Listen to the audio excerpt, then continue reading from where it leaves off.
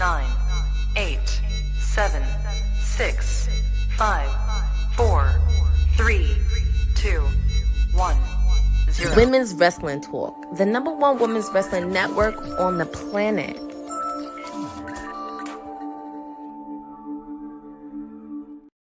Bonjour, mon amis and busy bees and all the stone cold Courtneys of the world. I can't wait to get into all of this today. We got our Clash in the Paris watch along and post show here today on Women's Wrestling Talk, the #1 women's wrestling network on the planet. Yes, it's your sweetest use, one half of the kayfabe tag team champions, Queen Bee of WWT in the building, and I will be helping you along with the play-by-play of Clash in Paris. It's about to go down. Preview for the event has already started, and apparently we have our tribal chief and tribal thief kicking it off to begin with. And before we start, if you're new here on our chat, tell us what city and or country you're repping.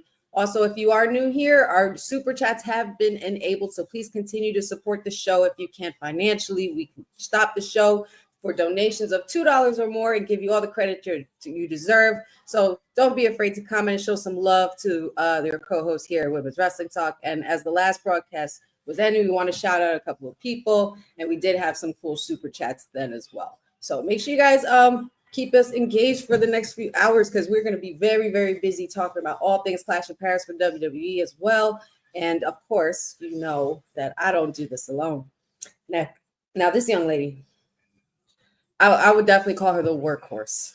I would considerably call her the workhorse of WWT. She's the stone cold one. She's the timeless elite, the PR princess herself. And she was out and about at the 2300 arena following AEW's event, as well at the residency. And boy, was it a time, and I can't wait to get into all the stories she's going to share throughout the time here. Our girl Courtney is in the building. Hello, I'm back. I mean, bonjour, mademoiselle et madame. Viva la France. I took a little bit of French, but we are here in Cali, the city of love, the city of food. I am happy to be back with all of you. I know this is what happens when you do good at your job. Somebody thinks they want to take over, because just because I was on site, there's somebody trying to get after my job. But we'll talk about that throughout today and throughout the week, because there's only one queen of AEW, and that's me. Ooh, you better tell them, girl. We're coming in hot today, and so is Paris, apparently, because the flag is out, the chants are out, the people are out here, and we are getting it started. Guys, Paris, oh my God. I can tell you I have so many memories of Paris. I went to Paris. That was actually the first time I went to Paris, and it's beautiful. It is so beautiful out there. I recommend, if anybody wants to go out to the UK or anywhere else, just go to Paris. Oh, yeah. I've personally never been, but I've heard good things, for sure. It's lots beautiful. of landmarks to go visit and things like that. I would love to make a trip to Paris one day.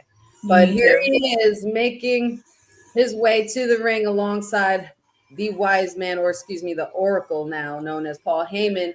I'm really vibing with that jacket that the tribal thief Bronson Reed is wearing. Not so much the Shula Cloud. I think maybe these took lessons from Seth Rollins on the jacket wise, because that's a jacket Seth Rollins will probably wear. Totally. I would have to agree. So that must be the doing of King Troy. Shout outs to King Troy. I hope you guys got your snacks ready, because it's going to be a long couple hours. It's going to be fun. We have this match. We have the Fatal 4-Way match. We have John Cena versus Logan Paul. We have the Women's Intercontinental Championship match, Nikki Bella versus Becky Lynch. As we mentioned, we have the tag team titles. The Street Profits taking on the Wyatt 6. And Donnybrook. Oh, an old-fashioned Donnybrook match, which is what I'm always here for. Since we're about to get started with everything, and I know, Courtney, you were out and about doing your thing at the 2300 arena for AEW's residency, but you want to give us some quick picks for each match, starting with the one that's about to commence? I think for this one, because I know people will pick Roman, I really want to pick Bronson Reed to win this, because if you're really going to make him like a solidified future star, and especially working with Seth, he needs to pick up a win against somebody like the status of Roman Reigns to really continue it. I mean, I don't want it to fail, like, you know, as like the Tribal 3 or Shufala, because we know what Bronson can do. It just needs to continue that and making him a serious contender in the near future, because I don't want to see him as like, you know, a bodyguard or somebody. I want to see more. So I think Bronson Reed I'm gonna pick to win over Roman. I would have to agree. I would definitely have to agree with that. I unfortunately did pick against my tribal chief this week, for logical reasons. It breaks my heart, but you know, it's admittedly so. Everything you said about Bronson Reed just now is correct. So, I would have to go with Bronson Reed as well. And there he is, the tribal chief here instantly. Tribal chief is in the building, y'all. Clash in Paris is officially beginning. You notice that Tribal Chief has been opening the show a lot because he's been opening Raw. Like he opened the last couple of weeks, like this past Monday Night Raw. He kicked off Raw. Yes, he did, and I love it. I love it. Also, a quick pick: Logan Paul, John Cena. Who do you got? I would pick John, but I'm gonna pick Logan Paul in this. And you know, I mean, look, you can call Logan Paul an asshole, you can call him a dickhead all you want. I don't agree with some of the decisions he makes, but you can't deny his wrestling ability. You can't deny some of the stuff he has done. Like his podcast is under the WWE umbrella. He has Prime Drink out. He's doing all these different things on like not influencer but wrestling wise. And also I think it does build a lot of credibility for Logan Paul, whether you like it or not. But somewhere down the line, he's going to hold one of those belts. Whether you want to see it to believe it or not, it is going to happen. And also with the fact, too, I am going to throw in a little bit of a curveball because for some odd reason, I believe Brock Lesnar may make an appearance at Clash in Paris. Because we did that little cliffhanger with Nick Aldis because he was trying to tell John about what happened with Brock Lesnar, but Logan Paul struck John out. So I think there's going to be a little bit of curve. We may see Brock Lesnar. And with the fact he's going to be advertised on SmackDown in September. Indeed. Can I acknowledge real quick? Can we just acknowledge the new fashion added to the tribal chief here? We have Ula Fowlers. Two Ula Fowlers. The black and the red. All I know is that the Ula Fowlers cannot be touched. Especially they look that good. They look wow. Roman, Lord. Anyway. I got caught up on the tribal chief, and I'm just like, wow, those Ula Fowlers. And then it's okay. It's so overwhelming. But tribal chief is in God mode, and he is ascending the stairs into the ring, coming face to face with the tribal chief. All I know is that those Ula Fowlers better not be touched, Bronson Reed. I hope not. You can beat Roman Reigns all you want, but please do not touch those Ula Fowlers. If he ends up wearing that black one, it would actually match with what he's wearing, though. I'm not gonna lie. Because that's sacred to his family. Like it is sacred to his family. But the black ones I'd never seen before. Wow. One's in the air for the tribal chief. I will acknowledge you, even though I've chosen you to lose. It's crazy. In regards to the women's match, Becky versus Nikki. Quick pick. I'm picking Becky to retain. I think Becky, like, honestly, because she really brought a lot more credibility to this. And also with the fact, too, there's just so many layers. I mean, nothing against Nikki at all, but I do think Becky is going to retain some way, somehow. Because, I don't know if anybody's been paying attention, because Bayley looks like it. And Christina and I were talking about this, and a lot of us, this was just me and Christina, because we were talking about this after Raw, the vignettes. We kind of said, if Bayley did something similar to what Mick Foley did with the three personas, that would be crazy, because you have like a hugger Bayley, and then Bayley during the pandemic, and then you have current Bayley, because you have all these little voices in her head. It's just really interesting on how that's going to execute. So that's what made me think of. I never saw that for Bayley as like a multifaceted character, like different versions of her character. I think that Now that you mentioned that actually would be a pretty cool twist. At first, I wasn't getting it because I think that was something. And also, like, if it does happen, it has to be Lyra, that the person that she has to go with, because she hasn't had a one-on-one with her, and Lyra is starting to show a little bit concerned. So I think the first person is Lyra, and I know people said Asuka, but if Bailey becomes heel with these 3 personality personas, I'm just saying. Okay, that's different. I'll keep an open mind then, since you put it that way. Timeless Elite. I will acknowledge that. I'm just putting it out there, but that's a pretty good prediction though for what that could turn into. And then who else do we have for tonight? Oh yes, of course, the Street Profits and the Wyatt 6. I love the Street Profits, but I am going to go with Wyatt 6. I just think there's a lot more, because I did see SmackDown and we saw Bo Dallas, not his Uncle Howdy, Bo Dallas, and talking to the Street Profits, and Mello don't miss, and it's like there's kind of like riddles. And if you saw the Miz's face when the entire Wyatt 6 was there, Miz looked like he saw a ghost. Completely froze, as he rightfully should, because don't think we forgot about you, sir. So there's a lot of storytelling to this, and I think for me, it's going to really play out, especially with the SmackDown tag team division, because they're kind of eyeing every single tag team and saying all these things, like, are you really a tag team partner or a brother? And like kind of seeing through them.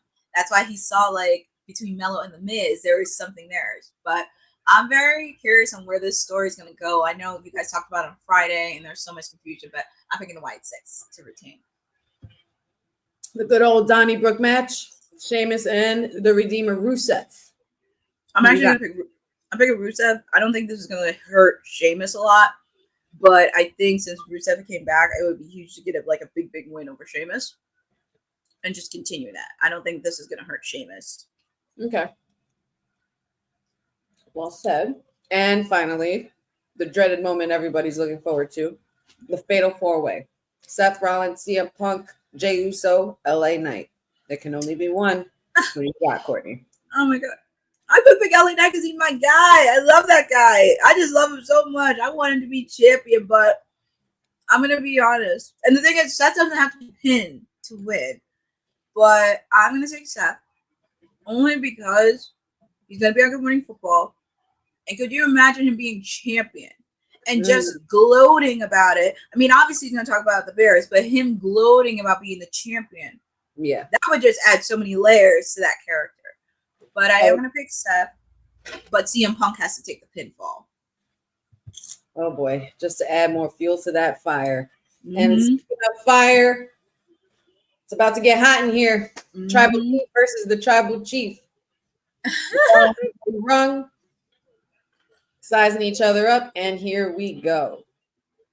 Yeah, they have a lock-in, and I'm just amazed by the crowd. I'm amazed by the crowd in Paris.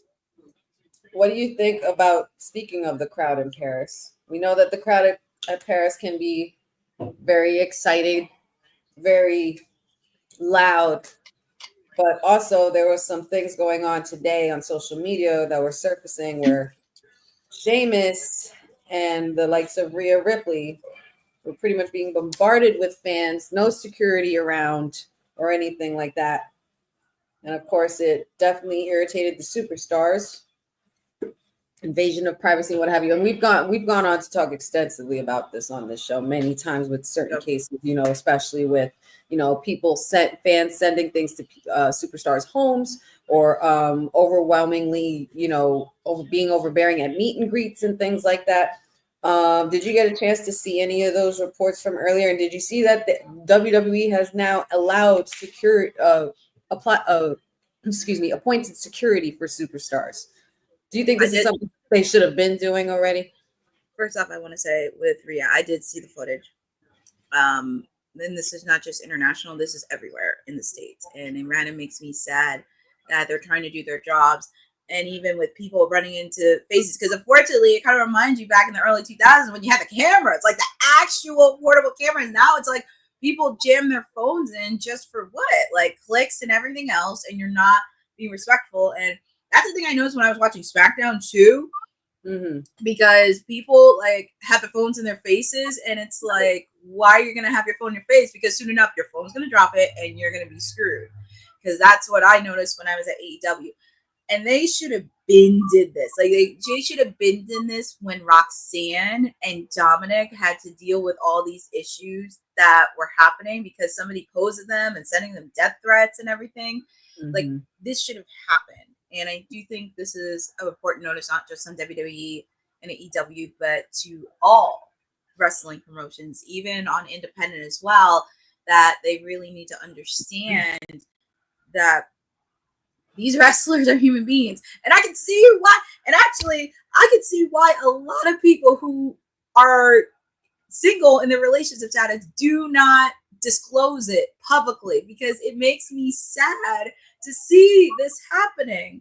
And Yeah. I just don't understand why people really need to do that. Like, are you doing it just for clicks? And it kind of ruins people like me, like this outlet in the media that want to do interviews with these people and really get to know them, like us, the Chris Van Vallées of the world. We're trying to do interviews, we're trying to do it, and it's for stuff like this. And that really does break my heart. And I do think this is something we really, really need to talk about ever. Like, we just need to continue talking about this, because with everything that's happening, it's like you can't even run errands.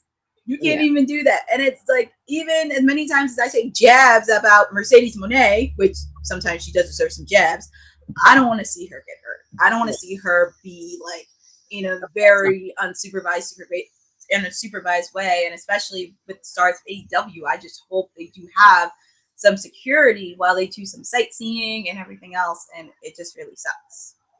Absolutely. Like, they can't even, like Sheamus was running errands at a mall. Couldn't even run to a mall without people bombarding him. I know. But then again, there's certain, and I completely agree with everything you're saying. However, this is definitely solely on the responsibility of WWE and TKO. All this money that they have been making, and you have to be able to protect your superstars. Why is mommy walking around by herself in Paris getting into an Uber? This is your hottest young women's superstar, and she's one of your top stars. You're one of your faces of the women's division currently. So why is there no security for her? Mm-hmm. You know what I'm saying? Why is it only now being addressed now when we go to anywhere? Because it's not just Paris, it happens everywhere and anywhere. But at the same time, with the money that TKO and WWE makes, or even with the money that mommy makes, mommy should not be getting no Uber. Mm-mm. And if any, and at the same time, also there's just people that really can't comprehend the emotional maturity of personal space and boundaries. There's just people that just don't think about that. Yeah, that's another layer too. And it really is something that I feel like us as an outlet kind of really need to speak out against stuff like this. Even when I was talking to somebody the other day, when I was doing media scrum for Death Before Dishonor, she kind of agreed with it too, especially not just on the men's side, but also women too. And I do think it's really important that they are human beings, and also just being normal to them and really get to know them like on a personal level, like seeing what interests that they like.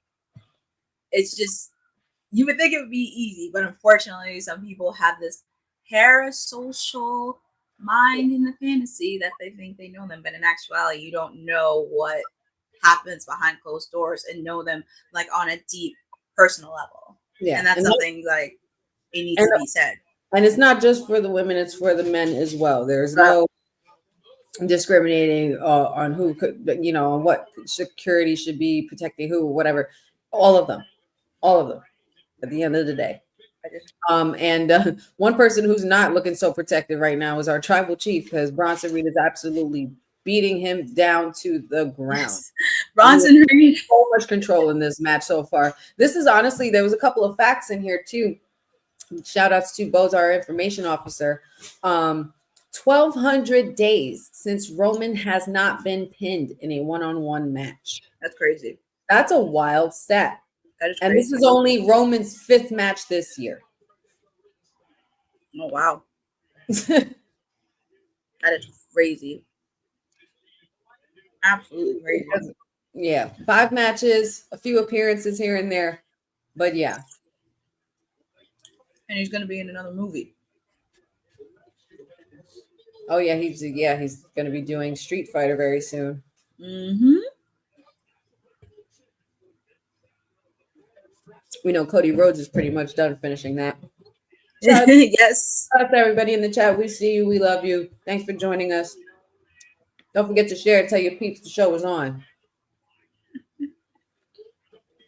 Boza, I didn't realize I was that missed, but thank you. It was really fun. We will talk about the residency throughout the show, but it was really, really fun. It was so fun just being there in person at a historic arena so much, but we will talk about that throughout the whole show because there's a few stories that are in there. There are good ones. There are good ones. I'm not going to disclose everything, but it was just really fun being in that atmosphere in that arena. But we'll be talking about that throughout the show.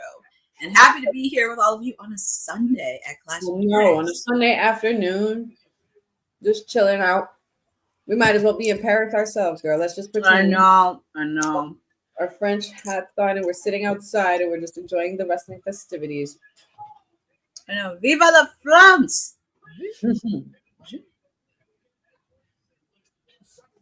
Madames et messieurs, the tribal thief is killing them right now. I know. Poor Roman. And you notice what shoes he has on because it's a good thing he doesn't want them taken again. Oh, well, yeah.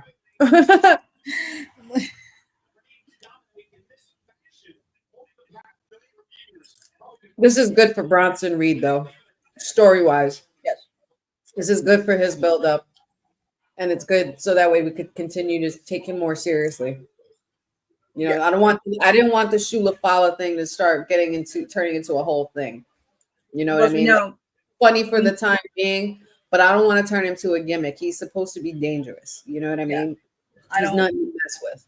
I mean, we know what Bronson Reed can do. I just don't want him to like water down to this because we know what he's capable of, and he needs to have some gold in the future. Basically. Paul Heyman, let me get those shoes though. Let me get them shoes. Black ones, not the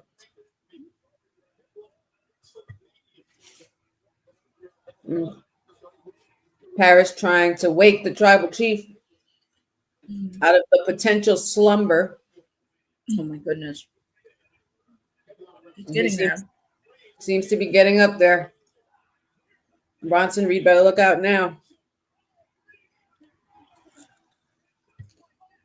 Oh.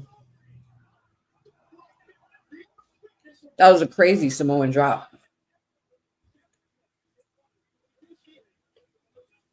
Oh my God. I have no idea what France is saying, but like what Paris is saying, but I want to know. I know. I did take French. I did do it. I just have to brush up on my French a bit because it's been a while since I spoke French.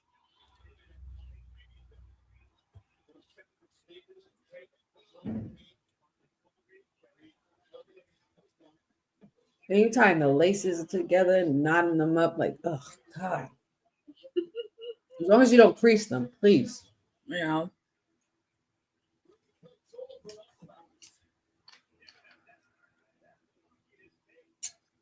Oh, nice little chop there by Roman Reigns. Mm-hmm.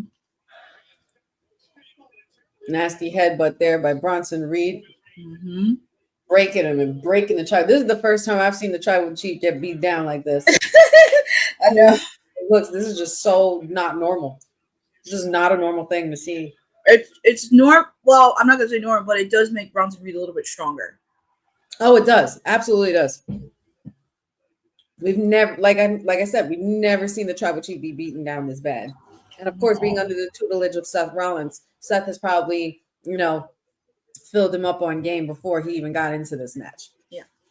Also, before I forget, friendly reminder regarding tomorrow on Raw, because Netflix on Raw, it will be 2 p.m. Eastern time. So please remember, it's at 2 p.m. because they're overseas. Great. 2 p.m. Eastern time tomorrow. On Netflix. I can't wait. I wonder where we're going to be at that time. I know. Where are we? I don't know what we're going to look like by the end of this show, but I hope I hope I'm happy. That's all I can hope for. I think Friday did not leave me happy at all. yes, hopefully we are, but there is going to be a lot because we don't know what's going to happen. Because very curious on what's going to be for all the matches. But I do smell some shenanigans play out. I do smell something brewing that's going to happen probably during all over. I smell shenanigans all over this PLE. Yeah. Oh my goodness, and the crowd's going wild for Roman. You know what? And I hate to cut you off. Bronson is down. Finally, we're gonna do a drive-by, Roman. I smell a drive-by. Woo! Vintage Roman right here. This big dog Roman. I used to love when he did that. I'm glad he brought that back.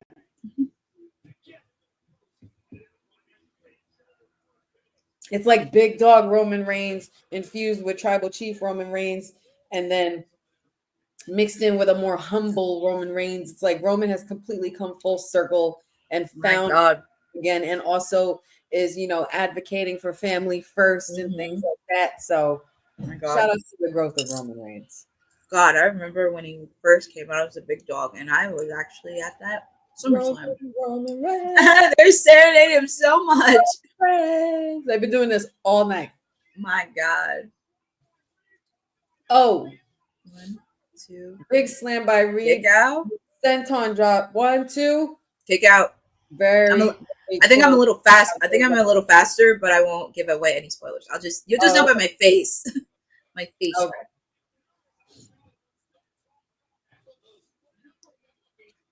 Don't know what it's going to take for Bronson Reed to take down the tribal chief, but please do so. I'm not wrong. The last PLE, I was all the way wrong. Like SummerSlam, I was wrong on a lot of things. I was like, my prediction all the way off.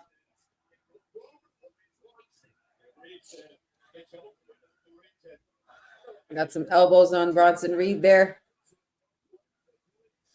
Bronson was about to go for another slam. Tribal Chief ain't having it.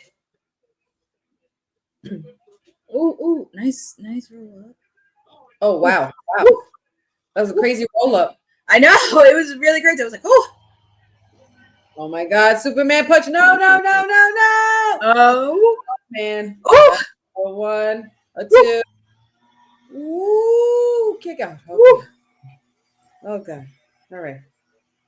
Look, Paul Heyman is me right now, but we're just advocating for the wrong people. It's like you can see the look on his face. He's like, oh my God. He is absolutely distraught that Bronson Reed has not taken down this tribal chief as much as he's been beating him down and had control of this whole entire match. He just can't seem to hack it. What is it going to take for big Bronson Reed to come out on top at the end of this? It will take a miracle to do that. Uh-oh. Thumbs down. No. Oh, Tribal Chief showing him some restraint. Oh, wow. Okay, super kick Bronson Reed. He killed that. Look at Bronson Reed. Ooh. Wow. Ooh. Caught him. Boom. Yeah, Right there. Do it again. Let's go. Oh my God, that was so close.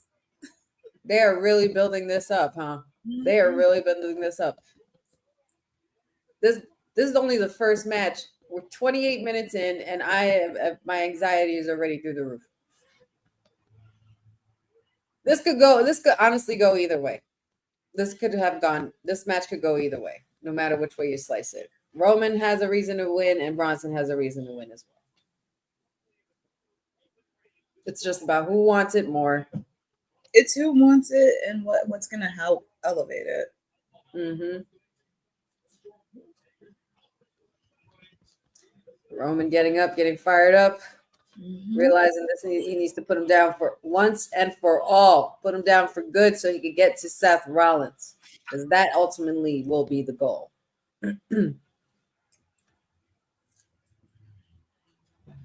Good Lord. Oh my goodness. Here he goes. Oh man, he's pumping it up. Here we go. I smell a spear. There goes the war cry. Oh my God. Drop kick to the chest. Bronson Reed. completely took out Reigns to the outside. Oh my God, Bronson reach up. Oh wow, suicide dive. That is a big boy to be doing a suicide dive, man. Basically using Seth Rollins tactics against him, because that is definitely something Rollins would do. That's something he would do. Correct.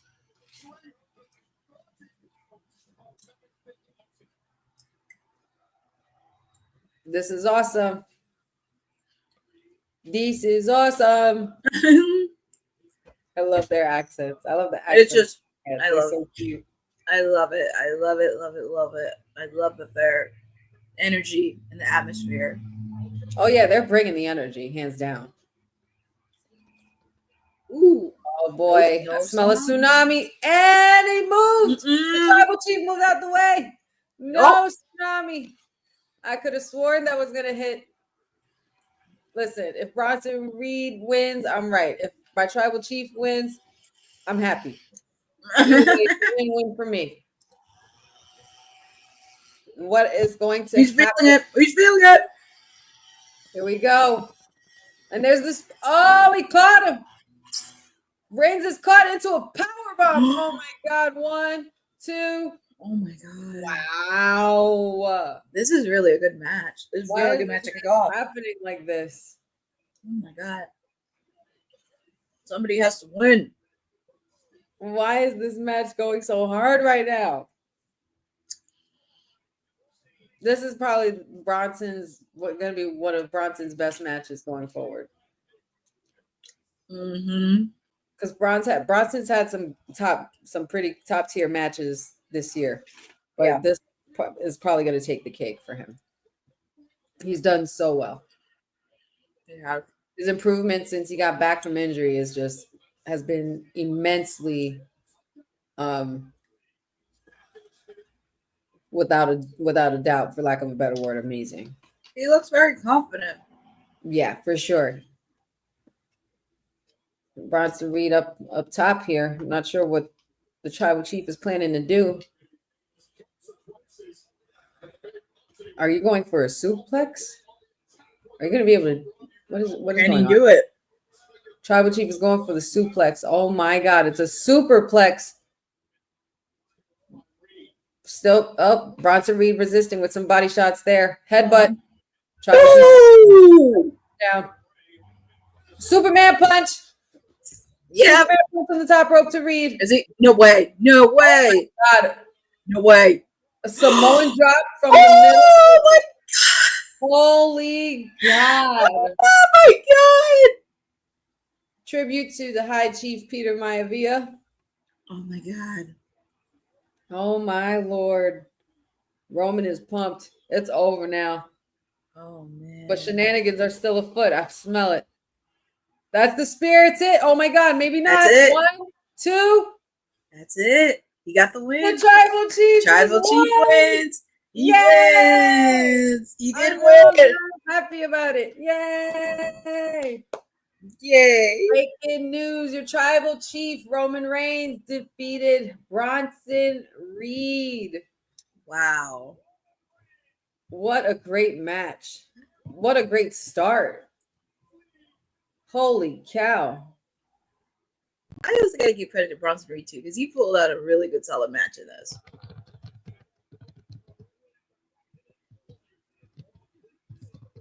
He did. Oh boy, I can imagine Seth will not be happy about this, and I love that. I love that thought.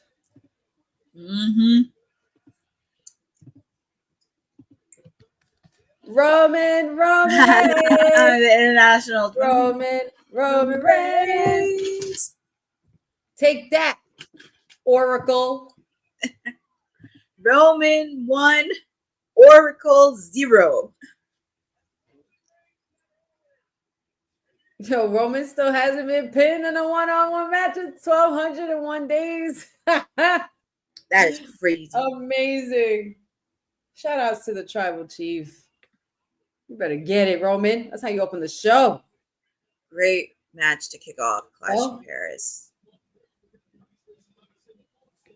Paul Heyman's in the ring consoling Bronson Reed, but Roman Reigns is going back into the ring very gingerly. Oh boy. Uh-oh. Better I think I face your smell tribal chief. I smell Braun Breaker coming out of this one. I think we may see Braun Breaker make an appearance. Roman Reigns is not going to be happy. I mean, Seth Rollins is not going to be happy about this. Yep. Yeah, now give me my shoes. Don't even do anything. Just take your shoes back. Oh, now it's wait a minute. Pleading for forgiveness. I love you, my tribal chief. Too late now. A bunch of bull. I smell it. I smell the shenanigans. Where is it? Where's Braun Breaker? Where's Seth? Or Braun Breaker? You fucked up. Just give him his shoes back. Yep. Give me my shoes. Let's go. Run that back. Run me my shoes. kicks. You better give me my shoes back.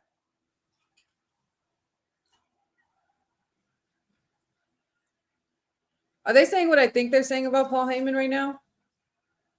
I think so. Roman's got his shoes back.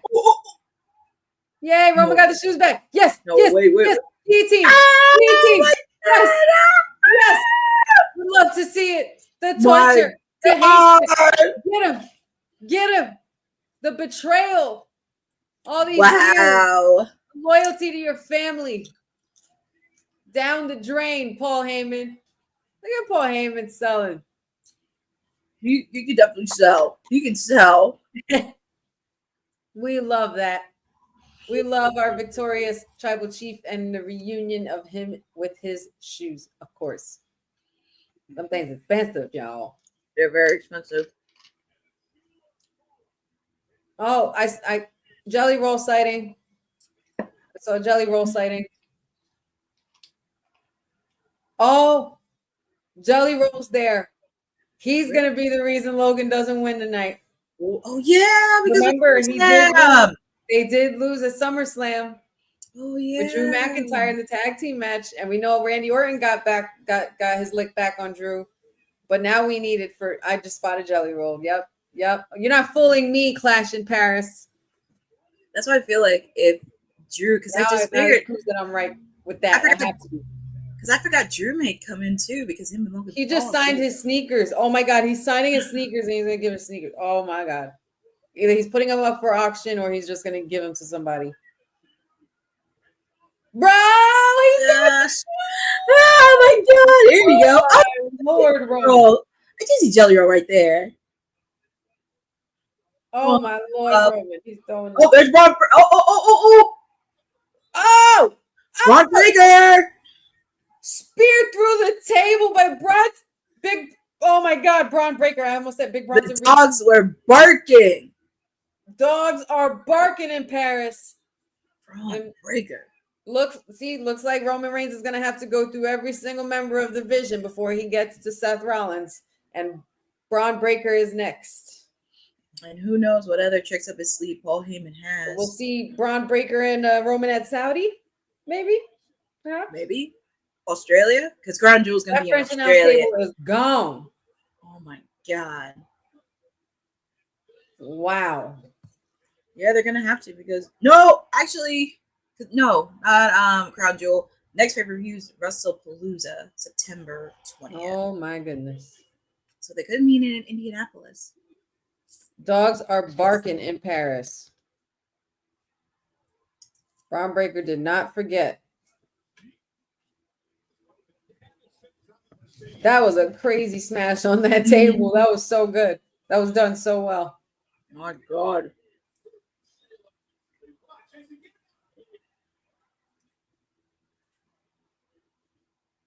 Well, it looks like Seth Rollins' Bronze has taken responsibility and grown up a bit. They got it done by themselves.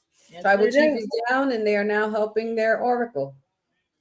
Yep. So it's a successful night for the Bronze, even though Bronson Reed lost, because they're still the last men standing. But can't say the same it would be for Seth. Can we say the same?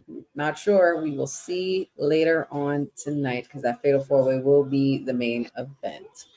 It's Braun, gonna end in chaos. he basically broke my tribal chief.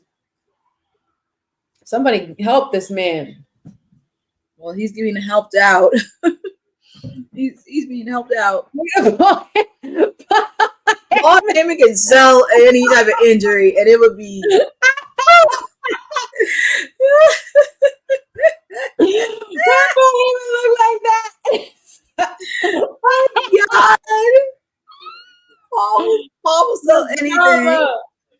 The drama. Yo, I can't. Don't touch me. I'm good. Go get them, Roman. They're coming. They're up the ramp anyway. Go get them. Roman's having a hard time walking. He was having a really hard time. It's kind of scaring me. Man, Braun Breaker really speared it. This match with Braun Breaker is gonna definitely have to be a false count anywhere kind of match. Whoa! I spoke too soon. Oh my God, I knew it! Damn it! He's coming again. He charged Red Roman again. I spoke too soon. Somebody stop him! Lord have mercy. This guy's like a maniac.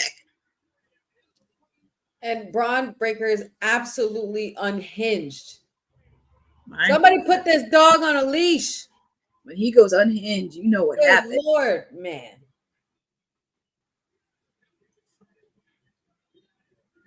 Wow. Raw's going to be interesting tomorrow.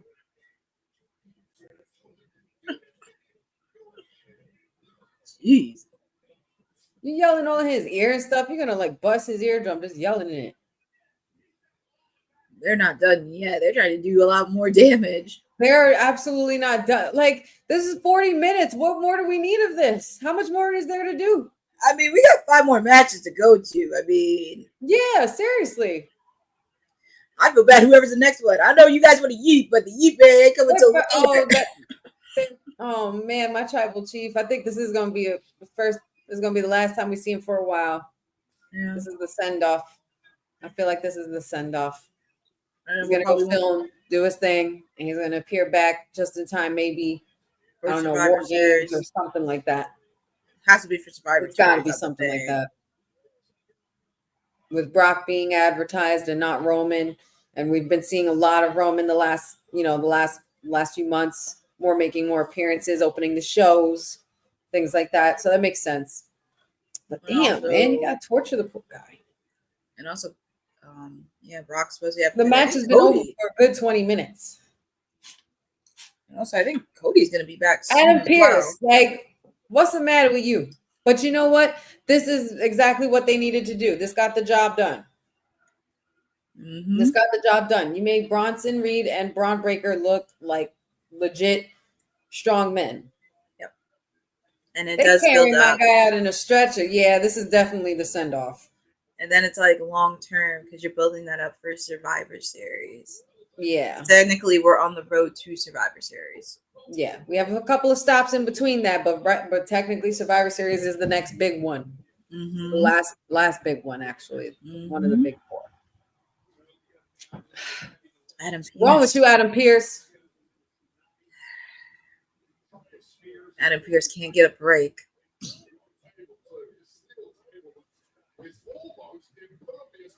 At this point, it ain't even about the World Heavyweight Championship, Bozo. Mm-hmm. If Seth Rollins and Roman Reigns are going at it again, I don't think Roman's going to give a damn about no World Heavyweight Championship belt. Because this is more than just the belt. This is personal. This is really deep personal. Yeah, this has definitely gone way too personal. And mind you, where's the family? Where's Jimmy? Where's Jay? You have this whole bloodline here. Oh my god. Oh my god, you're gonna freaking tsunami him now? Oh, he's strapped? Ridiculous. God. Just send him one last tsunami before he has to send off. I'm so disappointed in this. Of course they're gonna. So they end SmackDown Oh! off, and then they started off here to piss me off. Hello, where have you been? It takes you now to get here. I know, right? Like Jay, what the hell? Well, you know, those two are going to interfere in that match later on in the main event. Well, it only took you 30 minutes, 20 minutes to get here. We didn't see you or your brother or Jacob. Like, come on, man.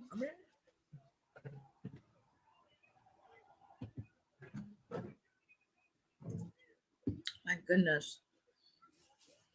Jay better pack up all the energy he has. Not Michael Cole calling for the cops. This is chaotic. This has already been going on for an hour now. It's been going chaotic. And it's like, and you speared. You have a whole bloodline family. Where are they at? It can't be just Everybody's Jay. there. It can't be just Jay. And Jay has a match. Well, hopefully he's Jay's 100%. got a match later. Mm-hmm. Jay's got a main event match later. This is absolutely insane. Oh my God. Why are they're doing too much now? I feel like this is a little too much now. Because it's like, is Jay going to be 100% for the main event?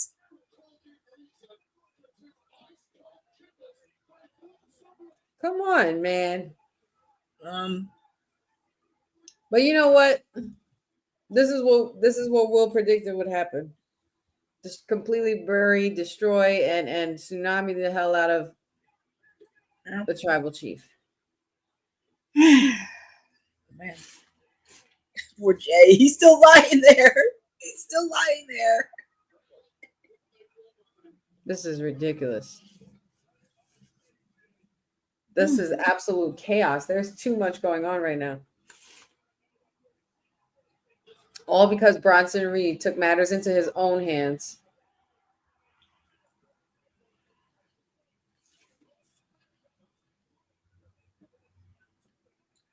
Absolute madness. Well, what a way to start the show. 45 minutes. 45 minutes worth of theater for that one moment alone. I don't even know what's going to be the match next after this. Now I'm really nervous. Yeah, for whatever's going to follow this. Because everybody's just going to be stuck on this. No, it's like I'm going to feel bad for whoever's next. Yeah, I don't know if it was me, but I was just going to say the same thing, Boza. I feel like this was longer than the match.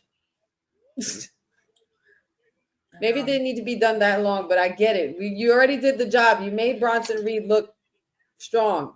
It's fine. If this man walks back to the ring, I'm going to be so upset. I'm like, we got 5 more matches to go to. Like, come on. We got 5. Absurd.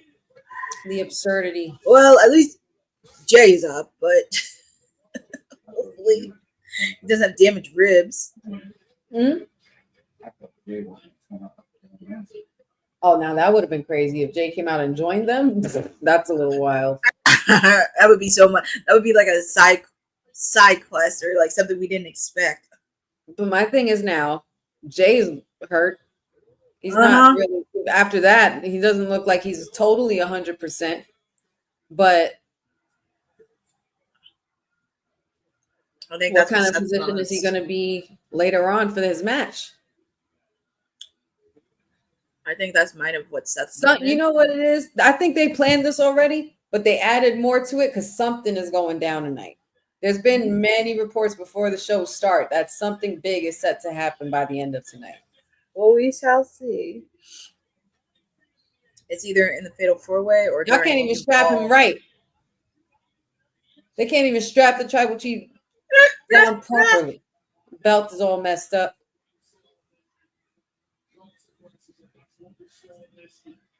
This is crazy. Wow. But Roman Reigns is now being escorted out by medical, and Jey Uso, after being brutally attacked by both Braun Browns, we could say. I'll just say Braun Browns.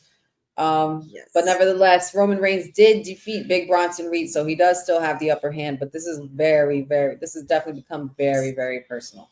Very, very personal. And, you know, being under the tutelage of Seth Rollins, this is kind of something you would expect to see. And Seth Rollins means business tonight. He's going to make sure that he remains in control and holds it down for the soul of WWE, because he's relentless at this point. The tribal chief got his shoes back, was giving them to the fans. Also a really cool touch for the moment for the tribal chief as well. But yeah, that was absolutely chaotic. Courtney, what do you think about what happened? There was a lot of layers to this. I mean, I get that they wanted to do it because Roman's going to be out for a while, but there was just so much. And I mean, I know, Boza, to your point, this is more than just the title. This is really deeply personal. Mm-hmm. Also, we're going to figure out what's going to happen tomorrow night on Raw, because Seth Rollins wants to take out every single enemy. Doesn't matter if it's Jay, doesn't matter if it's Roman, doesn't even matter if it's CM Punk or somebody. He wants to take out every single person in that Raw locker room that is gunning for that title. And him and his team want to be the most dominant faction. Well, they got to do to Judgment Day, but that's a whole conversation with that. But they want to be the faction that kind of takes charge and take over Monday Night Raw. So it was a lot of chaos. It does build up Bronson Reed and Braun Breaker as their own.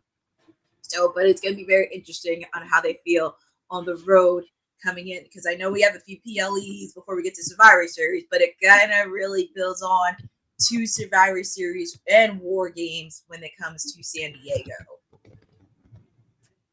I guess we shall see what happens on Raw. We know that the Vision will have a lot of bragging rights and a lot of things to say in regards to this. Yes, I can't. I'm pretty speechless as to what just happened. I can't believe they Your brutalized tribal chief. He's just that's just really. But look at it this way: when he comes back, he's start. When he comes. But think of it this way: when he comes back, he's going to be a lot more stronger, aggressive, and take it out on both of them when he comes back. Oh, hands down, without a doubt, hands down. I have no doubt in that of that in my mind.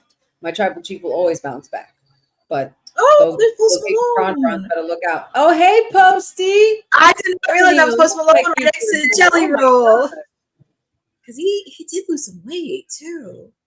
Look at Posty. I didn't even recognize him. Holy! I didn't recognize you either, and I was like, "Oh my god, that's Post Malone." Oh Jesus! Sexy Red is the theme. I didn't even realize that. I didn't even know it either. Tiesto, I like, but not. Adam Pearce. Sexy Red. Adam Pearce.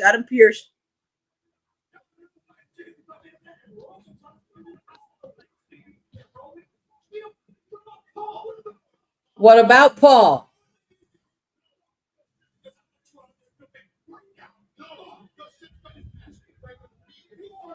No, you're not. You are out of this building. Bye. Yeah. I feel like Seth has something up his sleeve in the main event. Indefinitely suspended without pay if they don't listen. Wow. You better believe that. That's how you do it.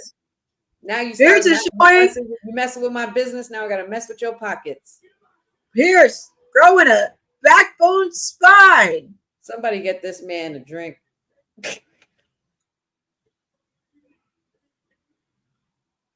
He needs a drink. Him and Nick Aldis both need drinks.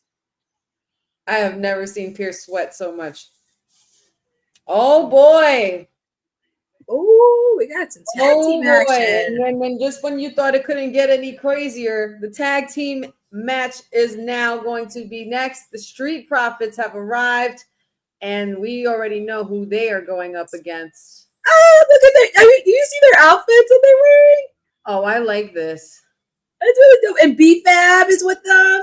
Yes, I like this look. That's a really dope look. Yeah, y'all get more animated with this. I like this. I like it. It's really dope. Get it. 5, 6, 7, 8. Oh, I love that. Courtney, you did it too. Yes, I love it. The fans. If you saw that, you know what to do. I don't know. I'm still mad at Dylan. I'm excited for this match. I need some excitement, especially after all that mess that just happened. I I need something. I'm still a little peeved at Look Dylan. dope. I don't know. I'm still a little peeved They at all Dylan. look dope. I like this look for them. I did. I don't know. I'm still a little peeved at Dylan on what he did when I was out. I watch WWT. So yeah. Well, I mean, I have no words for WWT this week. It's just said through us for a loop, and so did Jacob. It's like, this is what happens when I'm gone and I'm on site.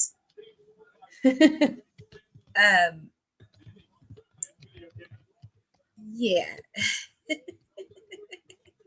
All right, y'all. It is about that time. Street Profits versus the Wyatt 6 Tag Team Championship match. Y'all already know who I picked. I think I like I said, I am picking the Wyatt 6. I love the Street Profits, but I am picking the Wyatt 6. Because I feel like there's a lot more story to this. But I'm happy to see BFAB accompanying the Street Profits. Yeah, I love their little I don't know, what is that, like from a video game or something? The look? It looks like from a video game or an anime show. Oh, okay. I knew it looked like something that we were supposed to know. I like that they're doing that. They should do that more often with the tag teams, like just to give them, kind of like when the New Day, the way the New Day does their cosplay thing. When Drew, when it was Damian Priest, for that game. What was it, God of War or something like that? One of those games. Oh, the fireflies are out, and look at how beautiful. It's so beautiful. And also your friend Zelina Vega, she does anime too. Yes, she does. Cosplays and anime all day. Cyberpunk, all of that. Oh, look at the fireflies. It's just so nice seeing it. Yes, I'm just, I guess the fact that their tag team champions have grown on me, because I kind of made a point on WWT as to what I think they're doing with the Wyatt 6, to the point where it's not so much that they have the titles because they care about them. They have the titles because they feel no one else is deserving of them. Because they're all liars and frauds and claim to be together as a family the way they've bonded themselves to be. So I think that there's that story. Oh my God, that angle looks so fire. They look so great. I love them so much. Sing it. Aww. Come on, Paris. Y'all better sing it. You got the lights up. You better. Yes. Another. They are singing. Oh my goodness. That's gotta feel so good for Bo. That's gotta feel so good. Like for him to try not to get emotional and to be in character, like it does his brother justice, like to be able to remain in character without breaking from, feeling the emotion from the crowd. They look so dope, man. I do love it. Nobody could tell me anything. I mean, I know there's Judgment Day and all these other factions, but nobody's doing what they're doing here. Like Wyatt 6 is unique and one of a kind. Let's go. All right. Here we go, guys. We got some tag team action. It's going down, y'all.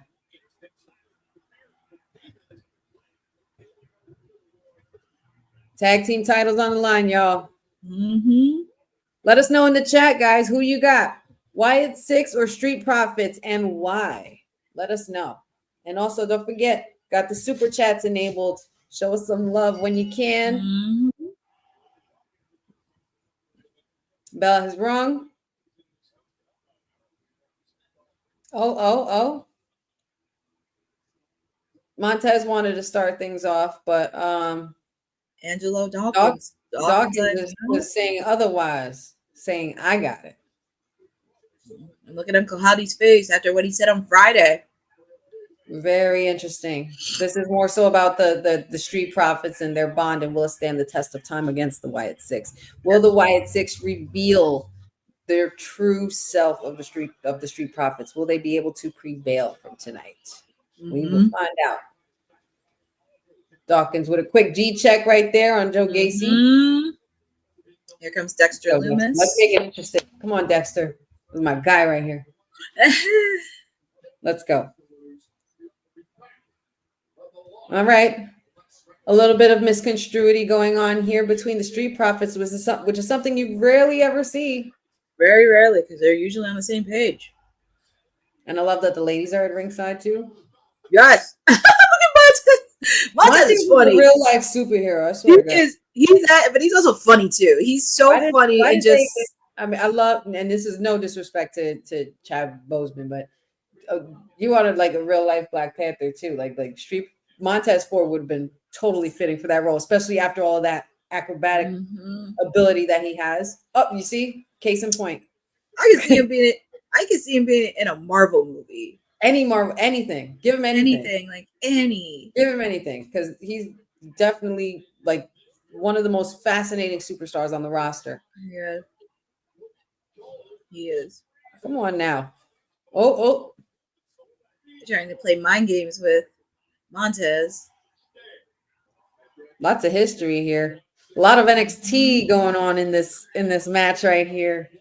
All these black and gold veterans here. Maybe like not so much Dexter. I love that Dexter slide when he gets out. That was good. Old ladies getting involved. I like this. BFAB trying to keep it together, or tell them to keep it together. Like one of y'all just go in and do what you need to do, because bickering back and forth is not going to help you progress. It is not going to help. It's not going to help at all. It's going to get worse. And Street Profits have been known for a very, very long time to have chemistry, to have amazing chemistry, and be able to work together through anything. We've seen them go through a lot in their careers. And, you know, a lot of people still feel that they haven't gotten the flowers that they deserve in regards to being a part of the tag team division. I feel like that they, longevity wise, if you're clocking everything from their timeline in NXT to now, they have completed a lot of great things that other tag teams really haven't. Or they actually should be in a conversation of one of the greatest tag teams out of that era for sure. And they definitely made the name for themselves in WWE, but it's really very rare that we see them not really meshing well. That's always the tough part, especially with tag teams. We've been used to seeing them work together for so long that, you know, sometimes eventually with things going on, you tend to crash out.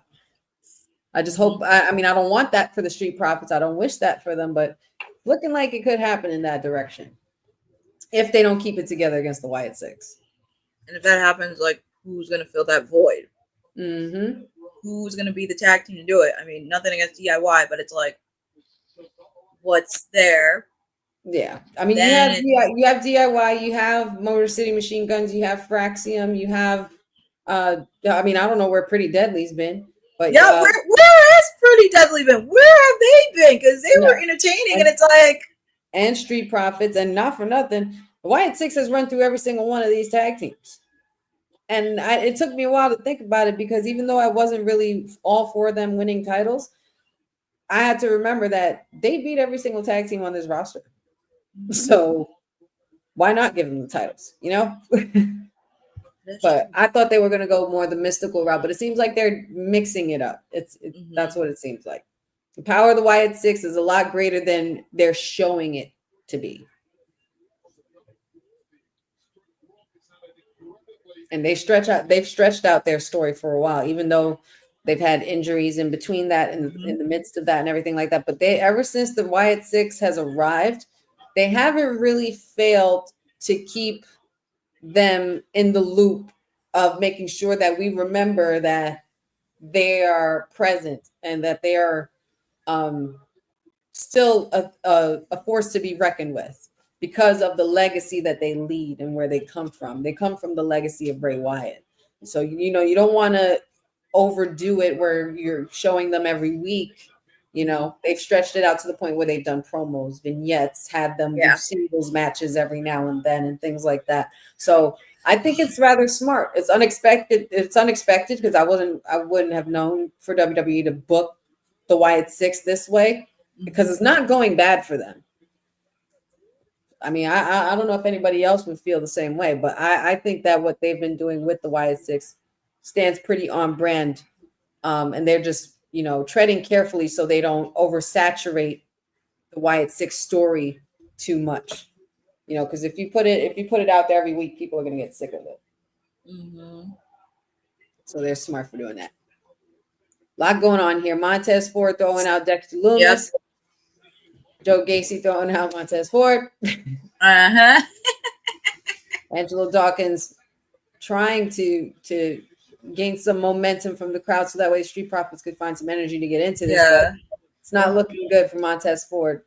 No, it's not. Trying to go for a suplex on the apron here. Oh, nice suplex. That's one, of course, the opposite. Joe Gacy. Ouchies. Angelo Dawkins trying to rally up Montez Ford on getting the tag in.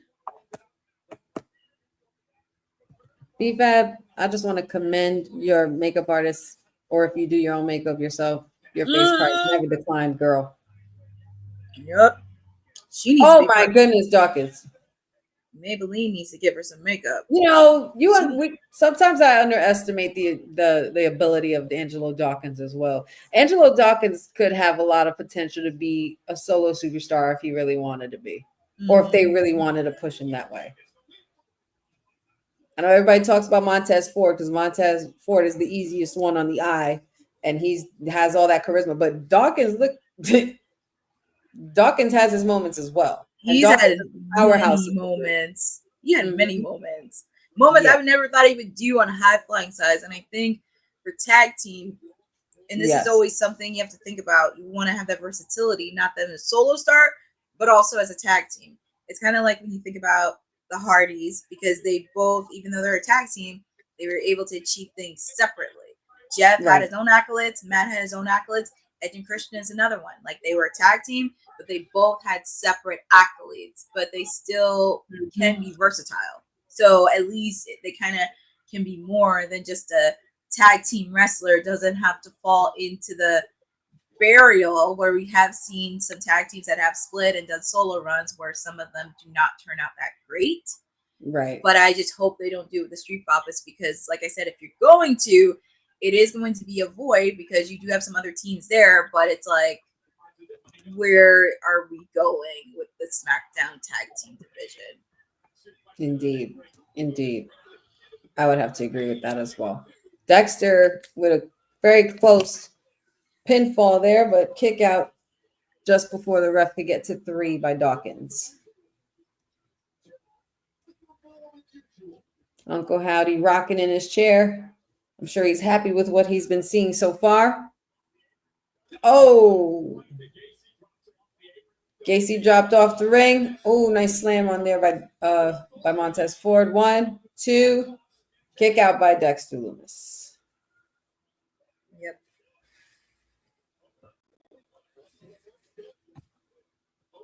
Paris is still rocking and still loud. And what else can the Street Profits pull out of their arsenal to try to gain this win over the Wyatt 6 for the tag team title? So much at stake here. Oh, Dawkins got dropped by Joe Gacy, and Dexter completely wrecked Montez Ford there on the corner. Oh my God. Uncle Howdy with his chair.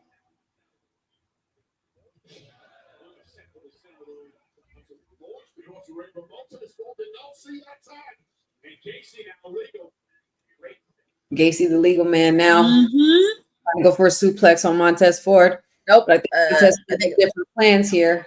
And Dawkins went for the tag. Joe Gacy doesn't realize what just happened, but are we gonna see this move? Oh no, this could be it. Could this be it? Yeah. You're taking too long. Oh my God. Blockbuster 1, 2. Saved by Dexter Loomis. It was saved. 6 still holders of the tag titles as long as that ref did not count to 3. That was very, very close. Very close. Super close. Dexter with a nasty super kick. Dawkins with a chop. Joe Gacy with a roll up. 1, 2. Nope. Ooh. Crazy right hand there by Joe Gacy. Slam by Dawkins. It looks like we're going up top. Angelo Montez Ford from the heavens. Yep. Missed. I think so. Oh, and he missed. Nobody home. Lights on. No one's home. And here we go. Tagging in Dexter. That was terrible. I think he was supposed to make it look like he kicked him, but it didn't work that well. That was a bad angle. Oh. Oh. Oh my God.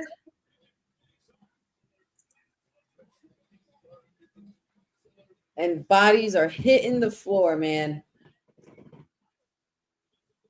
How much further can they take this?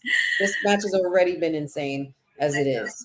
You need something to kind of continue the heat going after the first match, but I think these both of these teams are doing good. Oh my God, Joe Gacy. That was pretty cool. That was very, very cool what he did. Wow, what an agile young lad that boy is. Was I told? Dawkins onto him on the outside. Completely bum rushed him through the barricade. Ouch. I really thought he was. Uh-oh. That's a lot of meat. Now. Mr. Redbeard. That would have been meat. With a veteran right there. Completely sideswiped by Dexter Loomis. Oh! Montez Ford completely over the post in the corner. Oh my God! I'm telling you, man. This guy's told Uncle Howdy to suck it. Oh, hey, Nikki. Good girl, Nikki. She was just right there, a sneaky little thing. Sister Abigail Montez Ford. Uncle Howdy. The ref didn't see it. And B-Bad was talking to the referee. And man, somebody please do better with Howdy's hair because I'm sick of this. Woo! And that's it. And that is 1, 2, and the Wyatt 6 retain the tag titles. Wow. Three Profits have lost and have been defeated by the Wyatt 6. Wow. And that is all she wrote. Still champions. Yeah. They are still the champs. Gonna be interesting what's next in that tag team division. Wow, what a crazy match. That was a tag team match right there. Oh my God. But you knew shenanigans were afoot.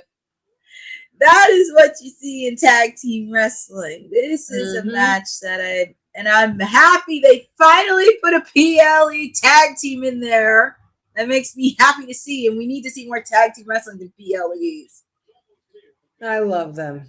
I love them so much. Oh, Dexter kissing him on the forehead. You had to show it. Y'all was so cute.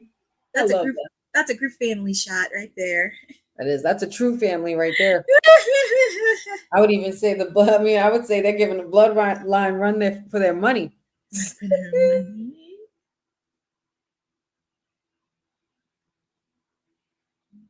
Wow, what a match! That was really good. That was a really, really good match. I'm not gonna lie.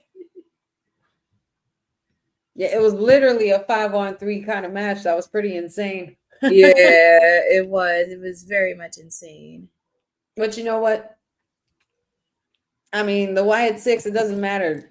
They're not heels. They're not faces. They are what they are.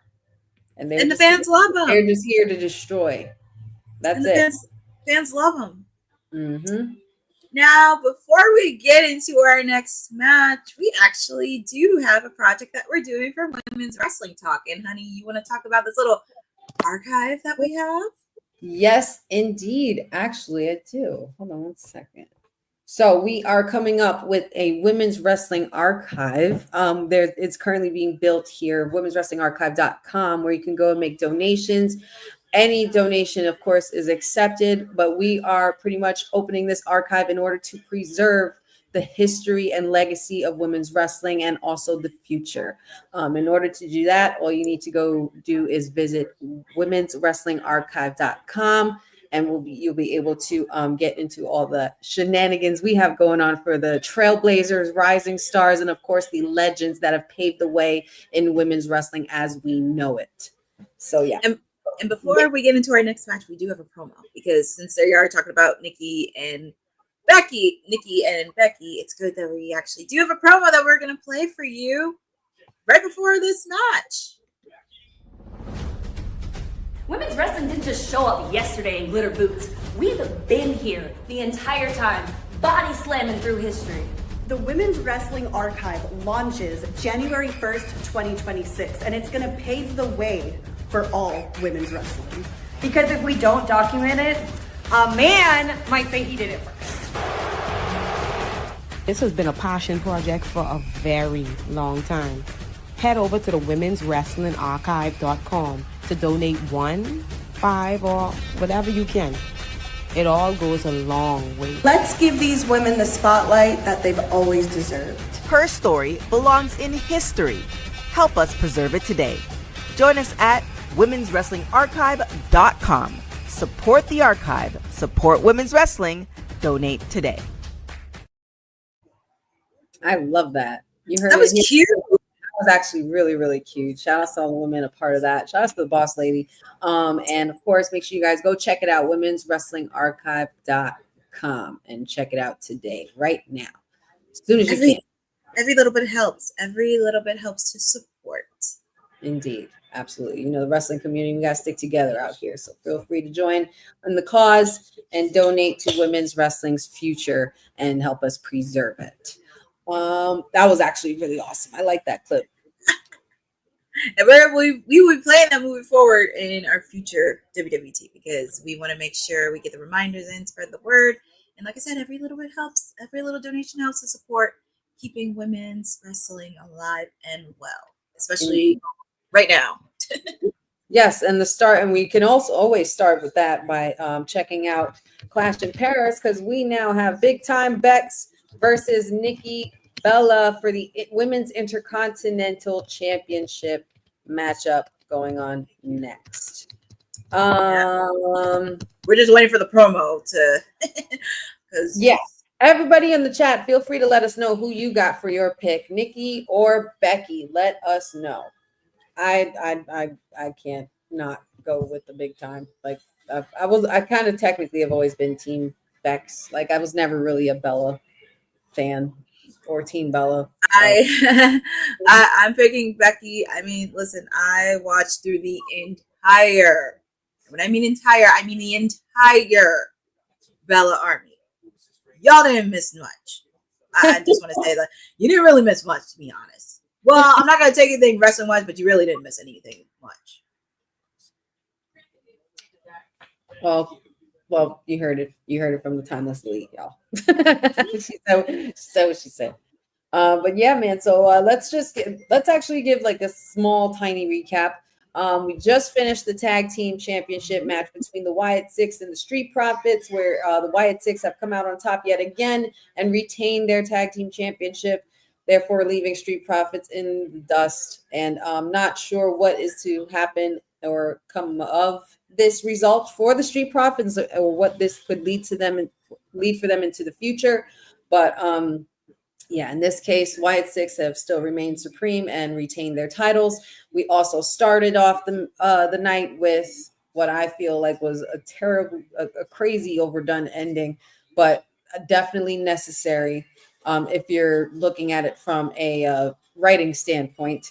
Roman Reigns defeated Big Bronson Reed one-on-one. However, things didn't really end up in the Tribal Chief's favor. He was brutally attacked by Braun Breaker after the win while signing his sneakers and throwing them to the crowd.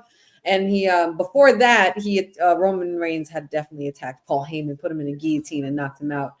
So Braun Breaker pretty much came out in defense of that, completely obliterated our Tribal Chief, and then proceeded to continue to beat him down until Bronson Reed can continue to completely tsunami multiple times to our Tribal Chief, and left him in a stretcher, even while he was tied to a stretcher. And it was just really, really bad scene. Adam Pearce has definitely ejected Big Bronson Reed and Braun Breaker as of this moment. and said if they don't, they will be suspended indefinitely without pay. Or maybe he said that while they're also getting ejected. Not quite sure, but either way, it's not a good look for the Vision. And Seth Rollins is now all alone tonight, leading into the main event. But right now, before we even get to Seth Rollins, we get to the man of the household, and that would be Becky Lynch. Becky there. Nikki Bella. Now, I'm not going to lie, Nikki Bella looks fantastic. Yes. Considering everything, considering everything she's been through in the last year, I know it's been really hard for her, but you know what? It doesn't look like it doesn't look like it has affected her. She's in amazing shape. She looks fantastic. Yes. And she looks ready to roll. There was quite a debate in the pre-show between Big E, Wade Barrett, and Michael Cole in regards to, the comments Nikki made about Becky being desperate. Wade Barrett actually in turn, and I want to see what your thoughts are on this, Courtney. Wade Barrett particularly called out Nikki Bella and said that, honestly, the desperate one is the one going after the big time. And being that you have ring rust and you haven't been a champion in quite some time, you're going against a different kind of Becky Lynch. And this is her first match, her first singles match versus Nikki Bella. And considerably so, Wade Barrett went on to say that Becky was literally the woman who brought a lot of the women's division out of that Divas era. And of course, we know that she is one of those 4 women. What do you think about these comments? And do you think Wade Barrett has a point? Is Nikki Bella desperate, or is big time Bex the one that's desperate for attention? I'm not going to say some of the comments he's not wrong in. Some he's not, because like I said, we have seen Nikki wrestle, but it's been a while she's been on the ring, so there is going to be a lot of ring rust in her. And also you have to think, because this women's roster is a lot more different than it was when the Divas Revolution was happening, and that's something to keep in mind as well. I don't think it's desperation. I mean, I get what Nikki has done because she crossed over to mainstream. She brought people over to mainstream to watch wrestling. I can't deny that. I can't deny that she brought a lot of stuff, but this is a different Becky Lynch when you first met her when they started the Divas Revolution. Because when she first started in the Divas Revolution, she was the last kicker. Now she evolved into the man. So this is a different one. And I really thought Nikki was going to call her the C word. Not coward, the other word. But apparently that didn't happen. And so I think with that, Nikki probably wants some singles gold and wants that taste. When she was Divas champion, she was the longest reigning Divas champion until Charlotte won it. She was, until Charlotte beat her for that. But yeah, she really wants to put in the fact she is the longest reigning Divas champion. But I think it's time to get past that and really get some card gold, because this is the Women's Intercontinental Championship match. It's going to be a good match, but she's going to be a little bit rusty. Hopefully her neck doesn't get too flustered, but also with the fact too, this is a different era of women's wrestling and it's really evolved and being popular. Hopefully she doesn't get hurt, because I will say this, I'm not the biggest fan of the Bellas, but I do appreciate everything they've done. I can't take anything away from them. Yes, but I appreciate their contributions as far as what they did for WWE, as far as bringing them to a commercialized world, and also into the Hollywood horizons from the women's side, and Total Divas to the forefront and everything like that with the reality TV era and stuff like that. However, Nikki Bella, and there's one thing that these 2 women do have in common. I would say that they are both a lot more driven now than they ever have been before. And there's many reasons as to why they could be that way. But Michael Cole made a really good point, and Big E even made a good point earlier in the pre-show when discussing with Wade Barrett about Nikki Bella. Their children are their motivation.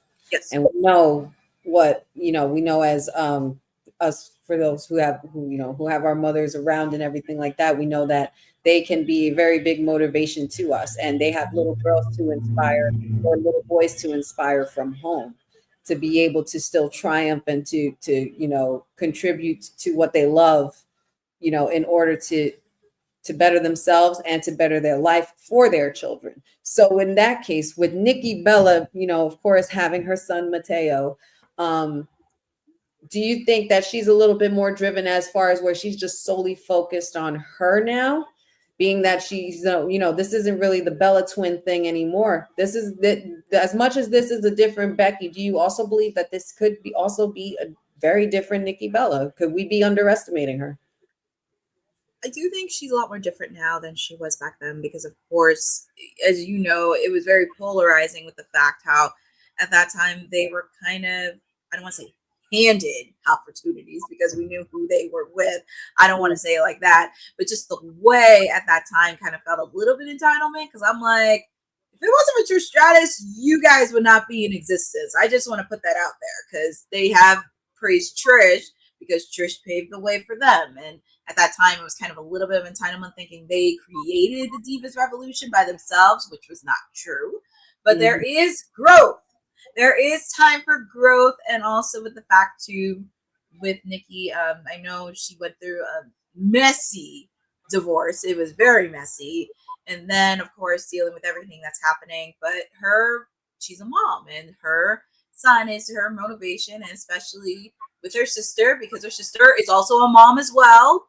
That also does provide a lot. And with the fact too, even though like Bex took many jabs from the relationship she had with John to the divorce, and also saying Brie was the better sister marriage wise, so that was also a thing too. But you know, her son has motivated her a lot. She has grown. I mean, she is a person that has done mainstream stuff. She has a podcast with her sister. She's doing all these opportunities. And also with the fact, too, when Evolution was happening and she did this media tour, it just kind of flipped the switch because people were now starting to buy tickets when she did that media tour. So, like it or not, you have to really give it doubt that there is growth. And also with the fact, too, I'm not going to lie, because I don't know if you saw Raw when it went to Philly. There is a lot of Bella fans in the audience that had the hat on, the shirt on. So you kind of have to give credit where it's due. Yeah, for sure. Nikki Bella definitely deserves her flowers. She is a Hall of Famer as well. I do tend to forget that. So sometimes. But in this case, with all that being said, and I posed this question to the chat at WWT and to the panel as well. Could we end up seeing, even though we say Nikki is growing, has changed and things like that, is there room for a possibility to where Nikki could at least still bring something back that she was very strategic with, and that is the twin magic? Do you think that is a possibility?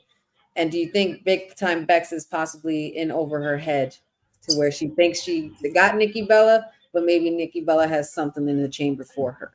Could there be some twin magic happening tonight? It's I would not count that out one bit but also with the fact too, because when they first started, it just made sense because you couldn't tell which one is which. And now since they're older, it's like now you could tell which one is the twin. I mean, I wouldn't be shocked if I did see some twin magic. I mean, of course, everybody, even on the panel where they were talking about Brie and Nikki wants her sister back in WWE, and of course there was like a fuss with everything, which that's really odd because Rhea's husband is on the other company and she's working, so that's a little strange. But I don't know. I would not close that. We've had Alistair and on one company, working on the other. They have to make it work.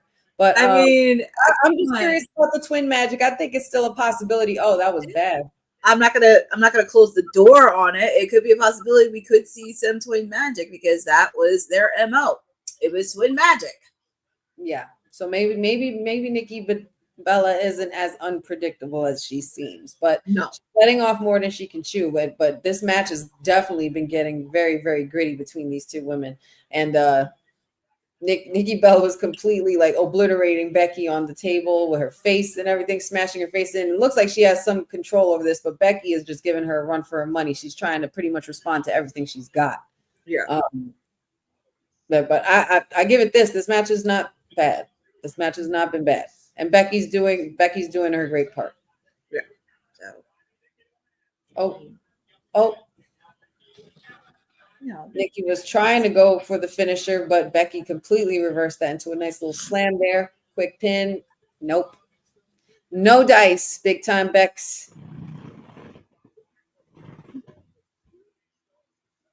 I feel like Becky's calling this match. Becky's good at calling matches. I feel like she is. Well, she's definitely gotten better at calling matches. Before, there used to be times where you can hear her saying things to some people, and I was like, "No, Becky, whisper." You gotta whisper. Don't say it loud on publicly TV.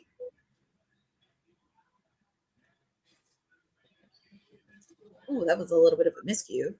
Everybody's cheering for Nikki here.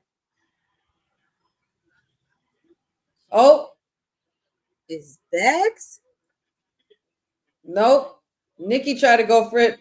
Oh, Becky tried to go for it. Hard right by Nikki.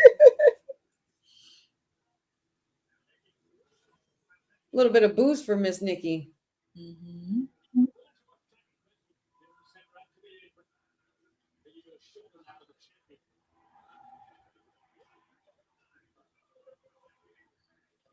What are they singing? I can't hear what they're singing, but I can't even hear. Yeah, I can't even hear what the fans are saying. They should be saying women's wrestling because this match is going hard. Crazy Irish headbutts right now. Oh boy. This is a superplex. Oh my goodness. Covered by Becky. 1, 2. Kick out. Oh, right into the armbar. Mm-hmm. Almost. Oh. Nikki resisting. Hold on to that arm. Oh no. Becky's got it locked in. Mm-hmm. What is Bella gonna do?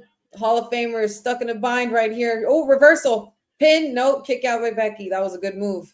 Veteran move there by Nikki Bella. Oh! Ooh. We giving STFUs out? We giving out STFUs?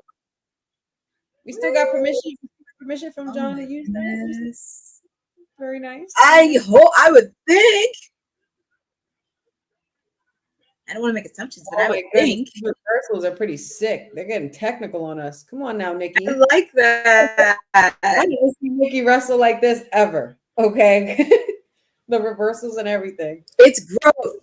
Keyword growth. Oh, nasty takedown. 1, 2. Kick out by Becky.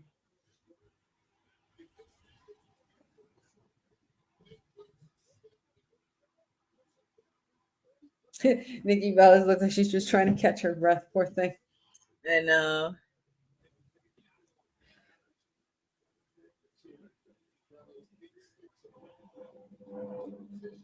But Nikki Bella slowly, gingerly making her way to the man. Mm-hmm. Can't help but feel like the man's going to reverse this. Yep. Ooh. Nasty kick to the chest by Becky. Kick to the face. Now Becky going up top. Ooh, nice counter. Oh. Ooh. Oh my goodness. Good reversal. Slam to the face right there. Woo! Oh my goodness. Are we going for? Oh, she got it locked. Nope. She got it locked. She got it locked in. Oh my goodness. Oh, Bella, she's holding on tight too. She's not playing. Oh, Becky reached the rope. The fearless lock. Fearless lock. The fearless lock. Got it. Well, it could have been a calling it these days. I mean, it could have been a creative name, but I'm just saying the fearless lock. Well, I guess because her shirt says fearless, that's why. Right. I get it. We won't be too judgy. No. No. But just creative with the name. Damn, you see that welt on the side of Nikki's leg there? Oh! It's a nasty bruise. That's going to leave a mark right there. And I don't know what Becky's got planned, but it doesn't look good. She's already removed the top of the steel steps there. Looks like she has plans for Nikki Bella and pretty much keep her retired. Yep. Unless she's going to do the manhandle slam on the girl. Bumping the man's head on the post. Jesus Lord, this girl's head. Oh, Yep. That was a nasty hit. Nasty. That is nasty work right there, Miss Bella. Very nasty work. Well done. Now, what can Bella do to capitalize? Let's see. Here we go. Can she get her up? She got her up. Okay. Oh, Becky with the reversals, man. She's just too damn good. Did she just manhandle slam her? Yep, she did. Ooh, that was a close. Very, very, very, very close. A lot of close instances here for the Hall of Famer, Nikki Bella, tonight. Not sure what else she needs to pull out of the chamber for this, but again, you're going against the big time, man. Got to keep it. You got to keep yourself together. Oh, a little disarmor locked in here. Oh my God, Becky. Ooh, I'll let you watch it. Becky wins. Yep, she won. You know, Becky has been winning with that pin. Oh boy. And still, your women's intercontinental champion, Becky Lynch. Big time Bex is still the champ.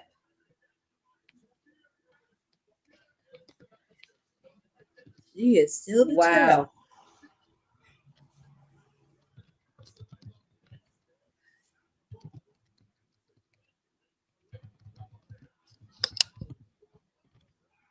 Becky Lynch defeats Nikki Bella, y'all. Hey, the man.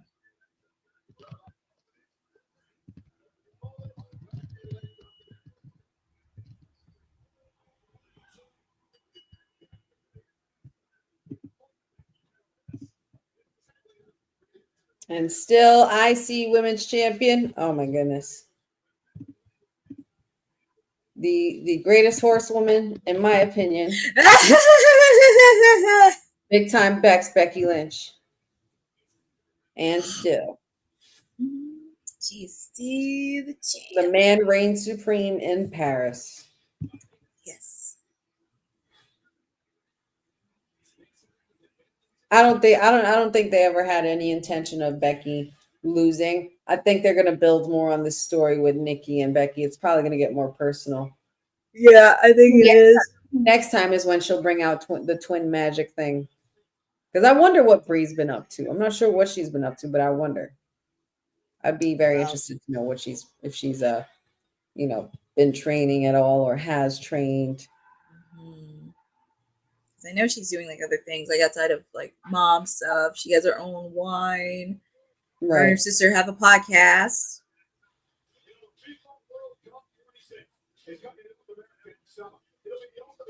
Ugh, I'm seeing the post of my poor tribal chief being stretchered out.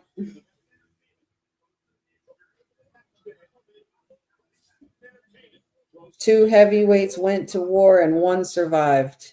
Oh my goodness.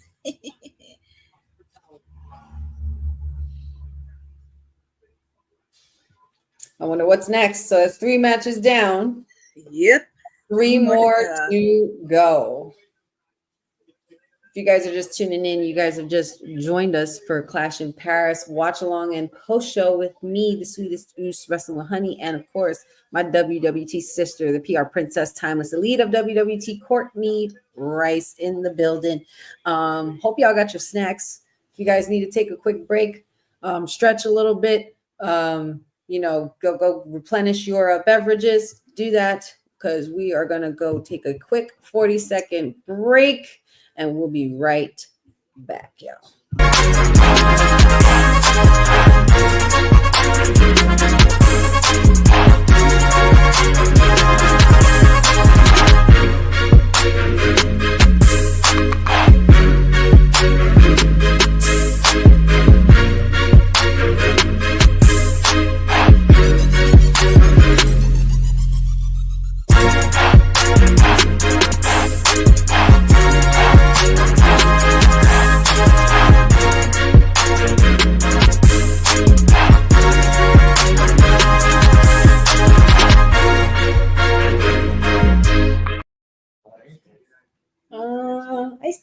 do. Yeah, man. So, welcome back. And we are looking at a couple of teaser clips of the Unreal documentary that is currently on Netflix. If you haven't checked it out, make sure you do. It is a very good documentary, very well done. Unexpectedly, a lot better than what I thought it would be. Mm-hmm.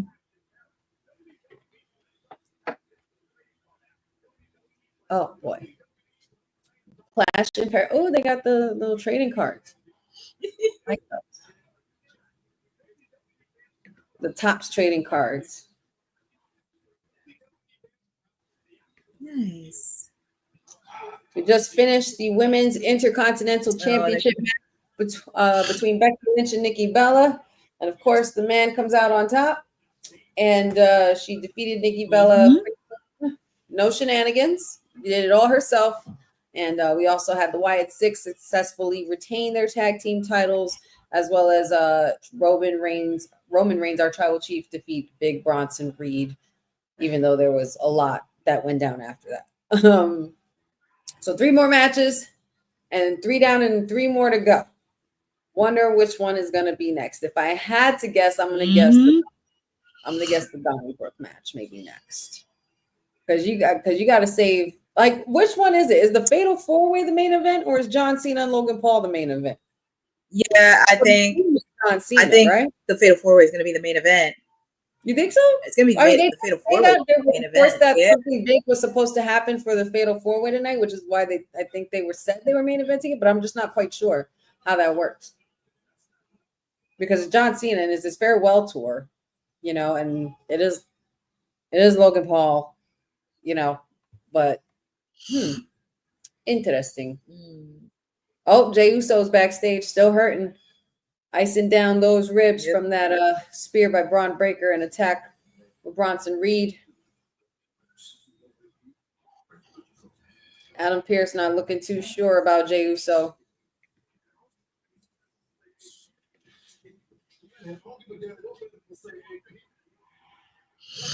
Jey does not care about what medical says. Jey is going into he still wants to compete, whether people like it or not. He wants this title. And the poor man didn't even get his rematch. I have a question. Where's Gunther? He's hurt. He's injured. He was injured. Yeah, he's injured. That's right. It was here. I knew it. We got the good old-fashioned Donnybrook match next. His face was bloodied at SummerSlam, and he's going to be out. Yeah, that must have been a very bad break on the nose. But John Cena took care of his broken nose in a week. I'm just saying. I'm just saying. I know we all can't be John Cena. I know. No. But I do miss Gunther. I'm not gonna lie. I do miss Gunther. He'll be back. He will be back. He will be stronger and more dangerous than ever. Gunther. Yeah, for sure. I just hope he comes as dominant. He comes as, you know what he should do? He should just show up and rain on Sami Zayn's parade. Take that US title. Just take it. Come back on SmackDown and take that shit from him. Be done with this. Be done with this. Yeah, I can tell not many people were too pleased with him winning. I was not happy with that at all. That was so anticlimactic. Once I saw the Blue Thunder bomb and then the kicks being set up, I was like, "Oh my God, we're really gonna do this?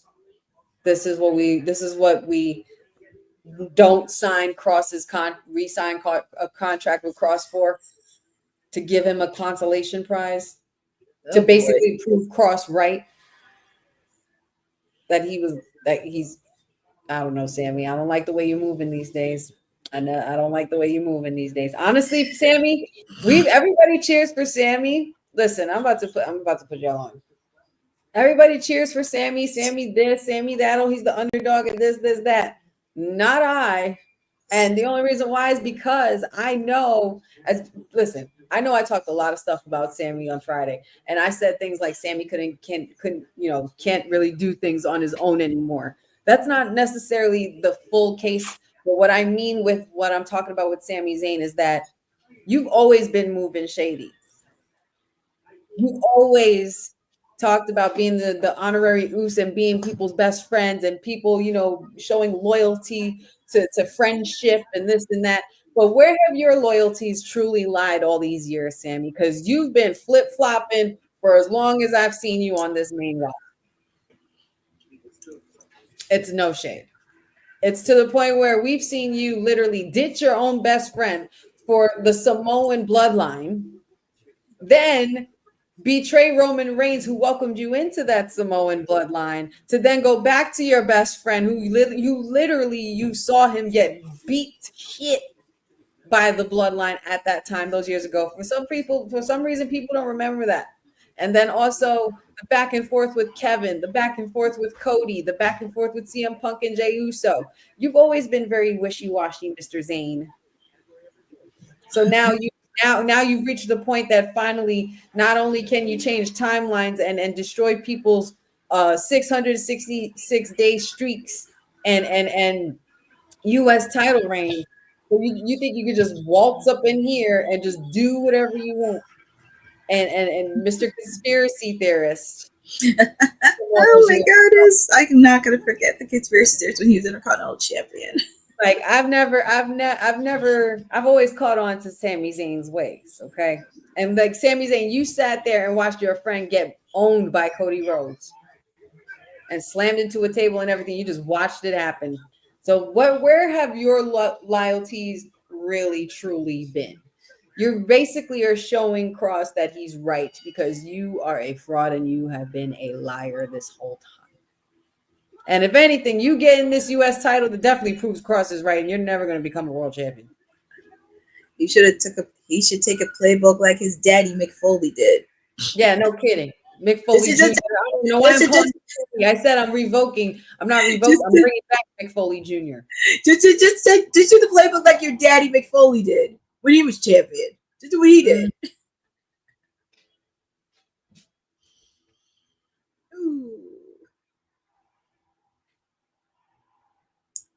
And here he is, the Redeemer.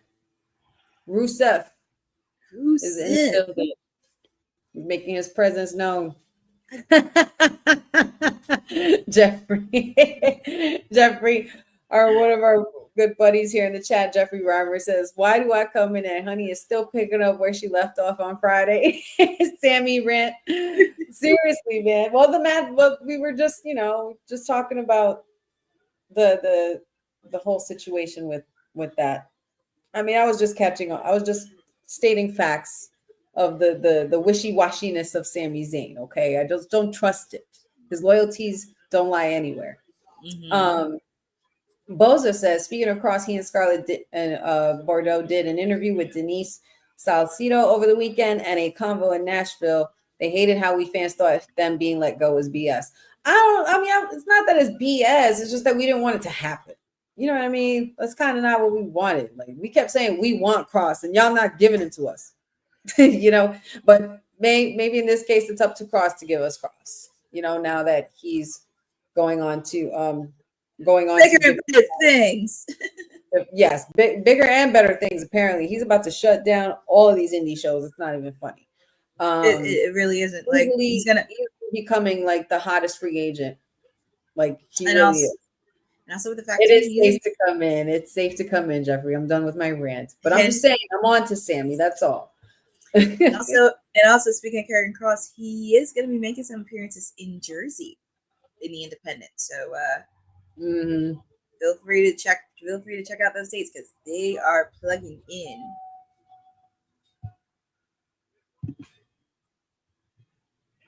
It's fight night, baby.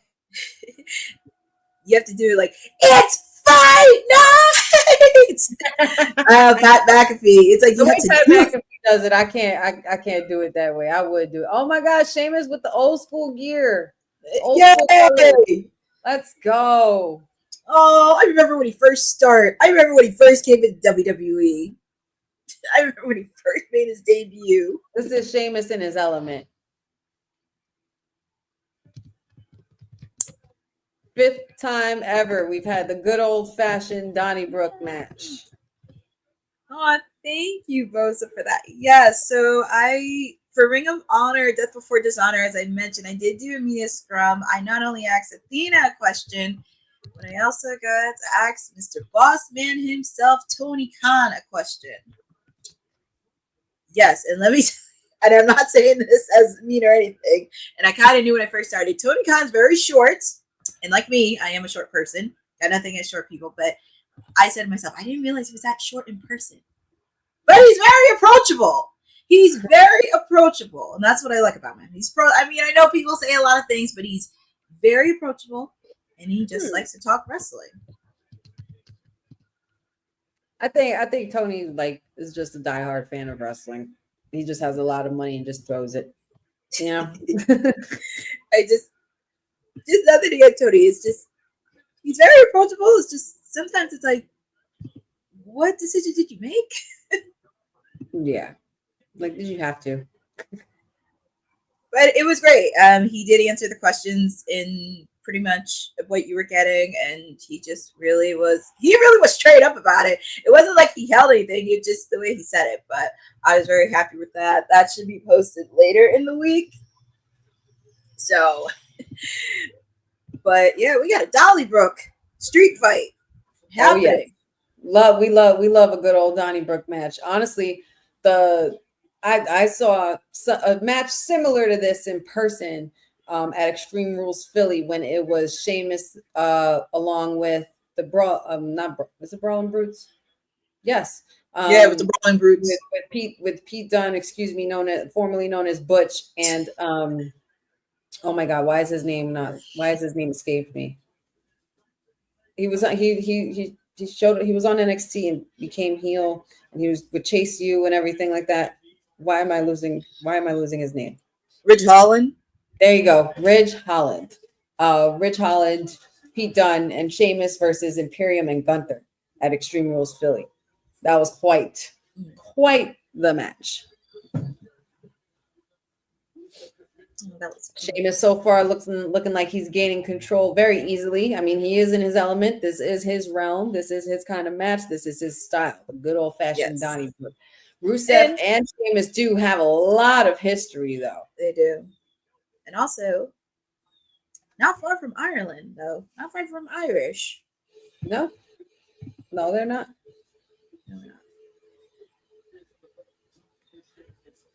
And also, I am missing parts of the match because my TV had to reboost. I have cable, but it had to do my cable box had to do a reboot. So it shouldn't take no longer than 5 minutes. So. Oh no. Oh boy. Kendo sticks are out. You know it's about to get real ugly. I'm just waiting for Sheamus to get his shillelagh out. I mean, it's a Donnybrook match. He needs a shillelagh. Yeah. Oh yeah. Sheamus is about to get rocked in this match. He's about to get welts upon welts upon welts. He's about to look like Liv Morgan after an elimination chamber match. Oh my God. Oh snap.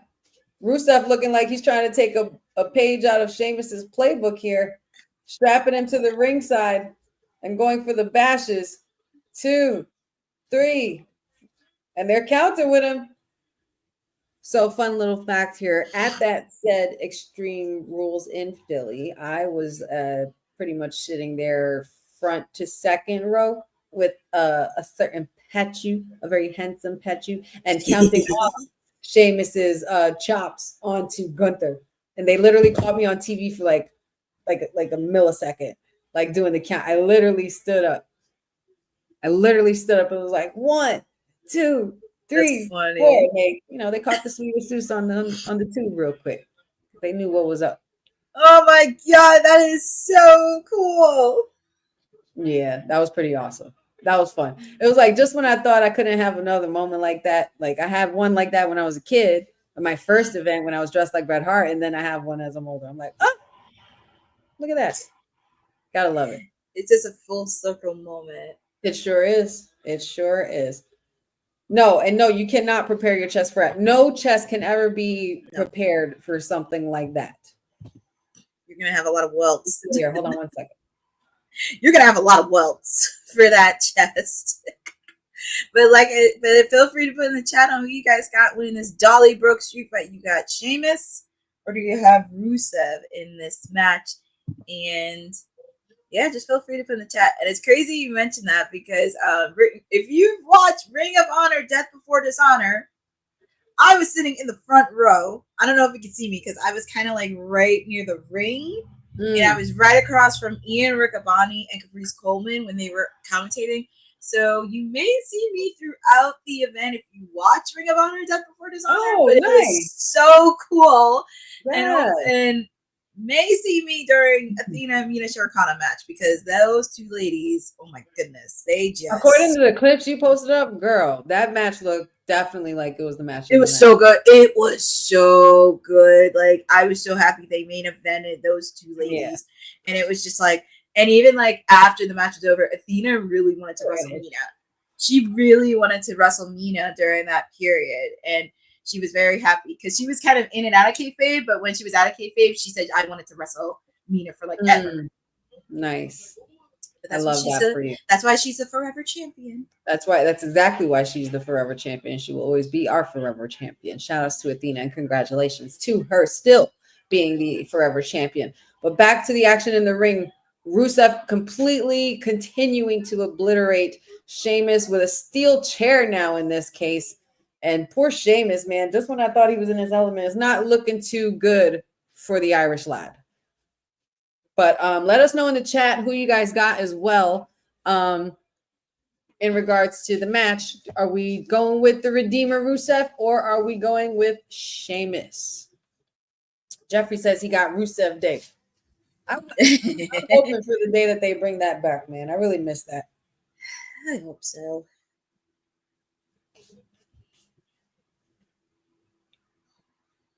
Pizza. Ooh. We're having a Apache pizza party while watching Clash in Paris.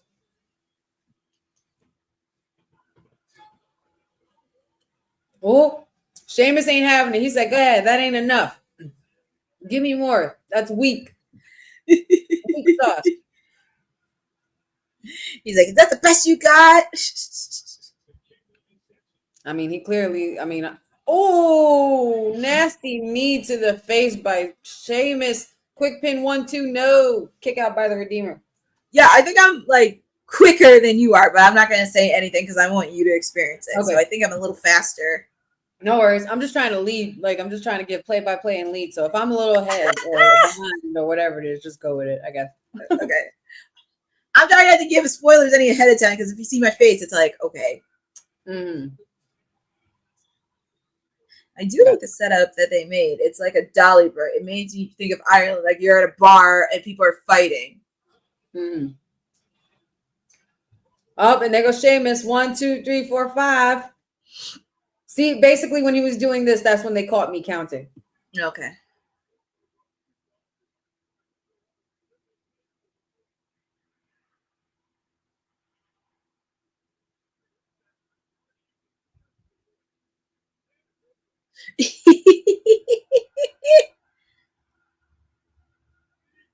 Yes, destroy the prime bottles. Yes, please. Yes. Destroy I don't even know why that is a prop there. And it's gonna be probably coming on again when Logan Paul. Oh, please don't even get me started. He's gonna come out with it, and I hope like somebody like John Cena bashes him over the head with it. Oh, not on the Donnybrook table. Oh no. Rusev, I hope you had chest day, or I hope you didn't have chest day. Good God. And then look at Sheamus's body. My God. Woo. Oh my God. Boy's been through some war. Woo. That has to hurt. That has to hurt.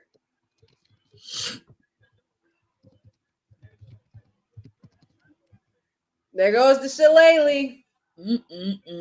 There it goes, Courtney.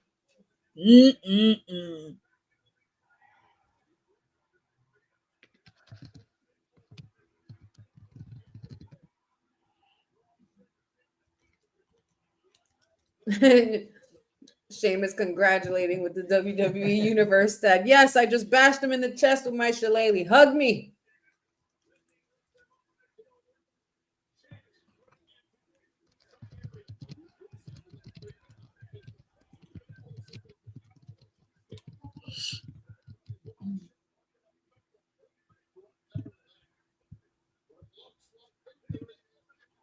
my God, Sheamus with a Celtic Warrior. 1, 2. Ooh, quick kick out by Rusev. As you can tell, I'm a little bit higher. I'm a little bit faster, so I'm trying to get Honey up to speed on this. As Will, I don't know why, but Will, as Will always says, I have the fancy smancy Wi-Fi. That's what he always says. I have the fancy smancy Wi-Fi myself and TK have when we do these things. Because we can't help ourselves. Fancy schmancy Wi-Fi. I have pretty fancy schmancy Wi-Fi. It's just slow. It's just like a second delayed. But then again, well, I guess it also depends on like the carrier and everything like that too. Yeah, but and the streams. How many people are streaming? Oh my God! Sheamus was going for what do you think, you crazy Irishman? You don't want to mess with Irish people. You don't want to mess with angry Irish people. Absolutely not. Shout out! Oh my God! Sheamus! Oh my God! Rusev. Missed it. Rusev ain't having it. Rusev's like, I'm done. You saw how he fell in the bathroom. I know. He's like, I'm done. Like, I'm so done. Just wait a minute. This is something we don't usually see Sheamus do. What are you doing? Sheamus hit the top rope. Sheamus, what are you doing? Oh, Sheamus ate some steals. He ate some steals. Oh, what's God. Rusev gonna do here? Oh, that sounds like Bianca's crack of the whip on her braid. My God, that sounded crazy. Oof. Oh, I felt that. I heard that all the way over here. My volume isn't even that high. Woo! I can't even imagine being in the arena.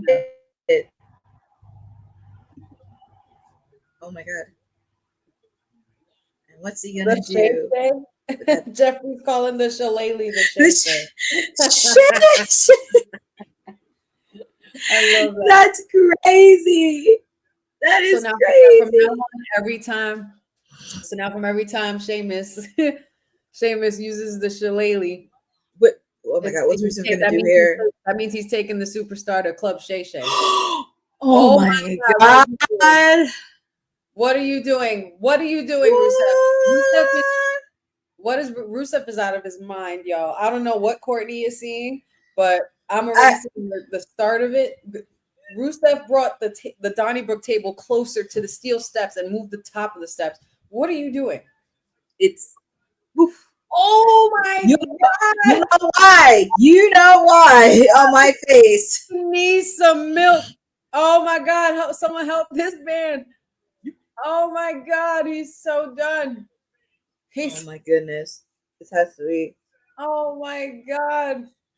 Sheamus completely smashed through the Donnybrook table. Oh my God!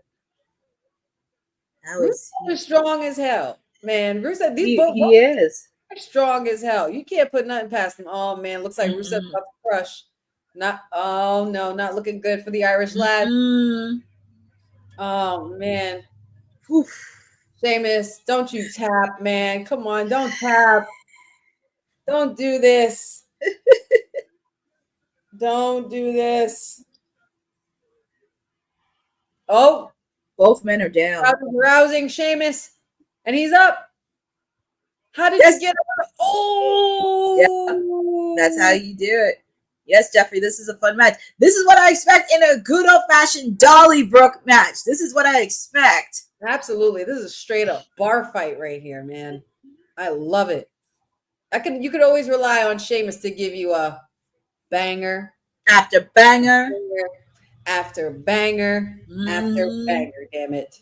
And of course, if it's with someone that he has great chemistry with, that's a friend of his or good, like if he worked, like, you know what I mean? We know the history behind Rusev and Sheamus and how long they've worked together. So this is fun for them. But oh God, that ice bath will be real good later. Oh my God, what did Sheamus say? I'm a little ahead, but oh my goodness. Why do I feel like something's going down with these barrels? What is going on with these barrels? I can sense it. I don't know why, but the barrels remind me so much. Like whenever you played Donkey Kong Country when you were a kid, and the barrels, and like Donkey Kong would do those barrels. Those better be empty. I hope so. I would think. Oh my God. And then there's 2 tables set up. Oh God. Oh my God. Oh, Rusev crushing on the barrels. Stop playing with me. That is nasty work, Rusev. what That is are they wild doing here? right there. What are they doing Holy here? God. That is a look at that. Look at the WWE universe. Look at that No crowd. way. What a No scene. way.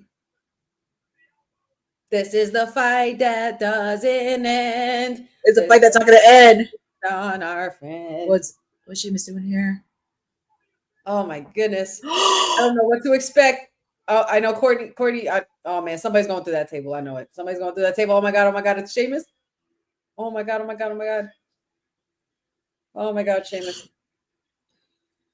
Y'all gonna need an ice bath, some Epsom salt and lavender. Oh my Jesus. You're gonna need deep. Jesus, he's gonna do it.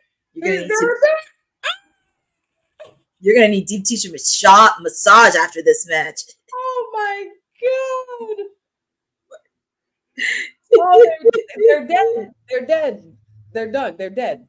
This match is over. They're dead. Oh my God. Oh yeah, you see the Slim Jim So table. cool. Look at Post Malone reaction. I love Post Malone's reaction. Oh my God, him and Posting Jelly and Jelly Roll. going crazy. Oh my God. Holy shit. You know what this reminds me of? This reminds me of the Miz and Shane McMahon match. Oh yeah. In the street, what was it? Wasn't it a street fight they had or something like that? And they were Fall Town Anywhere. Yep. When Shane was general manager. Oh my God. Sick. But also going back a little bit further, I'm gonna say Shane McMahon versus Steve Blackman from SummerSlam. Very reminiscent of also, even without it being a hardcore match, this is kind of a hardcore match on its own. It's giving me very reminiscent of that same energy that Bad Bunny and Damian Priest had as well. So this match is awesome. It is straight through. I mean, aside from the fact that you completely obliterated my tribal chief and did it in an overly done kind of way, this night has been flowing pretty well. Yeah. And this is really strong, yes. PLE. Oh God, Rusev got the Shay Shay. Got Shay Shay. He's gonna take Mr. Club Shay Shay. I'm not gonna lie, this is probably gonna be my sleeper match of the night pick. This is gonna be my sleeper match. I would say match of the night, but I want to see how the last 2 matches. But this is my sleeper. This is the hardest hitting match of the night, easily. Yeah, easily. And I knew this would be 1, 2. Oh my God! Her hand was like this to the ring, dude. Her hand was like that, fingers tips. She was so close. Oh my Lord! Everybody's still in shock. This match is nuts. Bro kick right to the face by Sheamus, and still Rusev kicks out. Wow. What a match. And this match ain't even over. I know, you got 2 more matches left. None of this night is over. 2 matches left. 2. If this is as hard hitting as it gets throughout the middle of it, what the hell is supposed to happen later tonight?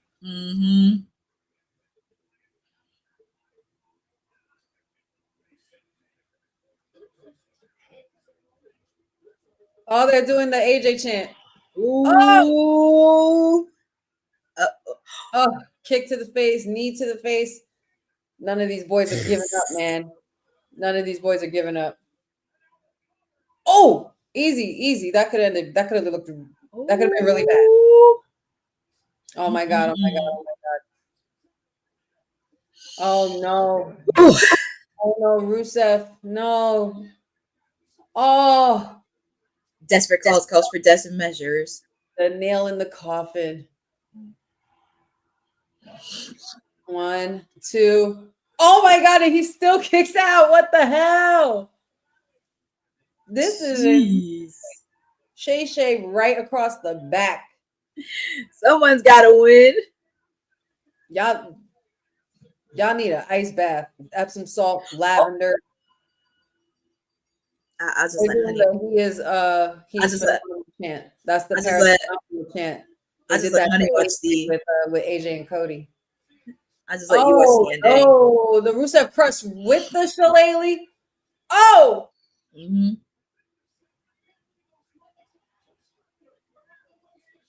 oh, he tapped. Wow. Yeah.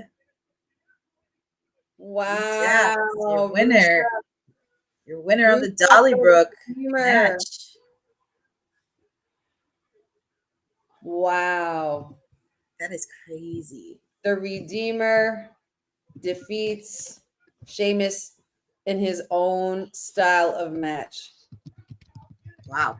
That is crazy. The shillelagh with the accolade. That's crazy. Wow.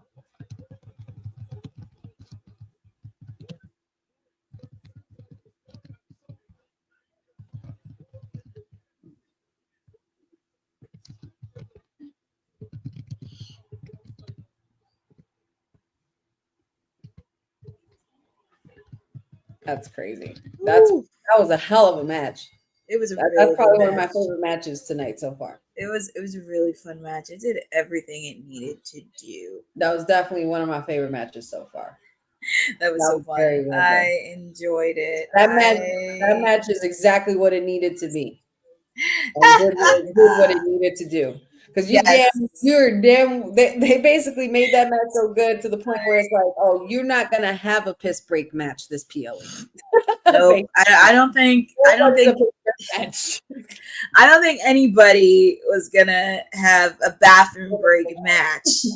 I don't think you were gonna get anything, but it's just, you gotta make sure it was quality good match. Oh boy. So it looks like we're gonna have a WrestlePalooza. Don't forget, Saturday, September 20th in Indianapolis, and it's gonna be on ESPN as well. The first I would say the first PLE event under the partnership of WWE and ESPN. Yes, it'll be the first one. Not sure if we're doing a watch along for that, but I know where I'll be that day. Well, there's another pay-per-view that's going to be on Amazon Prime. It's just I may be doing a watch along for that too. Yeah, WrestlePalooza versus Toronto. WrestlePalooza versus Toronto's All Out for AEW. Oh, yes. That's pretty exciting stuff right there, man. And just, I will say this. Y'all got you promotions got wrestling on it. You got us fans in a chokehold. You do. You definitely got us in a chokehold because it's just non-stop. Like it is. Wrestling is now considerably 24/7. It will be because we already got our first match on the card for All Out in Toronto. It will be, I'm going to call them Edgy Christian because their mama called them Edgy Christian, taking on FTR in Toronto. Oh, with all of this, we are on our way to the road to Royal Rumble Europe in 2026. There's a couple of dates overseas where the WWE is heading on the road to the Rumble. And this is going to be very, very interesting.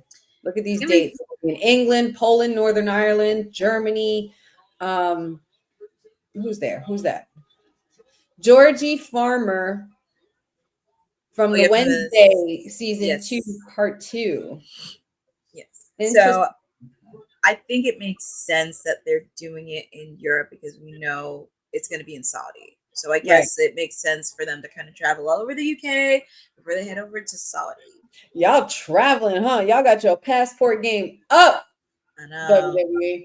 WWE. They are literally going to be everywhere under the sun. Is that James Gunn? Where? Is that James Gunn? Sitting in the front row on the left. Right, producer and creator of Peacemaker. I'm almost positive. That could be. I'm almost positive that's James Gunn. And also, Peacemaker's out right now, so make sure to go check it out. Most PLE wins. Yeah, no, I know that whole row is celebrities, but if somebody could confirm if that's James Gunn, just so because I just want to know. Let's see. Most PLE wins WWE history entering Clash in Paris. So the Undertaker leads with 107. Look at Posty acting a fool. Oh wow, most PLE wins in WWE history. Mhm. This stat: The Undertaker has 107, John Cena has 98, Triple H has 92, Randy Orton has 81. Oh my God, John Cena's on the way to breaking another record. Oh, word! New York Times has dubbed Michael Cole one of the most impact sports Man has TV never let up. personalities. Oh boy, here we go. John Oh, Cena versus that thing that we call Logan Paul. And I'm watching the commercials on this. Make sure to check out Twisted Metal 2 on Peacock, because you're also going to see another wrestler on there, Samoa Joe. He did taping for Twisted Metal, so make sure to check out that. See, John's doing Peacemaker. Samoa Joe's got Twisted Metal. Has anybody seen Peacemaker? Have you seen Peacemaker? Not yet. Oh my God, it's great so far. I saw commercials of it. It's crazy. It's gonna get nuts. I couldn't believe that the DC universe went there with this, and so I was excited. I was actually talking about it with Will, and Dion from Kayfabe podcast, and we were just, I'm just in shock with what they've decided to do. But it's going great. If you haven't checked it out, make sure you do. And that's speaking of Peacemaker. Let's see if John Cena can keep the peace in Paris with Logan Paul across from him in the ring. So, yes. I'm really nervous about this match. I'm not gonna lie. Woo! There's gonna be a lot of chaos. There's gonna be a lot of shenanigans. Do not be shocked if Logan Paul tries to get in Jelly Roll's face. No, I wouldn't be surprised if Jelly Roll interferes and helps John Cena win. Now that he's in front row, I feel like that's what's gonna happen, because Randy Orton got his lick back on Drew from SummerSlam. Mm-hmm. So it's only right that Logan Paul gets his receipt. And also, it have to be in a smart way. And the ref, maybe the ref will be knocked out, or the ref won't see it. So that's what I'm assuming will happen. And like I said, I would not be shocked if Brock did make an appearance, with the fact he's supposed to be advertised for SmackDown in September. Interesting. Boy, because he's advertised for the next, I think, for 2 episodes of SmackDown. Let me know who you guys got. Let us know. Do you got John Cena, the 17 and unseen last real champion, 17-time champion, or Logan Paul? let us know in the chat. It's just like Logan Paul. It's just like it's basically like all right. If it has anybody here, of course, I'm sure a lot of us nerdy folk here have watched Game of Thrones. It's kind of like, John Cena is Daenerys, and he's Daenerys, first of her name, mother of dragons, breaker of chains, and things like that, right? And then you have Logan Paul, who I wouldn't say is as noble as Jon Snow, but he's just Jon Snow. He's a bastard. I like that's a really nice reference to it. I can't help myself. That's funny. Boza, that's a great way of putting it. I like the way you put that. Logan Paul is an ass on the pimple of pro wrestling. Oh my God, that's great. Honey, okay. Boza also says that thing says he's the reason WWE is on ESPN and Netflix. How about ESPN though? He's supposed to say things like that. He's just doing what a heel does, and he's making us hate him. He's doing the right thing. He's doing his job, and he's doing what good heels do. So, I'm going to go ahead and just take that line with a grain of salt and just ignore him, because anything that comes out of his mouth is crap. So, and speaking of crap, there he is. Yeah. Patchy, a lot of people, including Patchy, swear that he is going to win tonight. And I don't lie. I like his theme song. And also with the fact too, I don't. And also with the fact too, that's a love. And also, caught me. And also with the fact too, he just got married 2 weeks ago. Yes, he did. He did just get married. He also welcomed a baby this year. Yes, he did. He's having a growing year. I will tell you that. Oh my goodness! If you look at the sideline, I need to know what you're seeing. oh my god, they had signs that said Logan Paul. Yep, Parasite. yes, they had it, and they had it in all different languages. I was like, oh my god. They have Logan Paul as a parasite in all languages. You got, man, the heat is real, man. The heat is all over the world with this man, and unfortunately, that's what makes it great for him. Yeah, I mean it does. He's bringing in a lot of Jeffrey, heat. don't even go there, buddy. Don't even go there. There's no love here for him here. No love. Maybe for the theme song, but not for him. Whoever produced it was genius because it's catchy, it's a good tune, and it's cocky. Mm-hmm. But that's just it's not no Jey Uso theme song. It's not no Tribal Chief. It's not even American Nightmares theme song. Okay, because I will happily sing along to or Seth. Yeah, I will happily sing along to Kingdom, no problem. Mayor, yes, Mayor does love him. The mayor loves him. Mayor loves this thing. This parasite. Loves him much as a CEO. I'm just saying. Oh, but that's a good question. Did you just do splits to stretch? Shut up.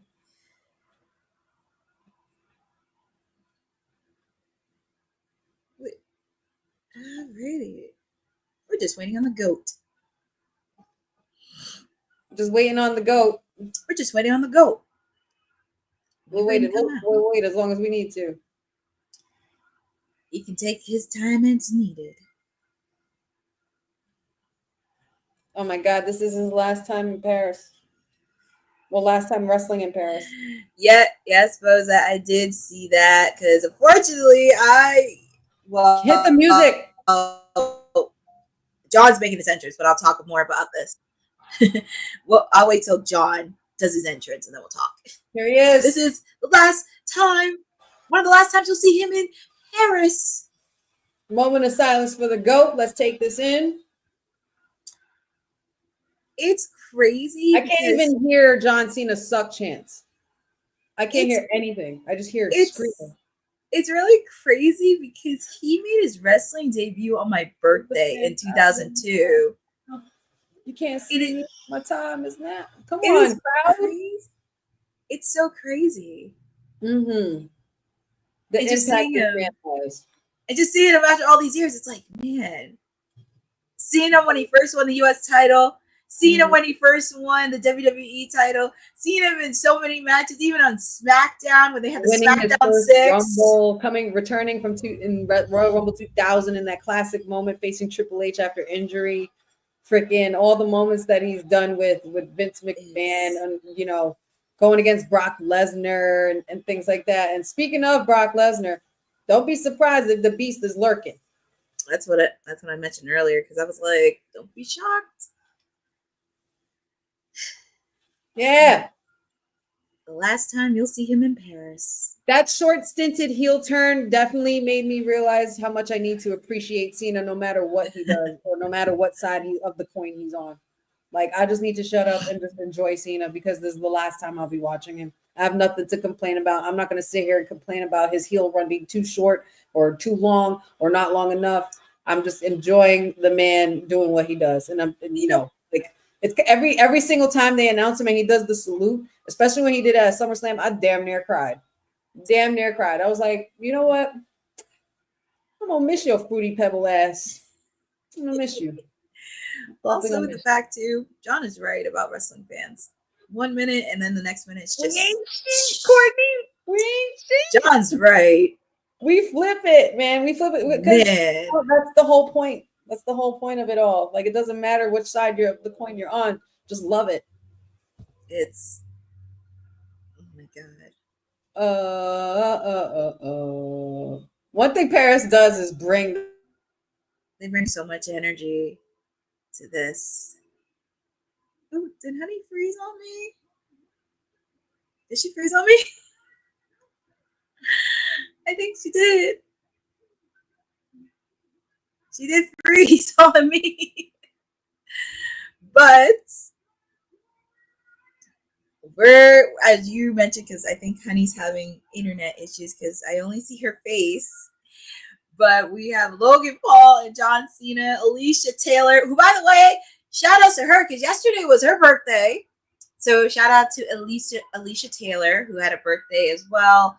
Definitely want to wish her many birthday wishes. But getting ready for the intro. But here we go. The last time you'll see him in Paris. Yeah, I think Honey's going to come back because she has internet issues. But you're here with me. It's not a ghost. The timeless elite, the PR princess. I'm back. I came back after a adventure in the residency at 2300 Arena for AEW. But I am here with you in Clash in Paris. John Cena, Logan Paul, one-on-one, and here we go. Feel free to put in the chat. I know I put my pick earlier as Logan Paul because it's not going to hurt John. But like I said, I would not be shocked to see Brock Lesnar. And even with the Beast. All right. Well, Honey is going to take care of her. It's her internet issues. Yeah, because she just sent me a message. So she's going to be taking care of internet issues, and hopefully we'll see her back. But here we go. Logan Paul's putting a side on John Cena.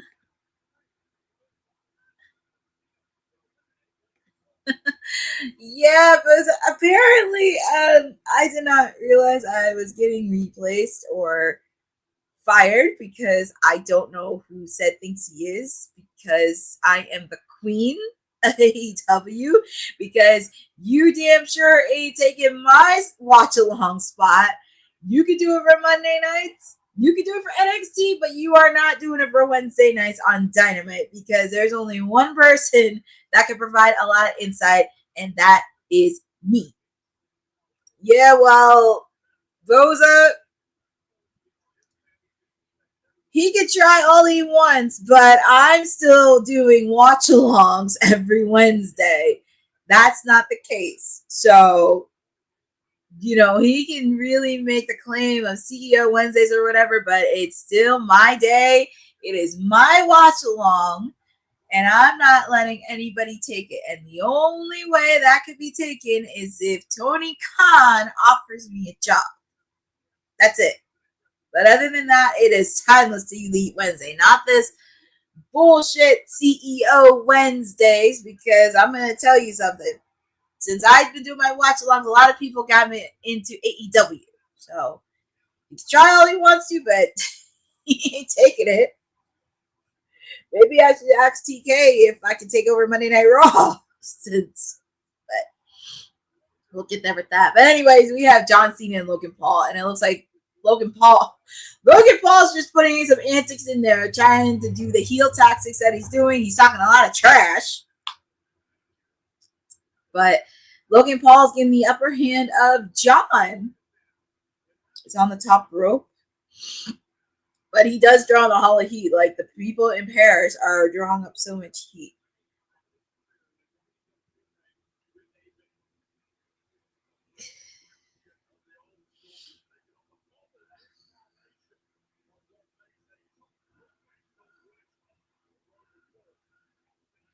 Here we go.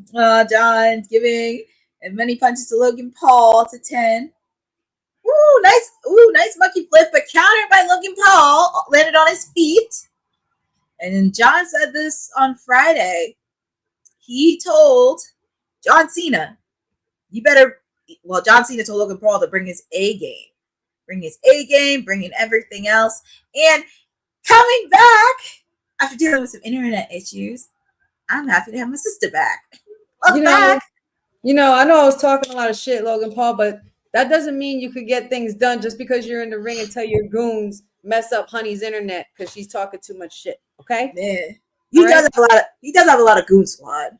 I just realized that. He does have a lot of goons. Him for Logan Paul to parasite his way through my fancy schmancy Wi-Fi and screw up my stuff. So thank you very much, Logan Paul, for that. Just like how Ced wants to take over my days on Wednesday, and Boza, don't worry, because I'm going to be back. And I said this earlier. You ain't taking my show because it's Timeless Elite Wednesday, and the only reason you're going to take it is if Tony Khan offers me a job. I hope I didn't. I see Boza said I froze on a funny face, man. Yes. Those moments. That was a moment. I was like, you froze, and I was like, did she freeze, or am I going? I'm like, did she freeze, or I'm just like, I'm just. Yeah, but clearly I didn't miss much. But all I know is that Cena needs to get his ass up and stop playing. Okay. Yeah, both of them are laid out, and Logan Paul had the upper hand here, but John, he kind of needs to get up there, and the fans are trying to get behind him. Yeah, seriously. Let's get this train rolling. Okay. Get up, Cena. It's only been 5 minutes. Get up. Go do what your character Pacemaker does. Right. Right. Get your ass up. Get up, Peacemaker. Do you really want to taste it? Find that inner hidden superpower. Now I really got to watch Pacemaker. Now I have to watch it. Peacemaker is really good, man. It's really good. The first season is actually really good, but when you get to the second season, you're like, oh my god.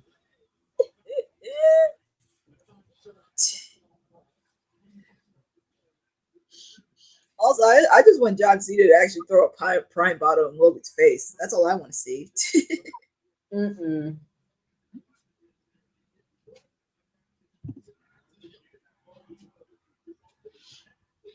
Okay. Let's see. Lord. Trying to do a suplex, and he's Oh, excuse 5 me. seconds. Well, I mean, John said on Friday night, he said Friday night, Logan Paul better put his best A game in there. It's time to put up or shut up. Wow. That was actually a very clean suplex, Mr. Paul. So, let me ask you something. Why did Cena always wear double wristbands on each wrist? I think he did when he was babyface. I think when he started like being a babyface and with Super Cena, that's when he started wearing the. Got you. Oh my god! Look at the fans. I'm just like, it's just the energy. I feel like this is the most I've seen in people in a sea of John Cena's shirts. I love when they do this. Look at them absolutely losing their shit. Oh my god. It's kind of like how they were when Cody fought AJ back in Backlash in France the last time they were there in Lyon. Oh yeah. And they were saying in French, they were saying he is phenomenal. Like that was the song they were singing, and it's a song that they sing to AJ Styles, and AJ, they were rocking so hard that AJ Styles, they were doing the intros only, and AJ Styles, the camera shaking and bouncing, everything was rocking that day. They were going crazy with Styles that night against Cody. That was pretty much insane. I remember that. It was oh my god, the whole crowd was going records, not just for that, but everything. Like even when Jay came out, I get because I think Jay competed last year at Backlash. Does anybody know exactly how old Logan Paul is? Is he 30? I'm actually gonna look that up now. I wonder how old he is. Let me see. Oh crap. He's 30 and he was born on April Fool's Day. Oh, well, that totally fits right. I mean, only right for a fool to be born on April Fool's.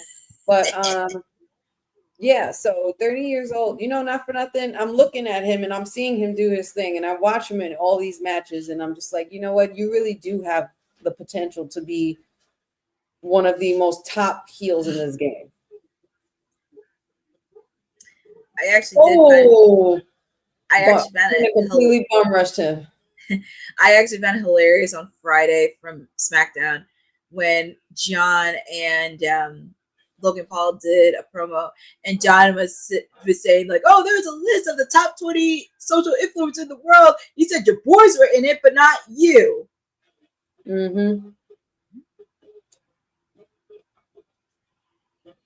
That crowd is bopping, man. Oh my god! Wow. Up. Is he gonna do it? Yep. Get your knuckles up. 5 knuckle This shuffle. is about to be the loudest you can't see me of the year.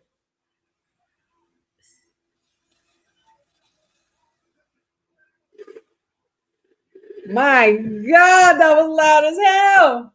It was. Ooh. Let's go. Oh man. Kick his ass, John. Ooh. Ooh. But yeah, but as much as I, have all these intense. Jeffrey, why is it? Jeffrey, why is he taking a shot at Hangman? Like, don't be taking any of Hangman's moves. Yeah, that was very much a Hangman move.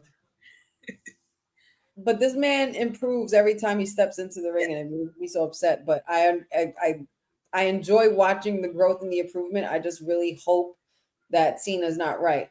I hope that I hope that not only does he not ruin wrestling, but I hope that wrestling doesn't ruin him. And I really hope that he comes out of this in a good way in the future. But Logan Paul, he definitely does have what it takes to be a very big and top heel in this business. Oh my God. Like, I'm not sure who has more heat, him or Dominic. That's an attitude adjustment. Ooh. Oh, no. Well, it's very interesting. I feel like Logan Paul has heat because now people are cheering for Dirty Dom. Say that again.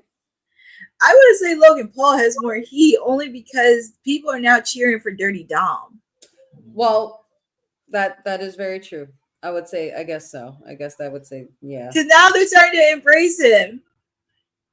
And also, I can imagine for Worlds Collide, because it's next month. Can you imagine him winning that title? Oh, snap. Wait a minute. We got another attitude. Oh, my God. He landed off that attitude adjustment. Wow.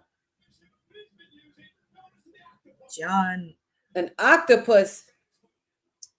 Kind of looks similar to what AJ Lee used to do. Oh, yeah. See, why is everybody dropping nuggets? Oh. Oh, back at it. Give him another one. Do it again, Cena. Oh, my God. No. Attitude adjustment. Let's go. Excuse me. STF. You. Yes. STF mission. Widow. Yeah, the Black Widow. Thank you, Bozo. Yeah, he said Cole actually said STFU. I heard that too, Jeffrey. That's a SmackDown. No, that's a Raw throwback. And they mentioned Cesaro. I heard that name too. I heard that. That's funny. Yeah, get your ass in the middle of this ring. Ooh. Cena's definitely calling this match. Oh, okay, Cena. As he should be. I haven't seen him do nothing like that. Like a jump off the top DDT, like that was really dope. Yeah, it's been a while since he delivered a tornado. He's not really like that aerial type of guy, but that was pretty cool. A tornado DDT. I like that. I like that. Oh my God. You feel the energy in this crowd. They just can't stop, man. I'm surprised they haven't done a whole wave yet. Oh my God.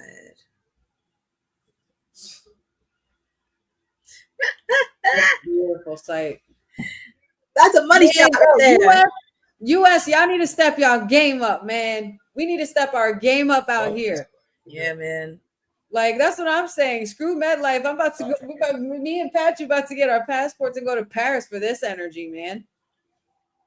I mean, not that the energy in MetLife wasn't good, but like, you know what I mean? It's like it might as well be a damn soccer game. I mean, heck. I mean, yeah, everybody in the US. I mean, 2300 was energy crazy. And I was at 2300. There was, you know what it is? Also, it's also the arena and where you are. Yeah, it was. The arena brings something out of you because there's so much history in there. There was just so much energy. But like the first night, I'm just like, we were all going nuts. And I was just like, wow, the crowd just kept really going and going.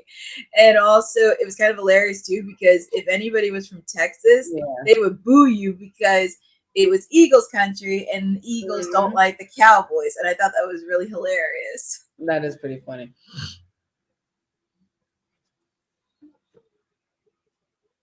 Not sure what Logan Paul is gearing up for, but he's got something up his sleeve here. Ooh. Oh, shoulder shuffle. Oh. Ooh. Okay.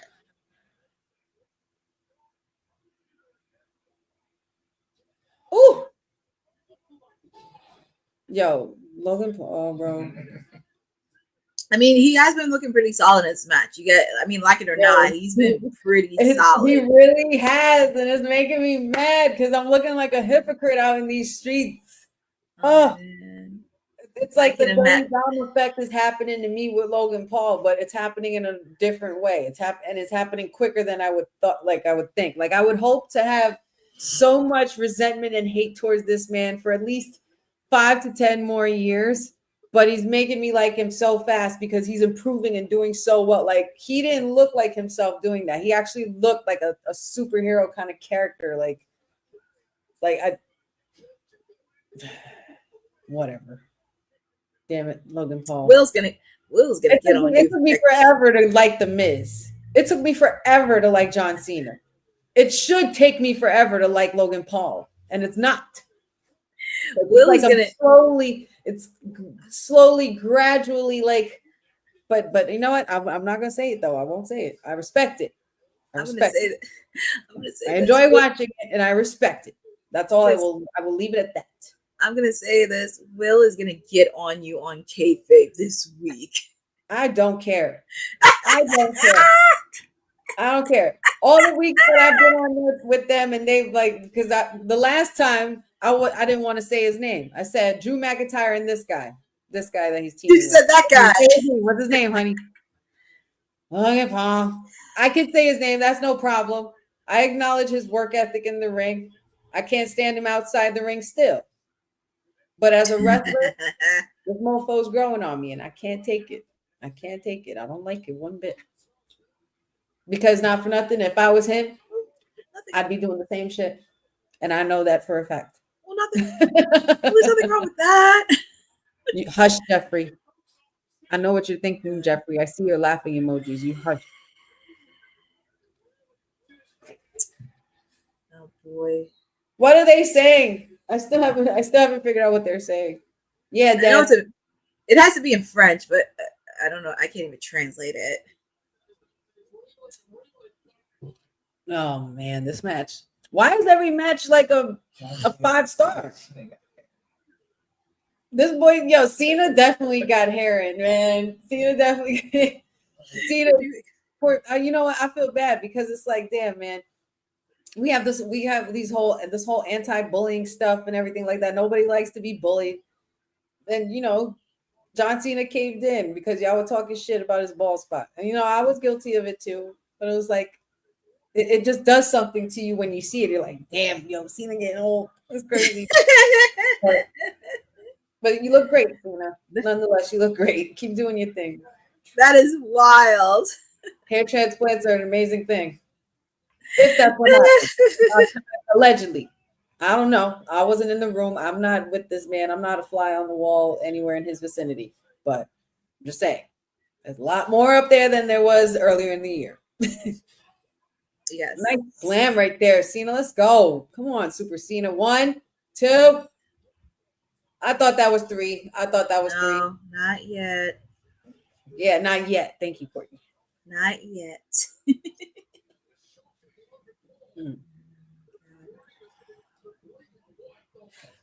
No, I did not, Jeffrey. I did not pick Zack Ryder as a SmackDown #1 draft pick. I picked Matt Cardona.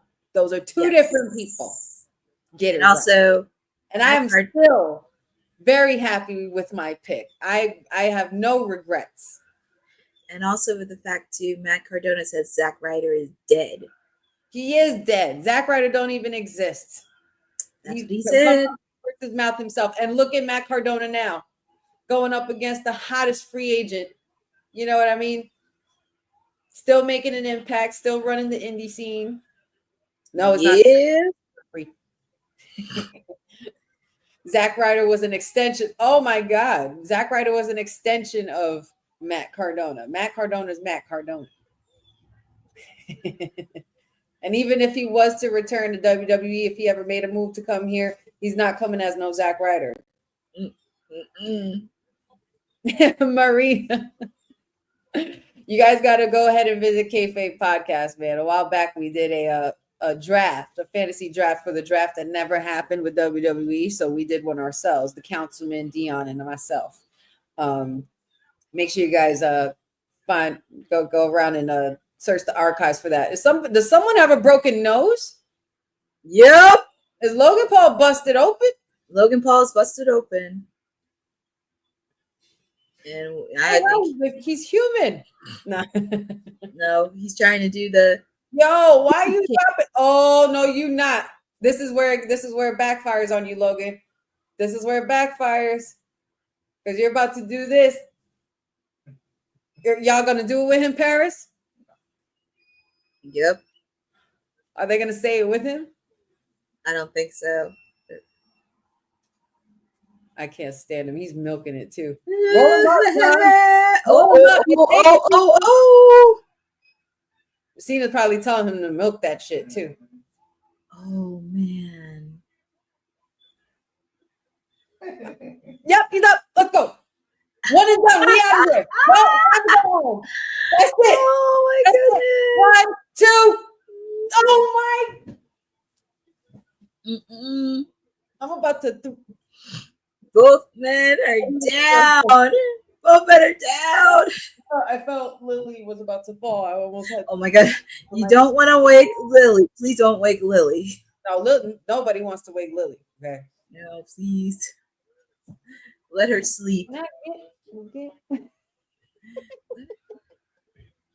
Why are you holding it like that? I just needed to throw something because I'm mad that he kicked out. Oh my god. Oh, Jesus. Yeah, Maria, make sure you guys check out that episode. That was a really fun episode. And I did draft Matt Cardona as a number 1 draft pick over many others that I could have drafted. Drafted him as number 1. Listen, I stand by my pick. Wow, that was wild. Come on, Cena. Oh my God. Was that a pop? Mm-hmm. Well, not a pop-up. It was a code red. Code red, whatever you want to call it. I've never seen Cena do nothing like that before. I can tell you he probably trained for that too. And I can tell you he probably wanted to do that move for a while. Nice. All right, Cena. He's pulling out all of his bags of tricks. Yo, we still have one more match. We got the main event. And it's the Fatal 4-Way. Yeah, that's exactly what it's called, Jeffrey. Well done. Code Cena. A code Cena. That's definitely what it was. Oh my god. Or we could call it the Peacemaker. Oh, that would be good. Oh no. I'm trying to go for another attitude adjustment. Logan Paul grabbed the ropes. Oh my god, no. You're not gonna lose by knockout, Cena. No, that's what I thought. Don't do that. Because that would be kind of lame. The ending would be very lame. If he did Code Red before, I hadn't seen it until now. I think this is one of the first few times I've seen him do a Code Red. This match is crazy. I see you, Cena. He's definitely calling this match. Cena's busted open too. Oh boy.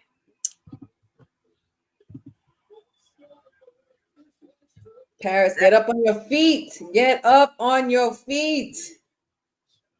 Oof.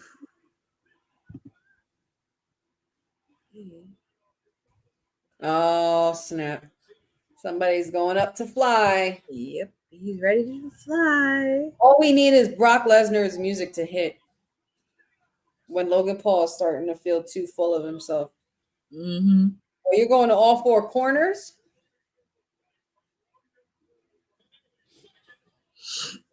One, two. Thank you, Jesus, Cena. There's no way you're going to lose by false punch in the face. Not happening. Yeah.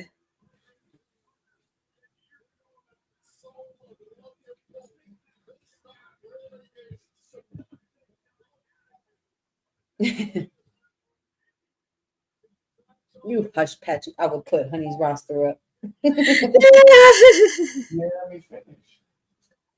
Super Cena's alive and well. Oh, Patchy, you stop. He said, hold on, I'm gonna let you finish. He's like, you gotta let me finish. I didn't finish the sentence. That's funny. That's cute. Second, you can't see me. Oh my god. No way. Shuffle that he couldn't even land on his face. It landed on the I'm gonna shut up. This is your favorite wrestler. God. Come on, be done with it. Slam him. Oh, AJ Styles. Yes, he did. Callback. That was a callback right there. Oh my god. Yo, is Cena tributing all the wrestlers? All the wrestlers he faced throughout the years. Yeah. Holy shit. Like he's doing all of these. Now they're doing AJ's chant.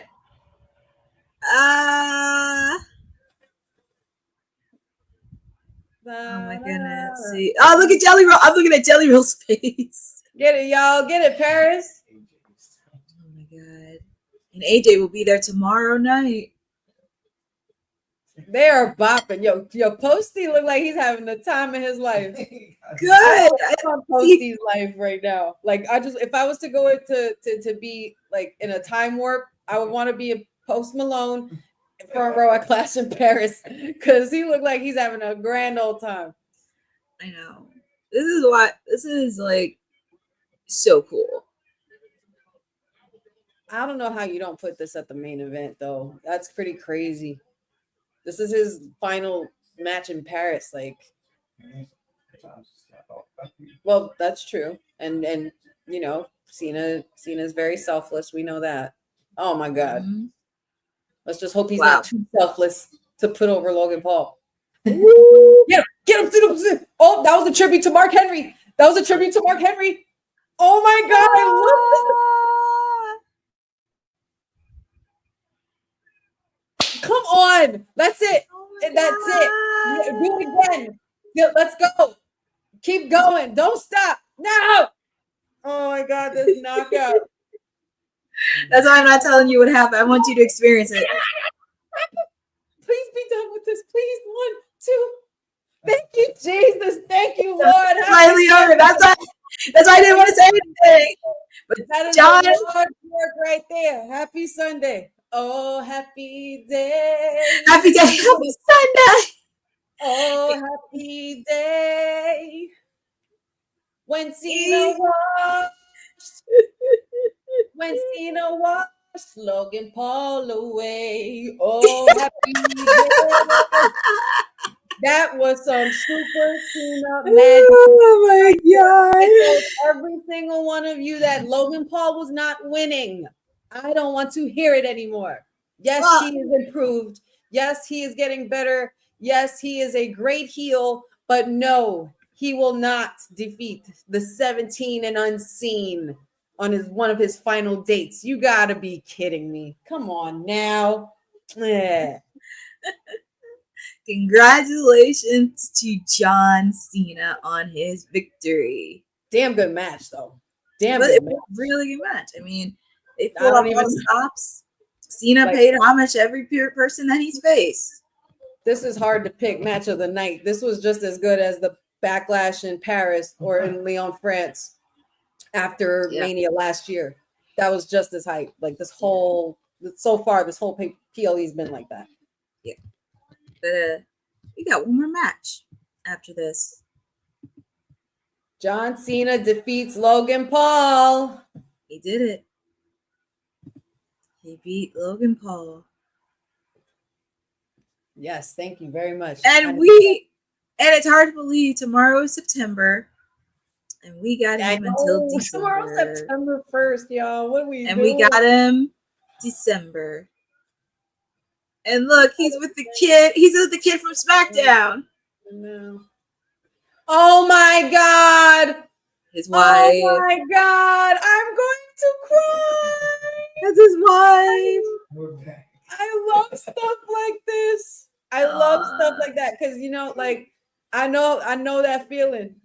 Oh, this smoothie, the baby's your wifey. Yeah, you gotta kiss his wifey. I guess it's the wife. What a beautiful lady. She is. Shout out to her. Jelly Roll, Post Malone. Okay, well, we didn't get Jelly Roll shenanigans because we didn't need it. Cena did it on his own. And that's a good thing. I was happy he got to see that kid, especially when I watched SmackDown too. If I was him, I would have hugged Michael Cole just for shits and giggles.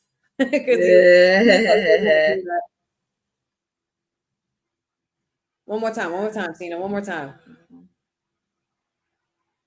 And then shut off the music. Shut off the music when he's walking out. They should do that for him from now on, ever since SummerSlam, because that's what he requested. Like when he was like, shut off the music, even after he got jumped by Brock, he wanted to walk out that way. But maybe, oh wait, I just said Brock. Is he gonna appear? Is he gonna appear? Because there's that. Nope, no Brock. No Brock. He may appear on SmackDown this week. Maybe. I wouldn't put it past him to be there. He is advertised to be there the next couple weeks in the month, so we'll see. But yay, I'm so happy. Now that is definitely consolation for them overdoing the dismantling of my tribal chief earlier. Logan Paul getting his ass beat by Super Cena totally makes up for all of that for me. Just think. Yes. All right, y'all. Now just when we thought this was crazy, it's only going to get crazier because now we have a fatal 4-way match for a title. Jey Uso is somewhat hurt. LA Knight is ready to go in prime. Seth Rollins has not been seen all night, and his crew is currently ejected from being near the arena. And then you got CM Punk. then you have CM Punk. I'm like much pissed off at Seth Rollins for all of this. So I think pretty much all night CM Punk is going to see red. It's going to be really bad, but that's going to be the thing that kind of backfires on him, and he's going to, as much as he's going to be hell bent on winning, he's going to make himself lose due to the fact that he's so angry with Seth Rollins and so pissed off. Like I think it's going to get the better of him because CM Punk is at his last straw. Yep. So, but everybody let us know who you got next for the Fatal 4-Way. We got CM Punk, LA Knight, Jey Uso, and Seth freaking Rollins, the current World Heavyweight Champion, who will be defending. Ooh, look at this. Tomorrow. Yeah, tomorrow on Raw. 2 p.m.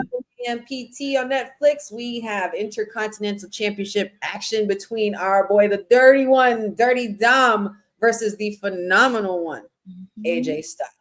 Oh, this is Paris is gonna have fun tomorrow because they're definitely gonna do that Phenomenal chant the whole match. It's gonna be very fun. It's gonna be so loud, and then they're also gonna cheer and boo Dirty Dom. It's going to be immensely loud in there. I'm not sure if we're getting a Monday night watch along tomorrow. Apparently, it looks like my watch along may be under siege. Under siege, because I don't know if we're gonna get any watch alongs for Monday night. I may have to ask TK if me and Christina can do Monday Night Raw because Timeless Elite Wednesday's under siege. But the piracy, Christina, if you're watching, I mean, you and I could do a watch along for Monday Night Raw.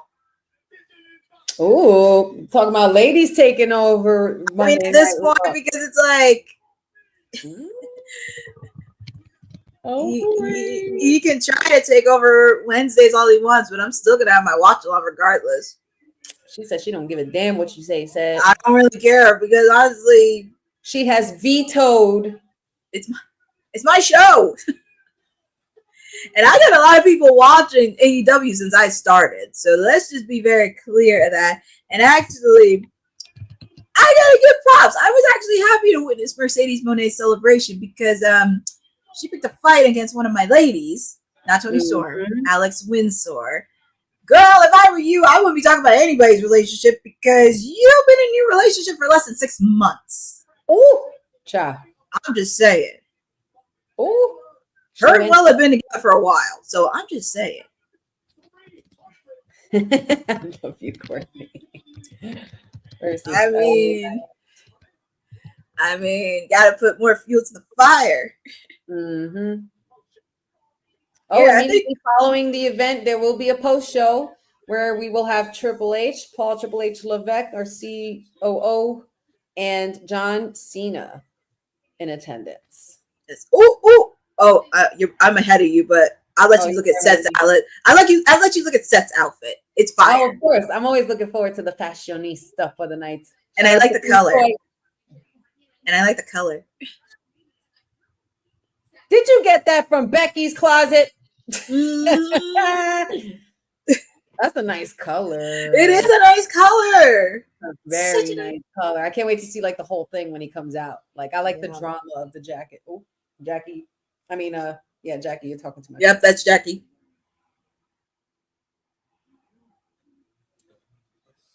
Ooh.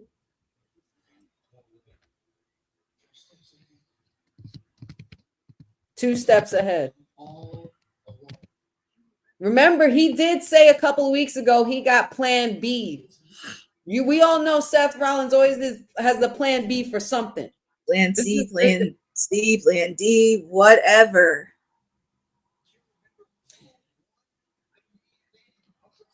That man's got tricks up his sleeve. Man, listen. All I know is give me somebody else in the vision. I think there's another member in the vision that we don't know about, and he just hasn't showed up yet. Or imagine if it's a woman. Woo! Very curious which one. You honestly thought Jay was going to turn earlier. Like he thought that was a possibility where Jay could have turned on Roman Reigns and joined the vision, but I don't see that because that's family. Yeah. And I don't think Jey Uso has been like the good-hearted one of the whole family, like all this whole time. Oh, Seth is pumped tonight. Mm-hmm. Call him Gaga Rollins. That's what I'm calling him, Gaga Rollins, because that's Lady Gaga. Oh my god! The shades and everything. Those shades are fire. They are. The blue's just the color. The entire color's on fire. Mm-hmm. Shout out to King Troy. You know what to do. I love it. Seth just stepped out of the mothership, somebody said. But yeah, if the vision shows up, they're fired, and that's a wrap on that. So I hope Seth Rollins is ready and prepared. So, I mean, that has to mean that somebody else is coming. That has to mean that, because if the vision isn't going to be around to help Seth, then who is going to? And that has to be the vision member that we do not know who it is yet. And if you're asking me if there's a new person in this vision faction, I know who I would put. I know who I would put. I would put who? I would put Maria. You and me are right here, baby girl. Austin Theory. Yeah, because we haven't seen Austin Theory. Austin Theory has been nowhere to be found. And he has been lost in the sauce. His own boy abandoned him. Big G is now hanging with the New Day, Mr. Grayson Waller. And what are we doing with Theory? Theory, I feel like he's probably been in the back or in the gym, just cooking up and building up shit. And I feel like he is going to come and be a big part of this faction. He's going to be their Randy Orton of their version of the Evolution. Yeah. I can see how Austin Theory, it just makes sense. It just makes a lot of sense. I feel like Austin Theory would be such a perfect addition, because now you're really seeing Seth as a legend, a future legend, and you're having him build up these rising stars, the young future talent, you know what I mean? And Austin Theory is still very young and still has lots of years ahead of him, and already has a lot of experience under his belt as well. He's held gold before. He's been part of tag team champions. He's won a tag team championship as well. So I wouldn't put it past Austin Theory to be the one to join the vision. Yeah. Is there anybody you guys think in particular, other than Austin Theory, that could be a good addition to the vision that we haven't seen yet, or haven't seen around, or maybe somebody that we haven't even seen move up to the roster yet? As maybe NXT. free to let us know in the chat.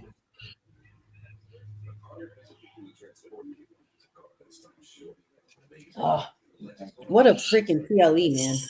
What a PLE. Yes. Also a former Money in the Bank winner, even though unsuccessfully cashed in. And it was a terrible Money in the Bank run. Ugh, that was not a good one for him. It was. So, and, you know, with that being said, I feel like there are things that we need to work on with Austin Theory that we can help him make up and, you know, maybe help us forget some of those moments. Yep.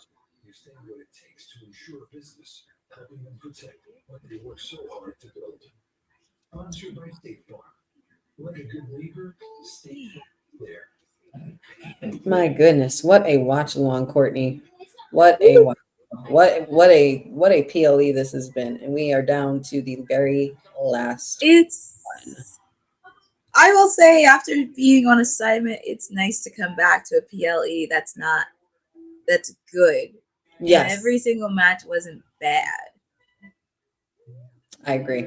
I definitely agree. And they needed to kick up the energy after SummerSlam. Like, SummerSlam was pretty big and they had some pretty big moments. So it's like, you got to follow that up with something good. And Paris, I think, was the perfect place to follow them up with, because there for some reason over there in Paris, there's an energy that is so unmatched when they go, you know, they don't get wrestling as often as we do.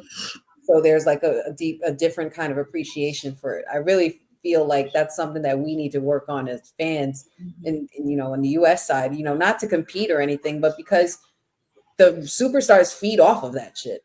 Yeah, they do. Shit. Like when I walk into an arena, I'm already like I'm just like pumped. I'm like doing all the chants. I'm doing yeet everywhere. I'm jamming to theme music. Like, you know what I mean? I'm hyping it up.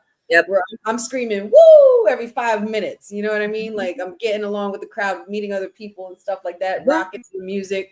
Just like, oh, here we go. Let's get another one in. Let's get another one in. Oh my God, the reception. It is wild. He's taped up. But he's ready. He's taped up on the ribs. Oh my God. Don't know if he's fully 100%, but look at that C. Yes, Mag. Here goes the Yeet Parade. Ah, that's cute. Parade. Looks like the walls are moving.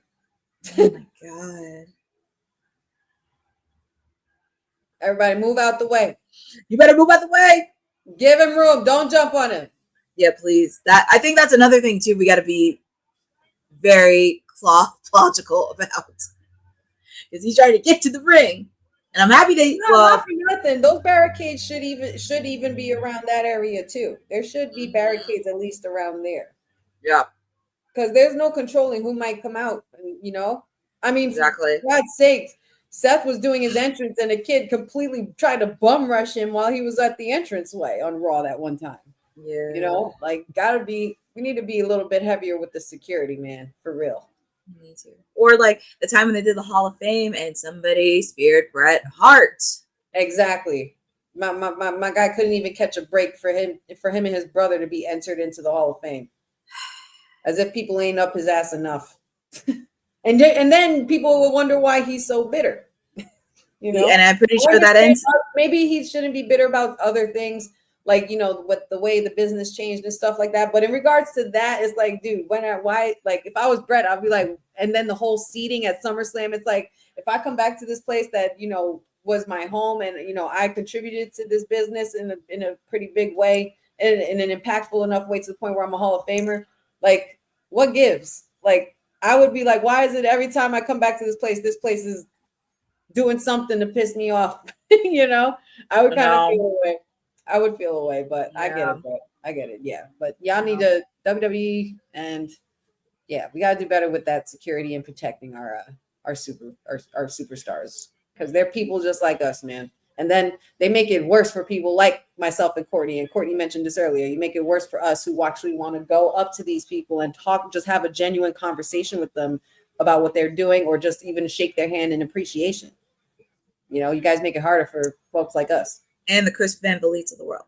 You're making it very hard for us, because all we want to do is get their stories out there. And that's why they don't want to talk to media, because of stuff like this. Right.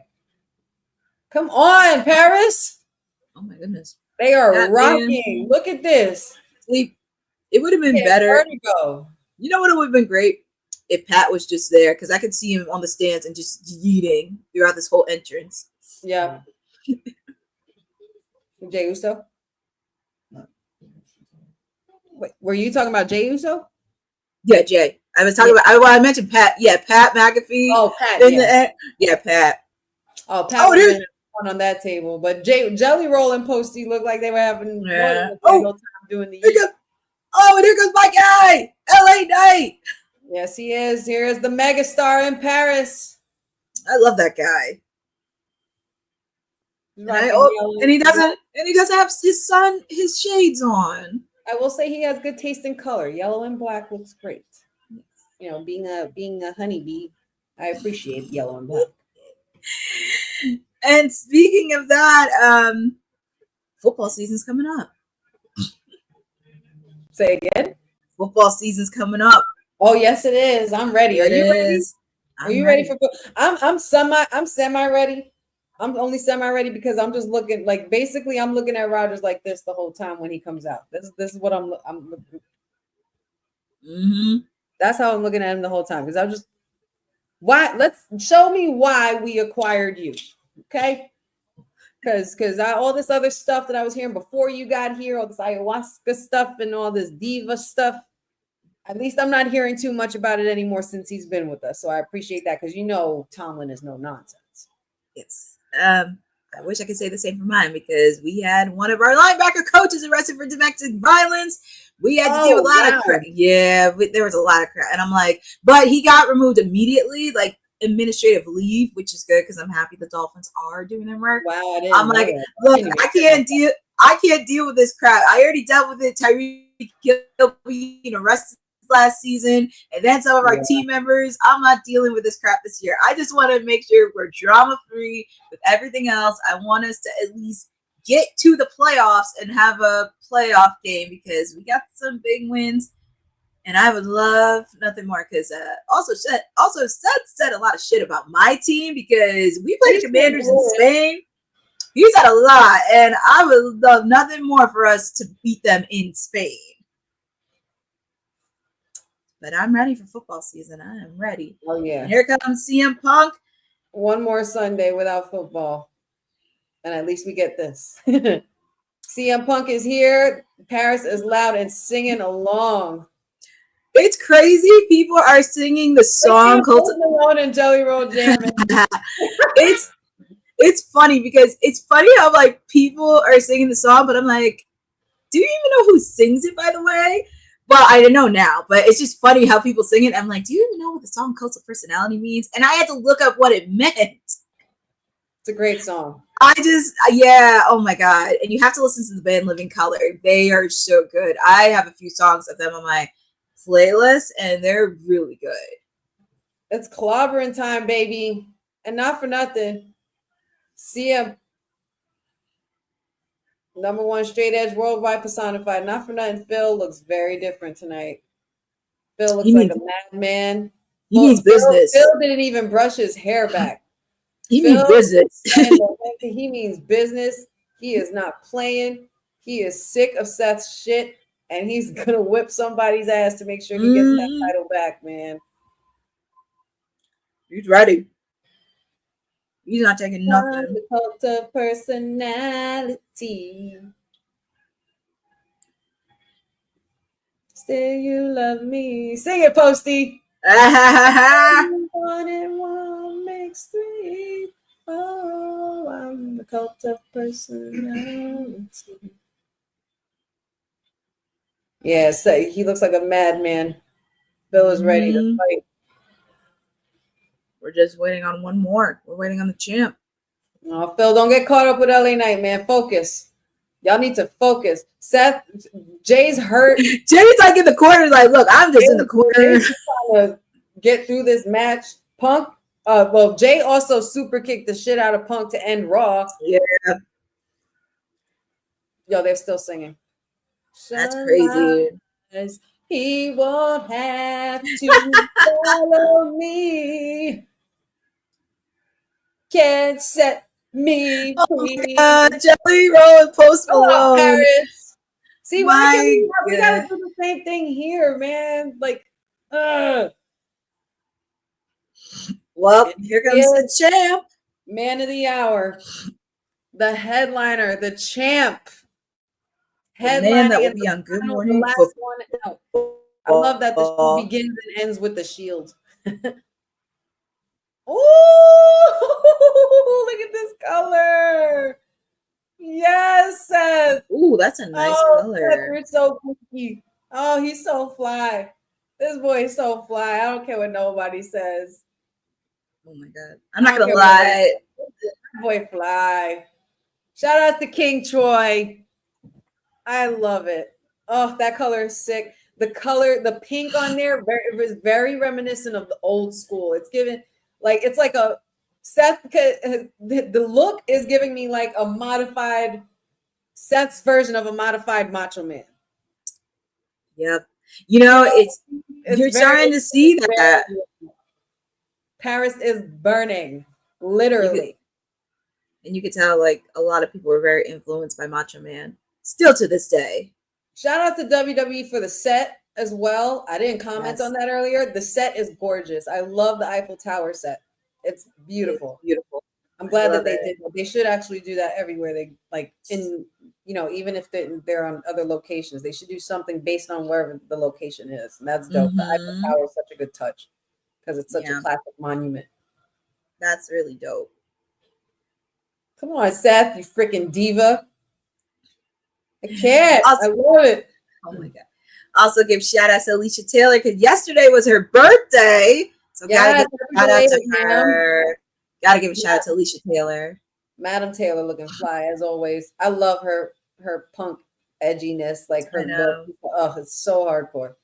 So different, so unique, original. Yes, and so her. Woo! Whoa. Whoa. This crowd is rocking, man. Shout outs to Paris. Y'all did it up tonight. UK, like the entire regardless of how this ends, it was a great PLE all in all, regardless. I don't think there was anything at fault. I think the one thing, well, we'll talk about this in post show, but I think the one thing was what they kept the aftermath of Bronson and Roman a little bit longer than it should have. But other than that,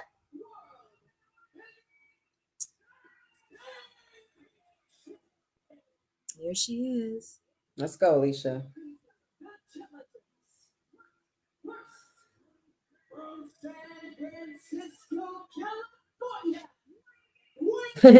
I love that he always fist bumps Alicia Taylor. Yes, always.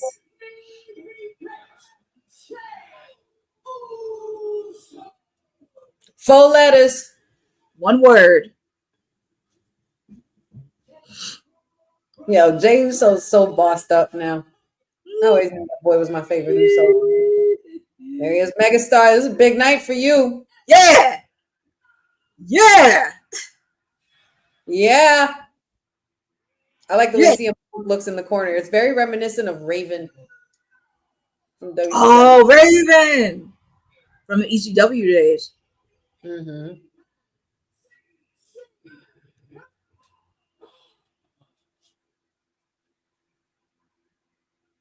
Let's go, Phil. I don't know, man. I love all of these four guys, but I really think Seth is definitely taking it, man. Seth got some shit going on. Shenanigans for real. That is classic. He's in his Jared Leto bag, man. I'm telling you, like this fashion Met Gala Jared Leto bag. I love it. Oh my God. Very rare occasion. That is crazy. There's my winner. That's my pick right there.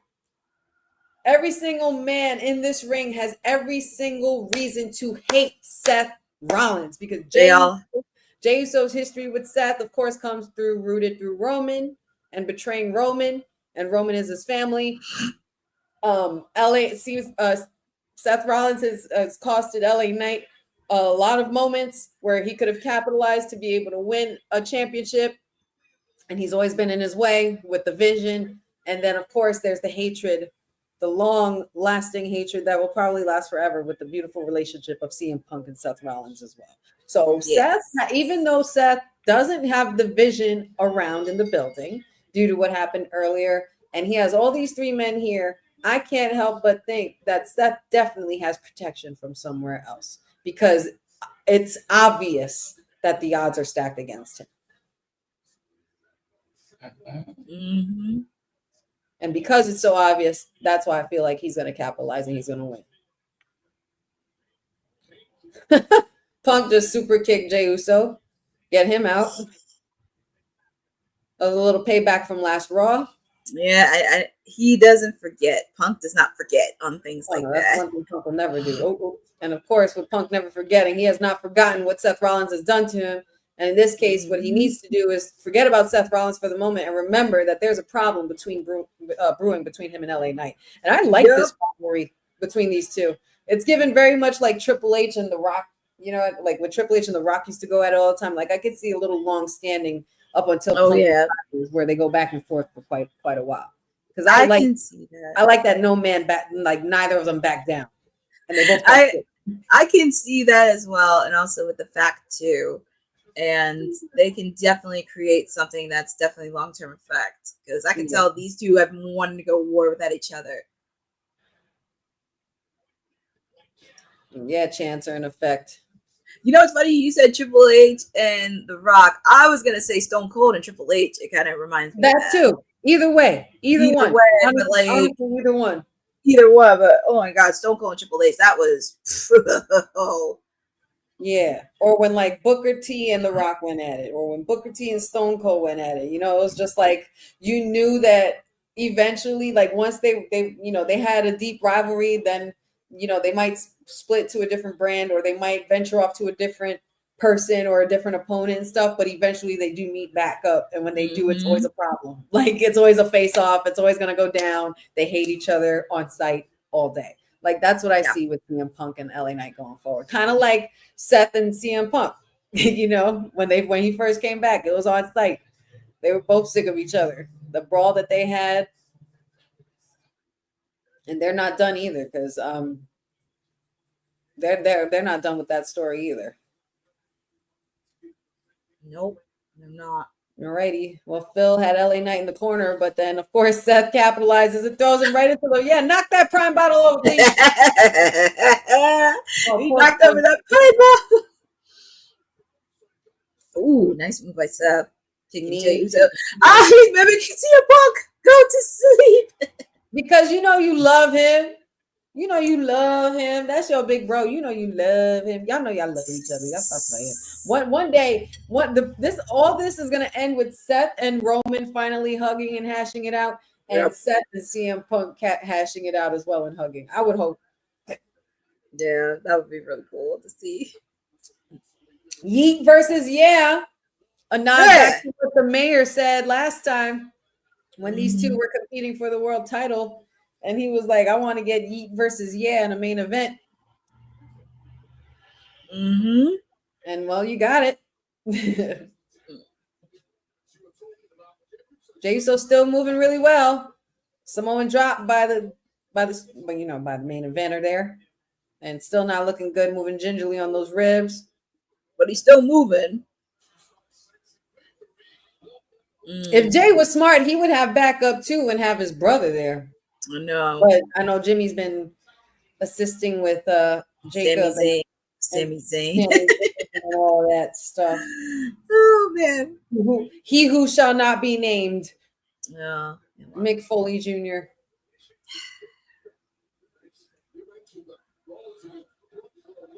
Paris, the fans are at it again.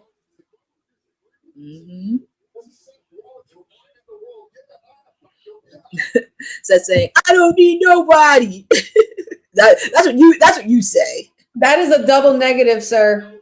He said, I don't need nobody, sir. That's a double negative, which means you do need somebody. No, I don't believe it. He said, I don't need nobody, but I got him, and he's in the back, or he's gonna come from the crowd, and you're not even gonna see it coming. Oh shit. Seth getting cornered by all three men. He's like, target Why on you your calling back. Paul home and Paul ain't gonna help you? Get his ass. This is always fun. I like You love to see the villain get beat up every now and then, but he's not. Yeah. Gotta get their just desserts. He's literally everybody's Joker. Seth. Mhm.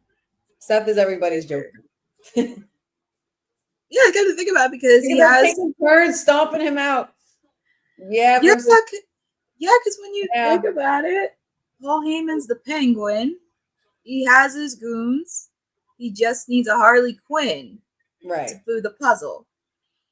Yo, they're literally jumping Seth Rollins, bro. Wow. This is a match that's supposed to be every man for himself, and y'all are beating this shit. Well, I mean, that's what happens when you have a common enemy. If you have a common enemy, it's like, okay, let's see. Yeah. Oh, hip attack.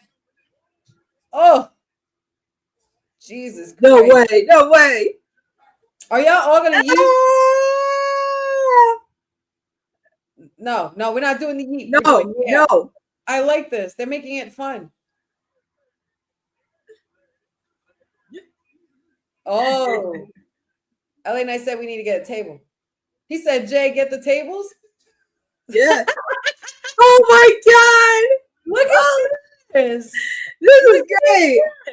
See, this is exactly why I know Seth is going to win, man. I'm telling you, this is the easy tactic. Oh my God. What an honor that had to be. They had a Dudley boy moment. Would you look at that?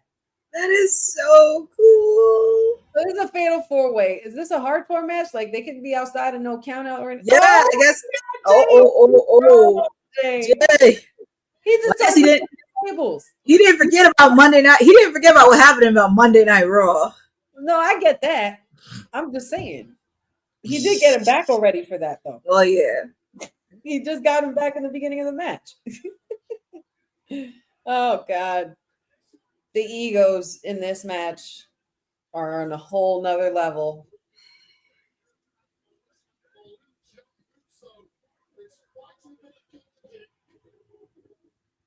Oh, man. Now we're going into the crowd and shit. Oh boy. Just make sure to. Oh, well, that's true. That's true because Roman did tell him. Yeah, Roman did say, "Don't work with nobody. Only focus on what you need to do." Mm-hmm. You know what? That's big cousin shit right there. That's facts. You know this. He was a former champion. Mm-hmm. Oh, here comes LA Knight. LA Knight coming in the crowd now. Paris is getting all the treatment. Yep.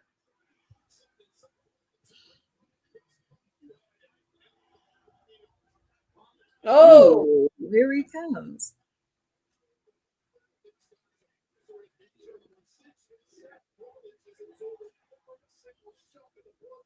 Completely tossing Seth Rollins over the barricade like nothing.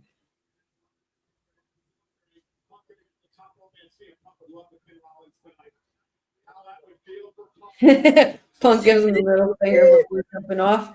My goodness. Oh, nice swinging neck breaker there. Mm-hmm. Come on, Phil. I don't know who I'm rooting. Well, I know who I picked, but I just don't know who I'm rooting for in my heart. I love all these guys, and every single one of these guys deserves to be in the position that they are in. Mm-hmm. We finally have a good group of top guys. Yes. And this is the Raw roster. I don't know why. Anytime I see CM Punk, I always think of his dog Larry, because Larry's been getting a lot of popularity. Oh, I love Larry. Who doesn't love puppies and dogs?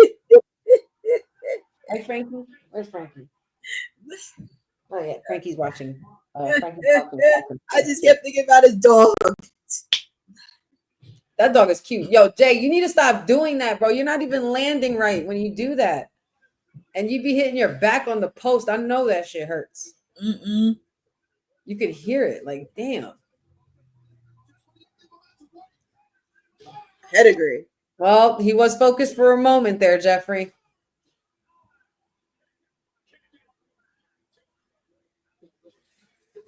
Yeah, a little nod of that shining wizard. I saw that. From AJ. Bodies are everywhere. One table is still standing outside. Yep. Who is going through that? Who is going through that table? Somebody's getting tossed into that table.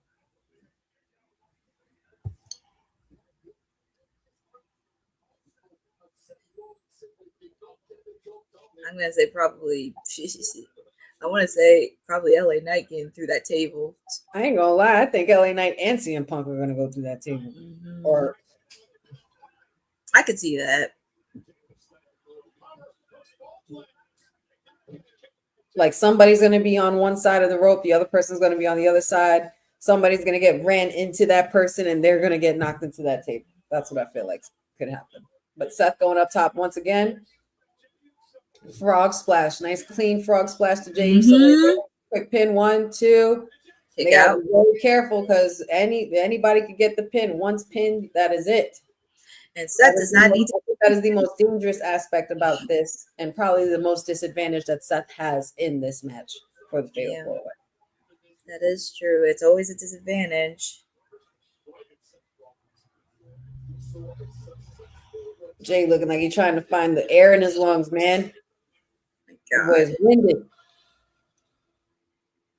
And Paris is serenading the visionary. It's like, is he the heel? Is he really the heel here? A lot of people would even consider saying that Seth is being the good guy, while CM Punk and Roman are the bad guys trying to take over what his vision is, which is to capture the soul of WWE. And though we might look at it like he's wrong, Seth firmly believes that he's right. So that could be that's a point. Can't knock it out of that. And it's just so funny because even though he does heel tactics, people still love him. They still cheer for him. And he's the hot husband of Big Time Bex. Yes. But Seth is completely obliterated. Soon to be in the corner. And soon to be analyst on Good Morning Football. Oh yes, I can't wait for that. Seth, that is going. Good Morning Football. I hope he sticks. Like I was saying this on WWT yesterday. I hope we really get to see him in like with the segment and like Kyle Brandt who does angry. Angry runs. Yeah, Kyle. If you could give me Seth and Kyle Brandt to do that segment, oh, that would be beautiful. That would be cool. I would so be here for that. I would be here for that. I'm not gonna lie. I watched Good Morning Football when I first started it, and this might be me. I really thought Kyle Brandt was a complete dickhead because I'm like, who is this guy when he first started? Does he even know football? And then he was talking crap about my team, and I'm like, has he ever watched a football game in his life? He's a very opinionated person. Growth. He's shown a lot of growth in the later years. So I was like, okay, I'll give you credit because you did play college footballs and you did do all this, so I give you credit, and it's growth. Yeah, no, Kyle Brandt's been around the block in sports and entertainment. So I think I think adding Seth Rollins to the fold of Good Morning Football would be such a good fit. But shout out to Kyle Brandt and Angry Runs. I'm looking forward to that shit. I can't wait to see it. All right. We got a lot going on here. So Seth had LA Knight, and then he was about to do something. Jay super kicked LA Knight. And Jay's looking like his ribs. It looks like he's having breathing issues. Yep. Jay not looking too good. You know, this is the first time I think I've seen Jay in shorts. Really? This is the first time I've seen Jay in shorts. Jay always wears long pants. That is true. And he has full leg tats. Oh my god, like the old school traditional Samoan style. Like some of them have like their whole hip, their whole hips done, like they're tatted up and everything. Oh my god, LA Knight, when he does that shit, that's crazy. Oh my god. And powerbomb. Wow. 1, 2, kick out. No 3 there. Punk. He's trying to pin Jay. He's trying to pin. He wants to get out here. That's outside. CM Punk's like, where the hell is this son of a bitch?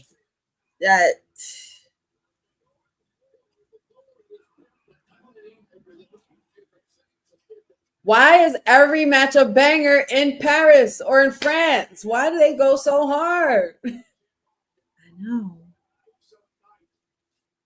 Maybe because they just have so much energy than we do. They have so much Yes, energy. here we go. See, here we go. Someone's going through the table. You see? Somebody has to go through it. Somebody's about to get knocked into it. Where's Jay with a super kick or LA Knight with a close, like a something?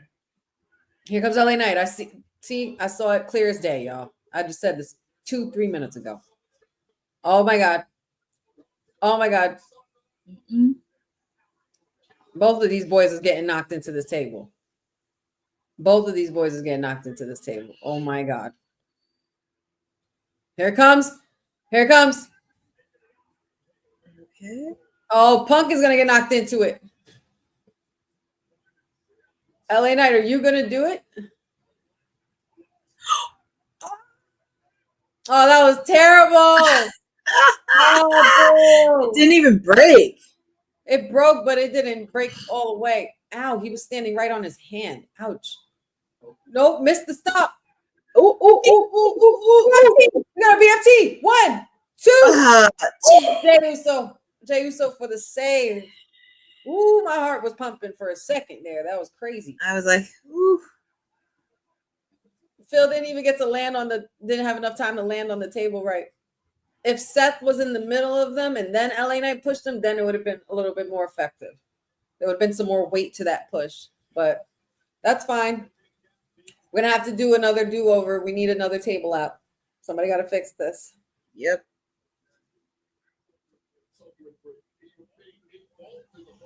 This match is crazy. This is a really good match.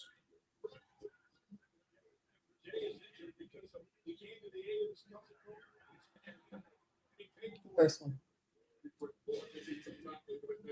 Yeet versus yeah. Mm-hmm. Condiments. Oh.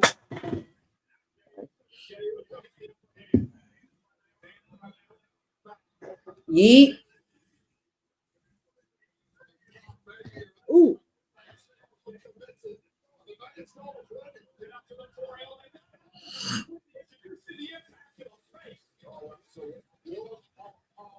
This is getting crazy, man. I don't even know what to make of this. I wish I could tell you, but they're saying something big is supposed to happen tonight. And Brock Lesnar didn't show up. So what's bigger than that? Than Brock not showing up? What could be happening that's what could be ending this night that will have us going? Would it be Austin Theory? Would it be the shock of having somebody like Austin Theory show up? Or maybe would it be the shock of something else? Because something else just sprung to my mind. I know Seth Rollins has always been saying he's been battling for the soul of WWE.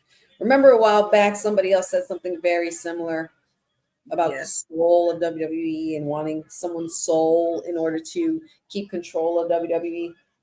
What if, I mean, this is just going out on a limb, and I know I'm stretching it or maybe reaching it a little bit, but I know people have said that the final boss is done. Is there a possibility, and I'm going to pose the question to you, Courtney, is there a possibility where there could be an understanding between Seth Rollins and the final boss? Is that something that could possibly be bigger than just a title change or Seth welcoming a new member? Oh, sorry, I was like, no, we got it. Oh my God. Oh my gosh. Oh my God. The table.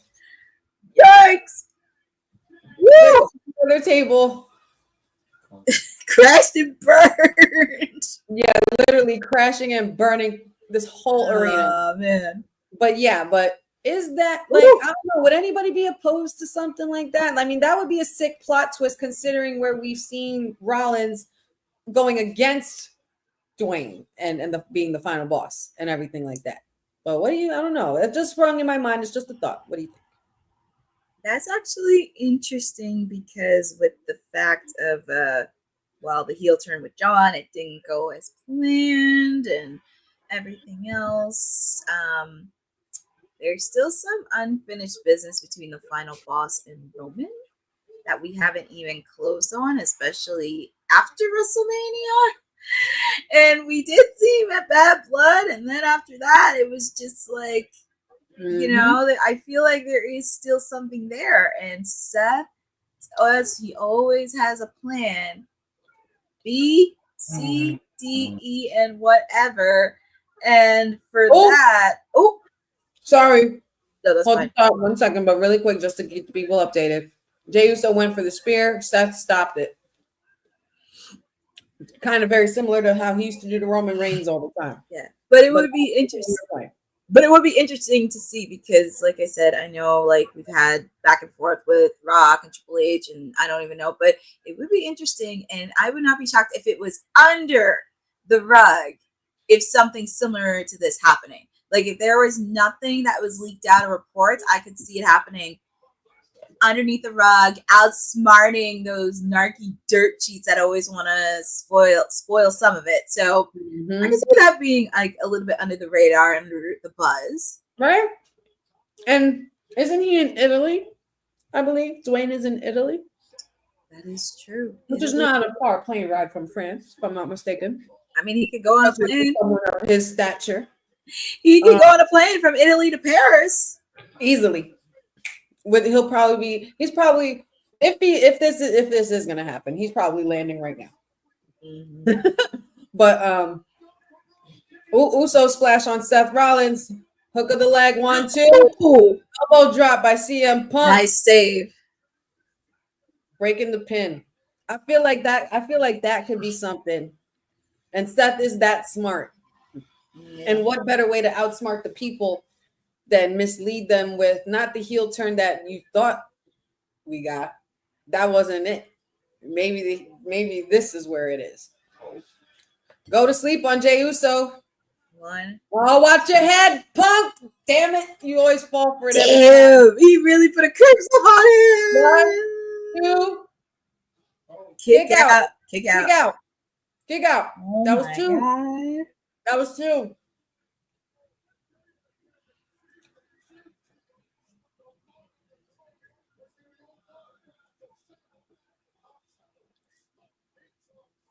Send me that now so I can send it to her. Courtney, I'm going to send you something. You are? In the WhatsApp chat. Okay. Pat, you made something for us.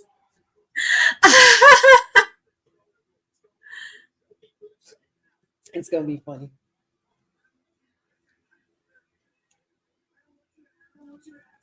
Man, Seth is like, I don't want you to have a brother match. He really wants. No, Seth is like, I don't want you in a match. I don't want you having a title. I don't want you here. I don't want you breathing. Get out. He made it a purpose, and he wanted to end. He does not want CM Punk getting another title ever. I don't want to get nothing. Oh my man, he wants to end this man's career. The hatred is so real. And then look at him. You didn't have to do that to Jay, but you know that's Roman's cousin. And he's dropping LA Knight. Curb stomps for everyone. Man, you didn't have to do it on my guy LA Knight. Come on now. Man, he just wants him out. He wants him gone forever. Oh, Seth Rollins, you sick bastard. Oh my God. Dude. What are you doing? Oh my God. He missed it. He missed it. Oh, shoot. Go to sleep on Rollins. Another one. Oh, look at CM Punk's face. That's a money shot right there. For it again. And the sinister CM Punk, absolutely like looking like a straight up madman. The sinner. He looks like the sinner from Jack Nicholson. I was going to say, watch the super kick. I thought it was coming, but nope. What the? Who's that? Who is that? That's a woman. Is that Becky? What? Is that Becky? No way.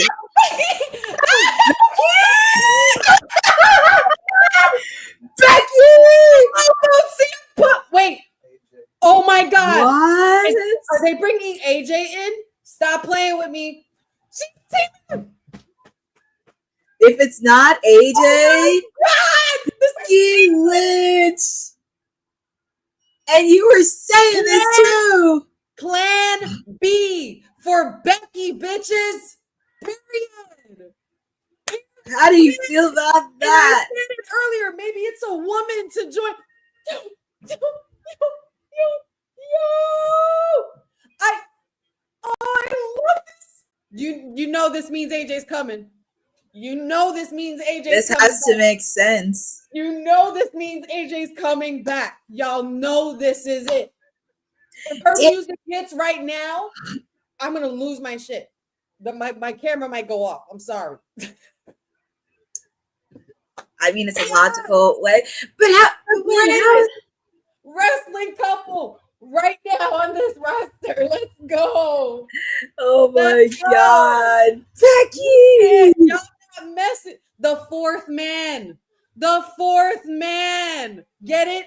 Oh my God. It's genius. Mag, it's genius.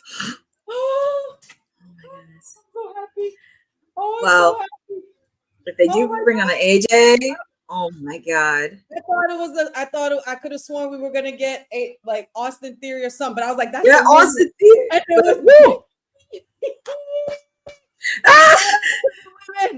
women. I mean, honestly, if this is not the case to bring AJ back, what are we doing? AJ back, I swear to God, yo. What are we doing? Yeah, if we're not bringing AJ back, then what the hell are we doing this for? What are we doing? Vision, yo. Becky. I think this should. I mean, it's one thing, This is beautiful. Heel Becky and heel Seth. This is McMahon Helmsley era type shit right here. And the kiss. I love them. Oh God. Listen, I told all y'all. And you know what? What better way? McMahon is too smart. And what better way to do it? Because this is the final PLE on Peacock before they have to go to ESPN. Becky Lynch is the fourth man, y'all. Now they're double champion. Becky's the women's intercontinental champion. Seth is the world heavyweight champion. It's gonna be interesting how they're gonna do Nikki. Well, that's gonna be interesting for what's gonna happen next for the IC title.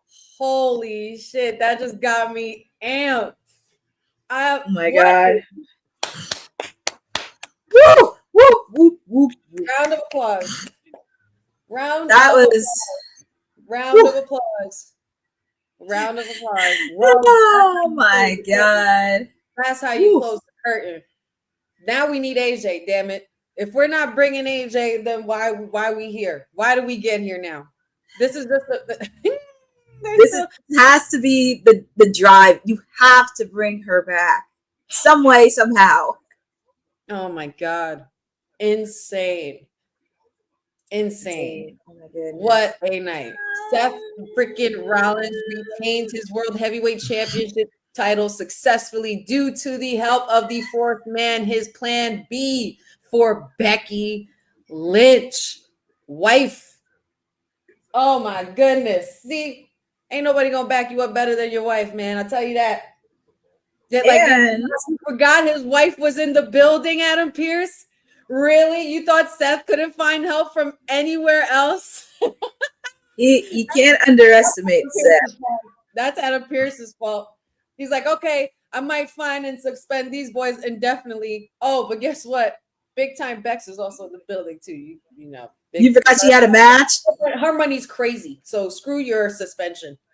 She'll pay the fine. Happily. I was like, you thought so because she also had a match tonight as well. She had a match. She had a whole match. She had a match. Oh wow. So now, holy shit. So we have a woman in the vision. We got, this is crazy, man. This is crazy. The Bronze, Becky, and Seth. Wow. And Paul Heyman. Listen, Jeffrey, I didn't want to say it, but I was literally thinking that. Plan B. I thought the play on words is pretty funny. No, but the play on words, think about it, because she's had his baby. Oh, man. That's what he meant. That's what he meant with the joke. I think the Women's Intercontinental Championship match is gonna be a lot more prestige. Yeah. That's gonna really help elevate. Look out now. We got some McMahon Helmsley era shit going on now. Oh my God. This is crazy. All right. So here's what we gotta do, Courtney. Woo! Are you down to do a quick post show? Are you Yes, down? I'm okay to do a quick post show. Okay, we're gonna do a quick post show. We're gonna just review everything we just watched for the last 4 hours with you really quickly, y'all. So just meet us in 40 seconds. Get up, stretch your legs, replenish your beverages, get your snacks refilled and stuff like that. We'll give you another 30 seconds to be right back, and we're gonna get started on this post show for Clash in Paris. So we'll see you in a bit.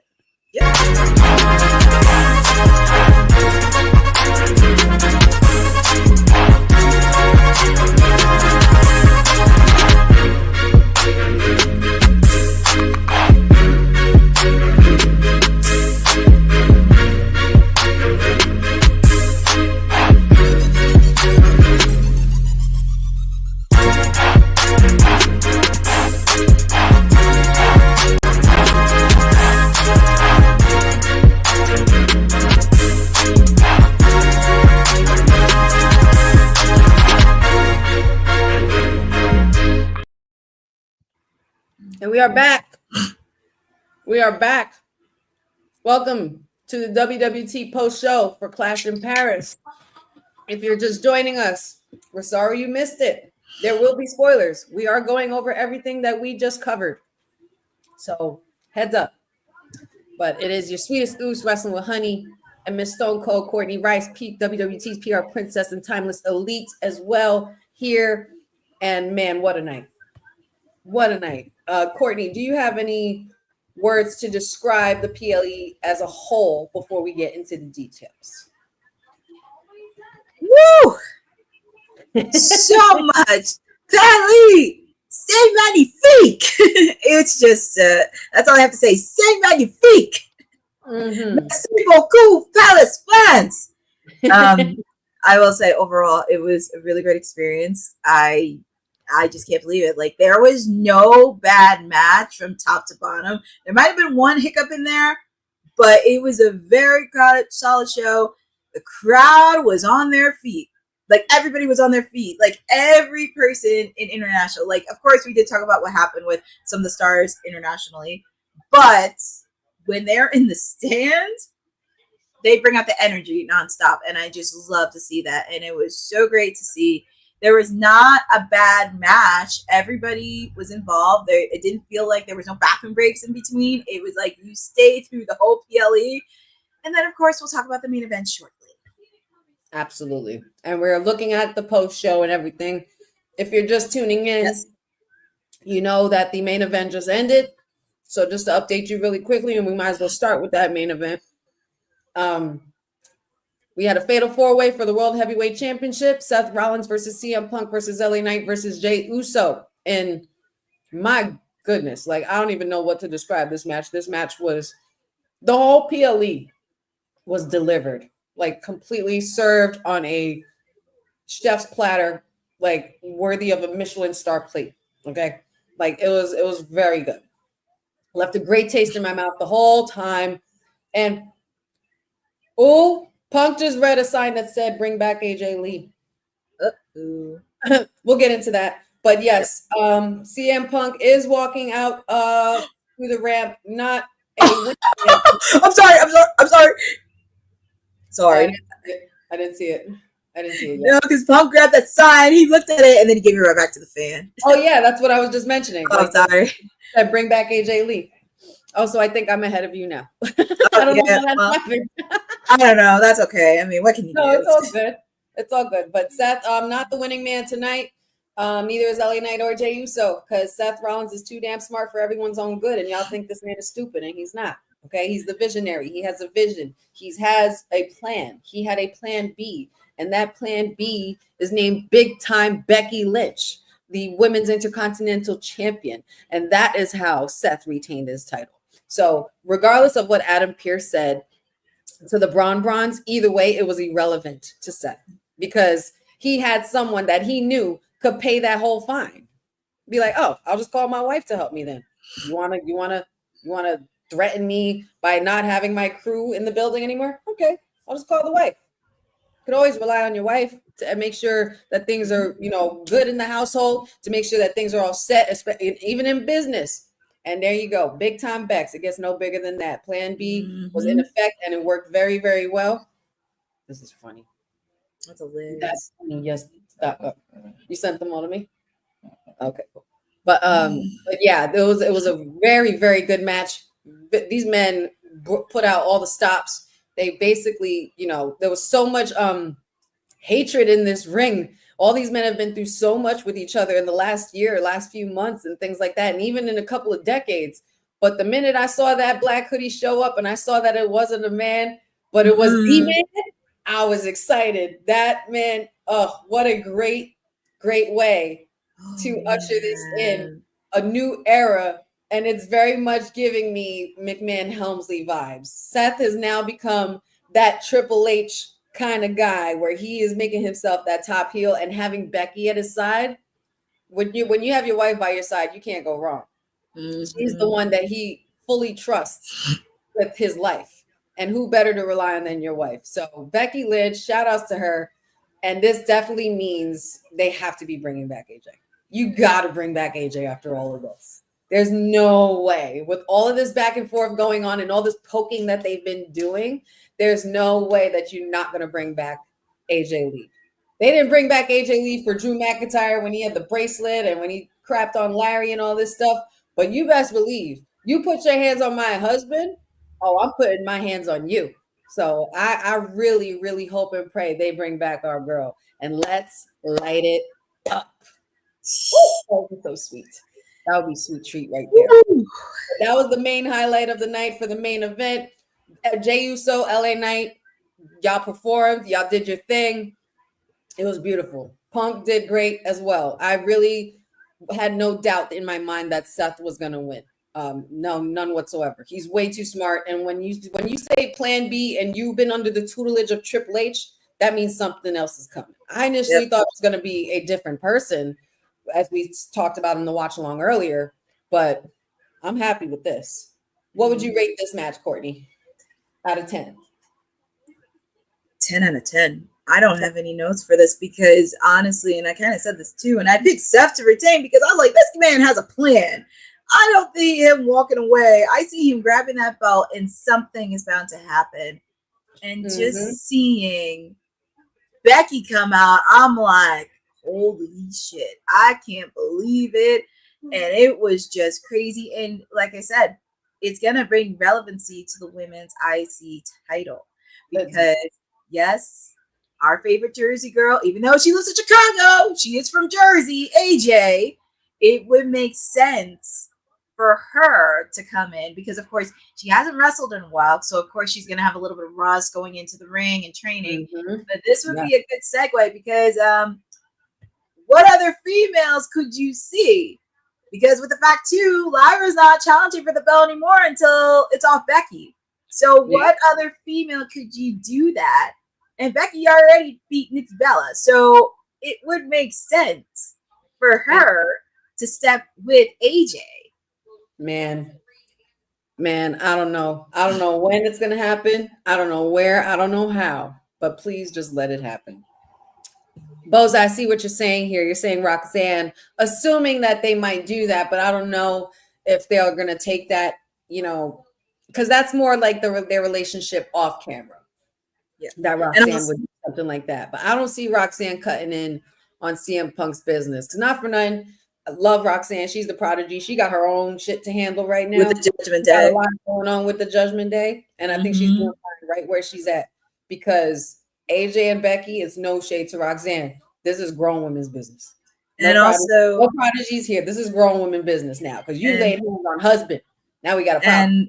And also with the fact too, Roxanne's going to be dealing with Liv Morgan when she comes back. Indeed. So she's gonna have a lot on her plate to deal with then. So AJ Lee shouldn't even create that other problem for herself. That's all I will say. But aside from that main event, that monstrous main event, let's also get into the events beforehand.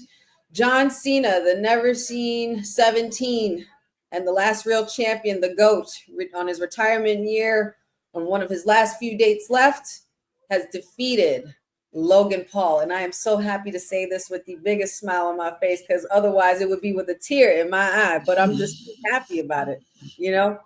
And yeah, Logan Paul, you performed. You did your thing. You are improving every single time. I respect it. I enjoy watching it. I'm just still not hip to it, bro. I'm still not hip to it. But you're doing your damn thing. Keep doing it. Keep doing it. Because being able to go toe to toe with one of the greatest of all time is not an easy feat. Cena can literally go and ride the wave of a match till the wheels fall off. Okay, he will work you, and that is exactly what he did to Logan, and pretty much showed you're good. He gave him the rub. He gave him the Super Cena rub, and he said, "You're good. You're good in my book, kid. You got that." And John Cena one last time took his bow out in Paris, France for Clash of Champions, and Clash in Paris, and he is here for the post show as well. What do we think of this match, Courtney, and what rating do you give it out of 10?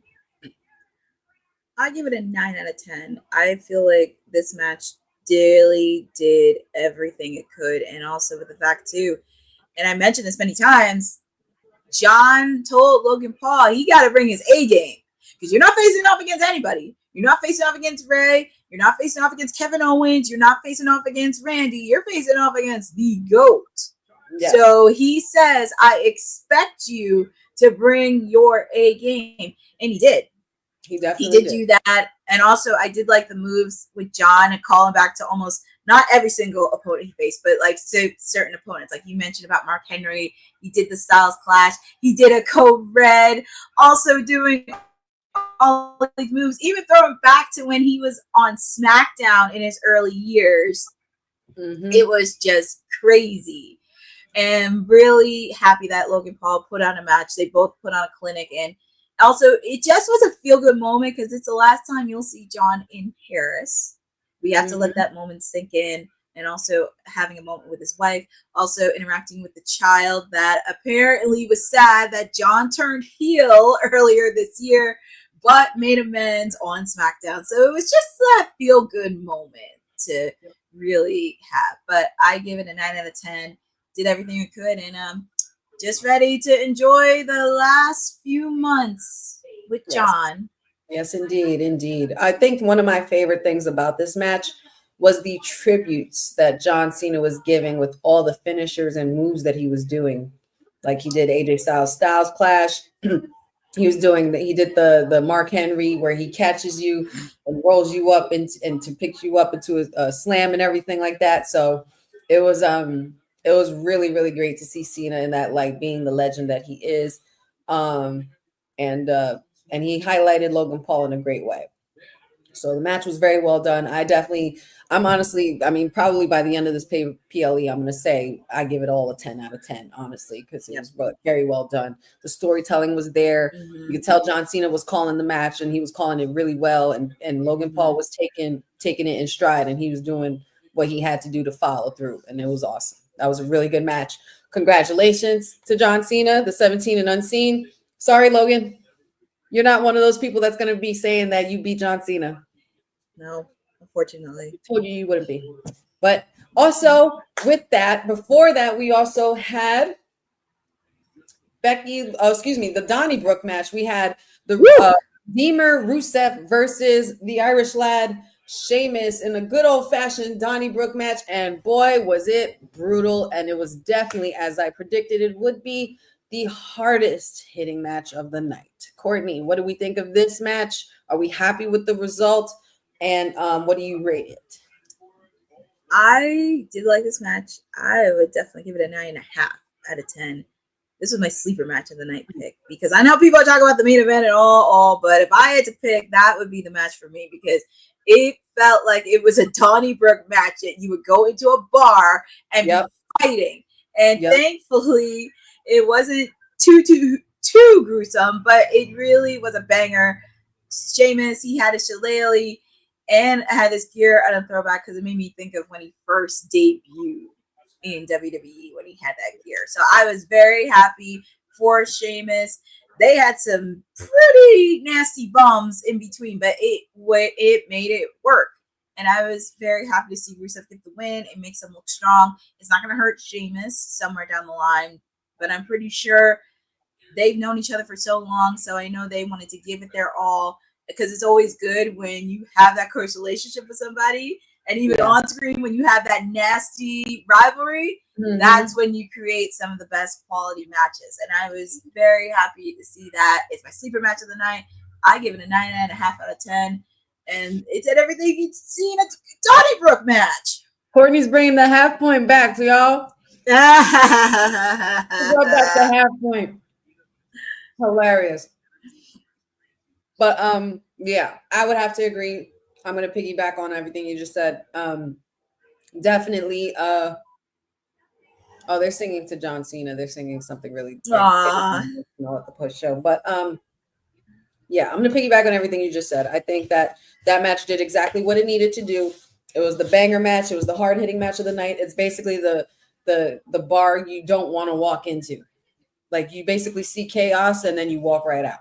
So they created that environment throughout that match. It was hard hitting. It was brutal. And for the way it was finished for Sheamus, for Sheamus to not come out on top, even though Rusev completely battered him using the shillelagh on the accolade, which was pretty wild. I think Rusev is basically put his foot down and showing us that he's not here to play games this time around. Yep. And it is still Rusev Day around here. So congratulations to Rusev on the win. Shout outs to Sheamus. Put in a good fight. That is your element. That is your match. But you were not the better man today. But we do wish you well. And we hope you have a lot of ice and Epsom salt and lavender handy for your bath, because you're going to need it. Then we also had women's one-on-one Intercontinental Championship match. Miss Becky Lynch sitting here acting like she didn't have two things to do tonight. But okay, I see how you work, Miss Thing. And Becky Lynch had gone on and underwent a really good match with Nikki Bella, the Hall of Famer. Unfortunately, Nikki was not the winner for tonight. The woman on top, the man on top, Becky Lynch, did retain her Intercontinental Championship. What do we think of that match, and how do you rate it, Courtney? I give the match 8 out of 10. I mean, it did everything it could be, and both of these ladies delivered. I mean, of course, Nikki was going to be a little bit rusty in the match. We kind of knew, since it's one-on-one, and I was very happy to see Nikki not get too hurt in this match. Like, at least they were kind of following each other, but Becky... Part of me was like that too. Part of me was I was a little bit concerned, but Becky, she held her own 2 feet, and her and Nikki were on it for a ride, but it delivered every single point. Now, I know we talked about AJ, but this is also going to be very interesting too, because I feel like if you saw the look on Nikki's face, there's still something in there between her and Becky. Yeah, she's not. I know with AJ, yes. But there's also still something with Nikki as well. And I feel like something is about to happen with these two. Something has to give. And I feel like there's going to be a lot more to those two ladies. And we shall see what happens. But I feel like there's just something that needs to be addressed before we get to Miss AJ Lee. We do have to address that, because I just think there's just... Yeah, they got unfinished business, those two ladies. They have unfinished business. You could tell after the match, Nikki looked very disappointed. The look on her face, she looked very heartbroken. So, it's going to be very interesting on how this is going to play out. Yeah, I would have to agree with that as well. Nikki did look great. Nikki did hold her own. She's proved that she still got it. Not as rusty as a lot of people. I'm sure a lot of people thought she would be. But that linchpin is a thing of beauty. I really like the way that Becky's been able to, catch them off guard with that and still walk away with the win. You know, it goes to show you the growth in Becky and how much her in-ring development has smartened up in over the years since she's joined the WWE period. So congrats to Becky, pulling double duty as well. But just know, I'm just gonna tell you this, Becky, I love you, but you in danger, girl. You in danger, girl. AJ, and also, to answer your question in regards to intergender, this is always very tricky when it comes to this, because it's like we have seen some shots of intergender. Do not be shocked if it's a mixed tag team match. Yeah, I would not be shocked if it's a mix. I mean, I know there have been a little bit of things we've seen in intergender on the weekly shows, but of course, I would not be shocked if it was just a mixed tag team match. With this match, though, I feel like they could get away with what Rhea and Damian were able to get away with. You know what I mean? Like this one for it, especially. Becky, you put your hands on Punk, so you deserve some hands put on you, and it doesn't have to be Punk, but just let AJ retaliate. In that case, if AJ messes around and puts Seth Rollins in the Black Widow, I will absolutely lose my shit. That would be something so cool to see. You know, AJ Lee, period. Anyway, but yeah, shout outs to the man. Yes. And hoping Nikki Bella recovers well, and hopefully she can bounce back from this. She did have the look like she's not finished, so interesting to see what we get to going forward with her. Yeah. And then, of course, we had our tag team match. Yes, we did. Wyatt 6. Our tag team champions have retained their titles. And if you ask me, they did it in a rather heelish way. You know? But I think that Wyatt 6 has basically put themselves in a position where they're not heel or face. They're not even in between.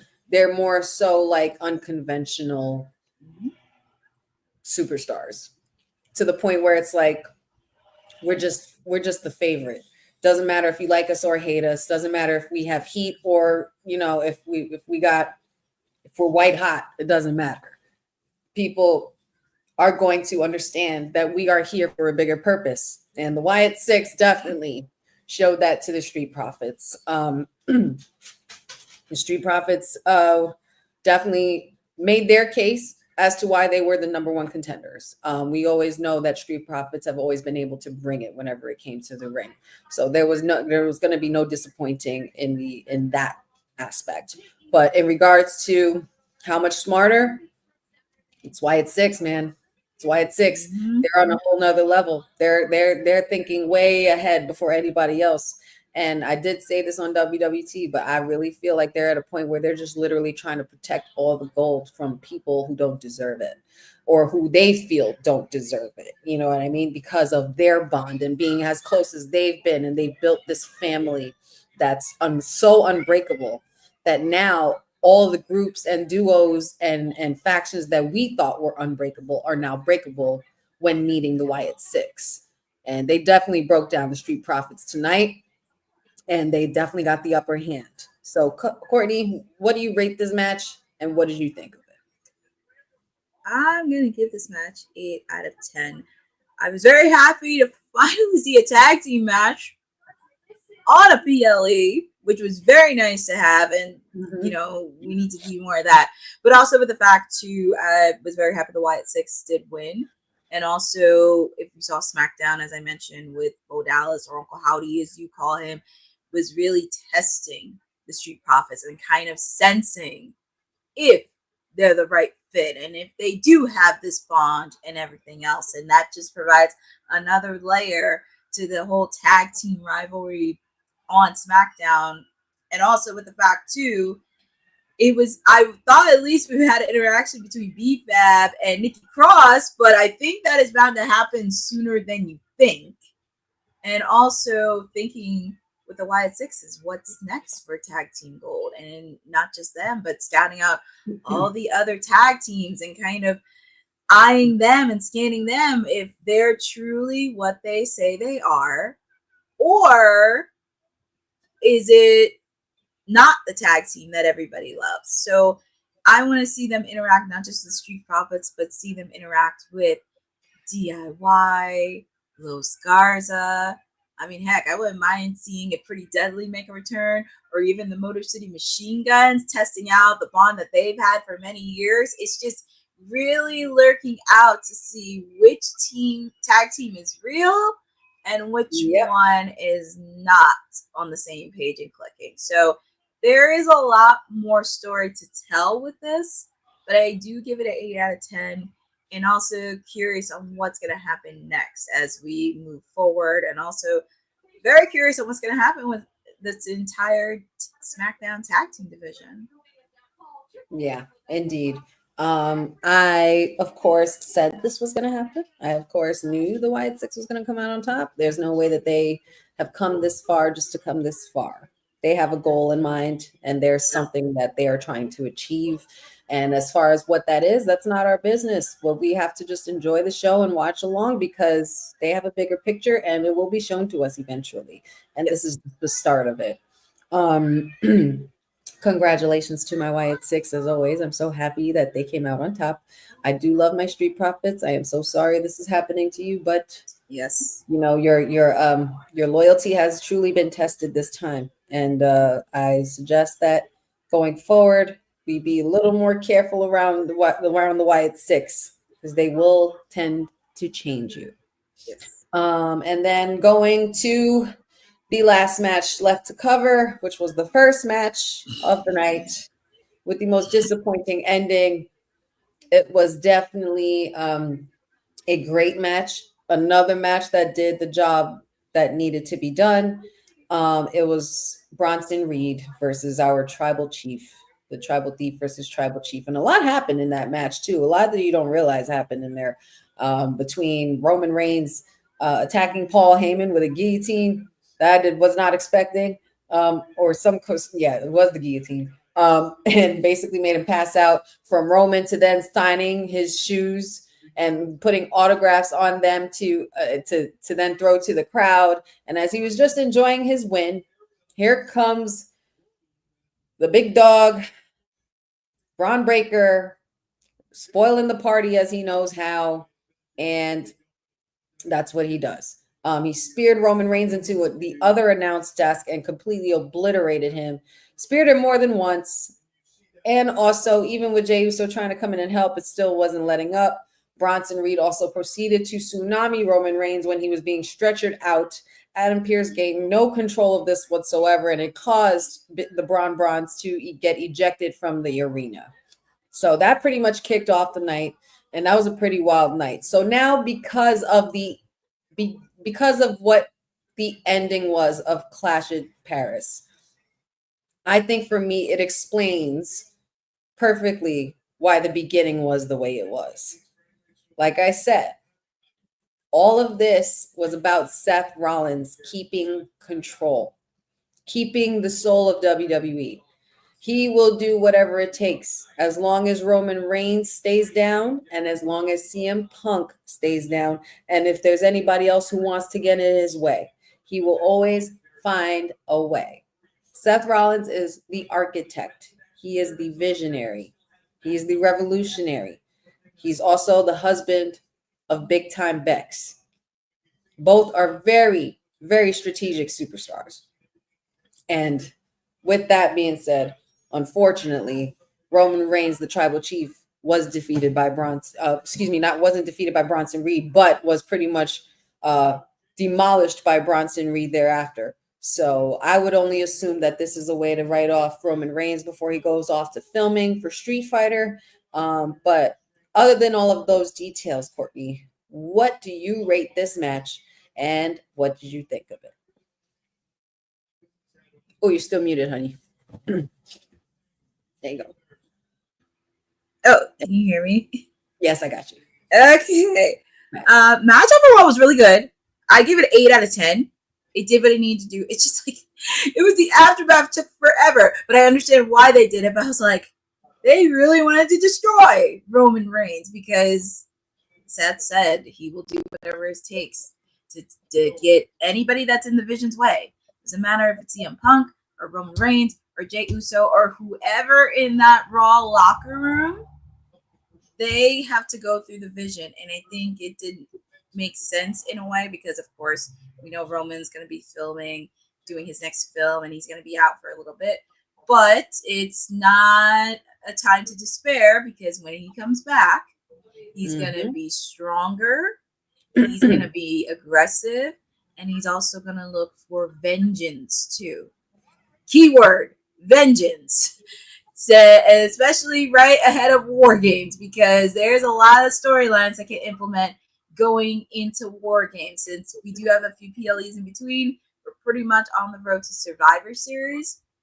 But also, you got to give credit to Bronson Reed, because Bronson Reed really had a stellar performance in that match. Yes, it really did show that he can be one of the future potential stars in this business.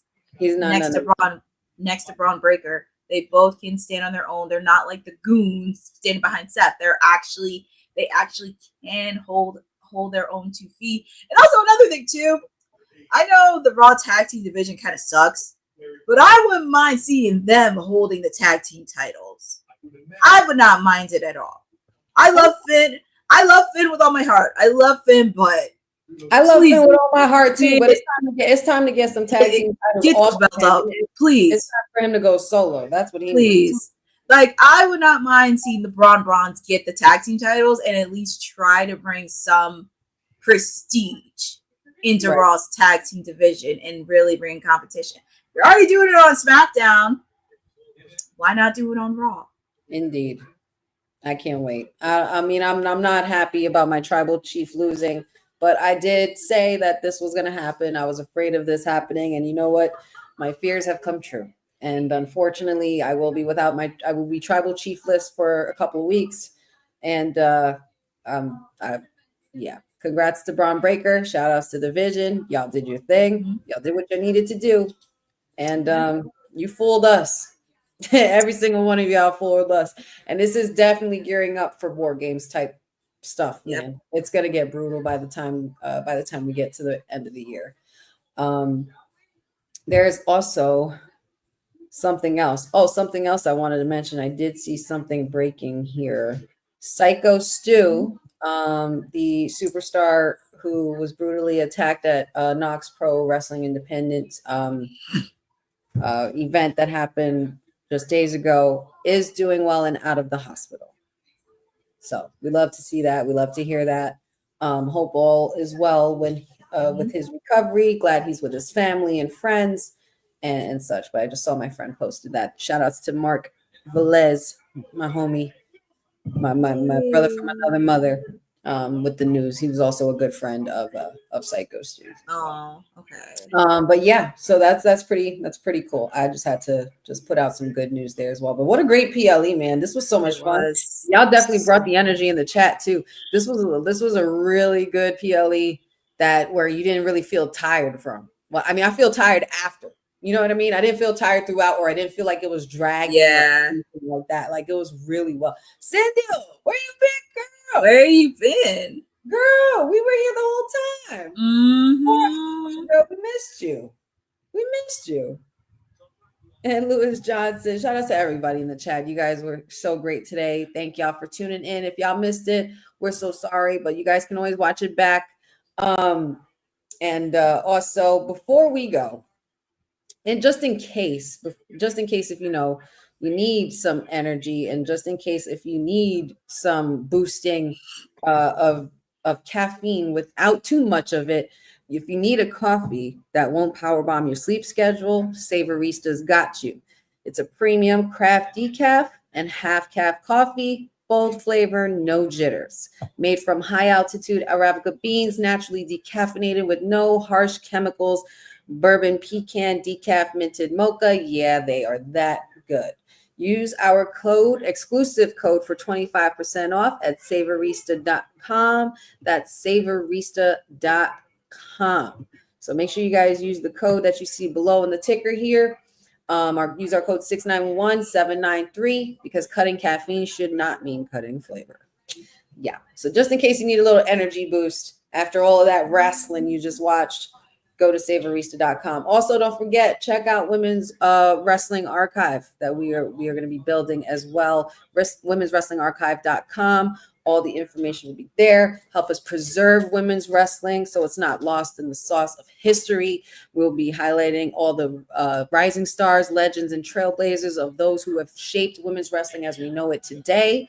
And you guys definitely want to tune in and check that out. Donate to our cause as best you can, even whether it's $1, $5, any donation helps. So always support. If you love women's wrestling, support it, and don't just help us preserve it. Help us keep it going and keep it alive. So yeah, man. But shout outs to you, Miss Courtney, Madam Courtney. Thanks so much for joining me. This was so much fun. I absolutely love this pay-per-view, and I absolutely love being able to watch a pay-per-view without having to rush to go anywhere and to do anything. So it's just pretty cool to be able to spend time. And I missed you guys. For the PLE events. I haven't been on that often, but your girl will be back in effect, especially the next couple weeks.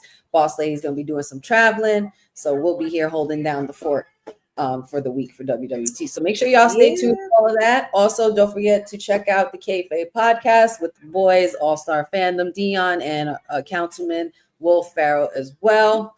And I don't know.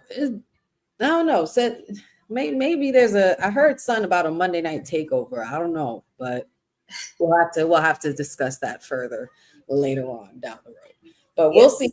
And shout outs to everybody in the chat: Cindy, Boza, Maria, Lewis, Jeffrey, Papa Honey, JT, everybody in the chat. Don't forget our super chats were enabled as well. Donate to that cause as well. Aminatu, Mag, Mangum. We also had Maria. Shout outs to you. You guys were an amazing crowd today. Hassan, Terrell, always a pleasure having you guys here. Yeah. Clash in Paris was definitely a good one for the books, y'all. That was so much fun. I hope you guys enjoyed this watch along and post show. But now it's been 4.5 hours, and the girls got to get some rest. And we will definitely keep an eye out for tomorrow. We will see you guys tomorrow. Don't forget, WWT Live will be happening after Raw, so we'll be covering everything. And Raw will be on Peacock. Is it Peacock? Netflix, excuse me, 2 p.m. Netflix. Yeah, 2 p.m. on Netflix. I looked at on Netflix. And yeah, man, this was Wrestling with Honey, the Sweetest Deuce. That is the Timeless Elite. PR Princess Courtney Rice, tuning out for Women's Wrestling Talk, the number one. And before we sign off, I know I was gone. You will be getting a Timeless Elite Wednesday watch along by me. Seth ain't taking over Wednesdays. He can try, but you will be getting a watch along from me, and I will be back. Well, you heard what she said. I don't know what else to say. We'll see you guys tomorrow. Have a great day, y'all. Thanks for tuning in. Thanks for joining WWT. Don't forget to like us on all social media platforms at WW Talk Pod. Like and subscribe on all video and audio platforms like yesterday, my G. And check out our website at www.talkpod.com. Thanks for watching Women's Wrestling Talk, the #1 women's wrestling network on the planet.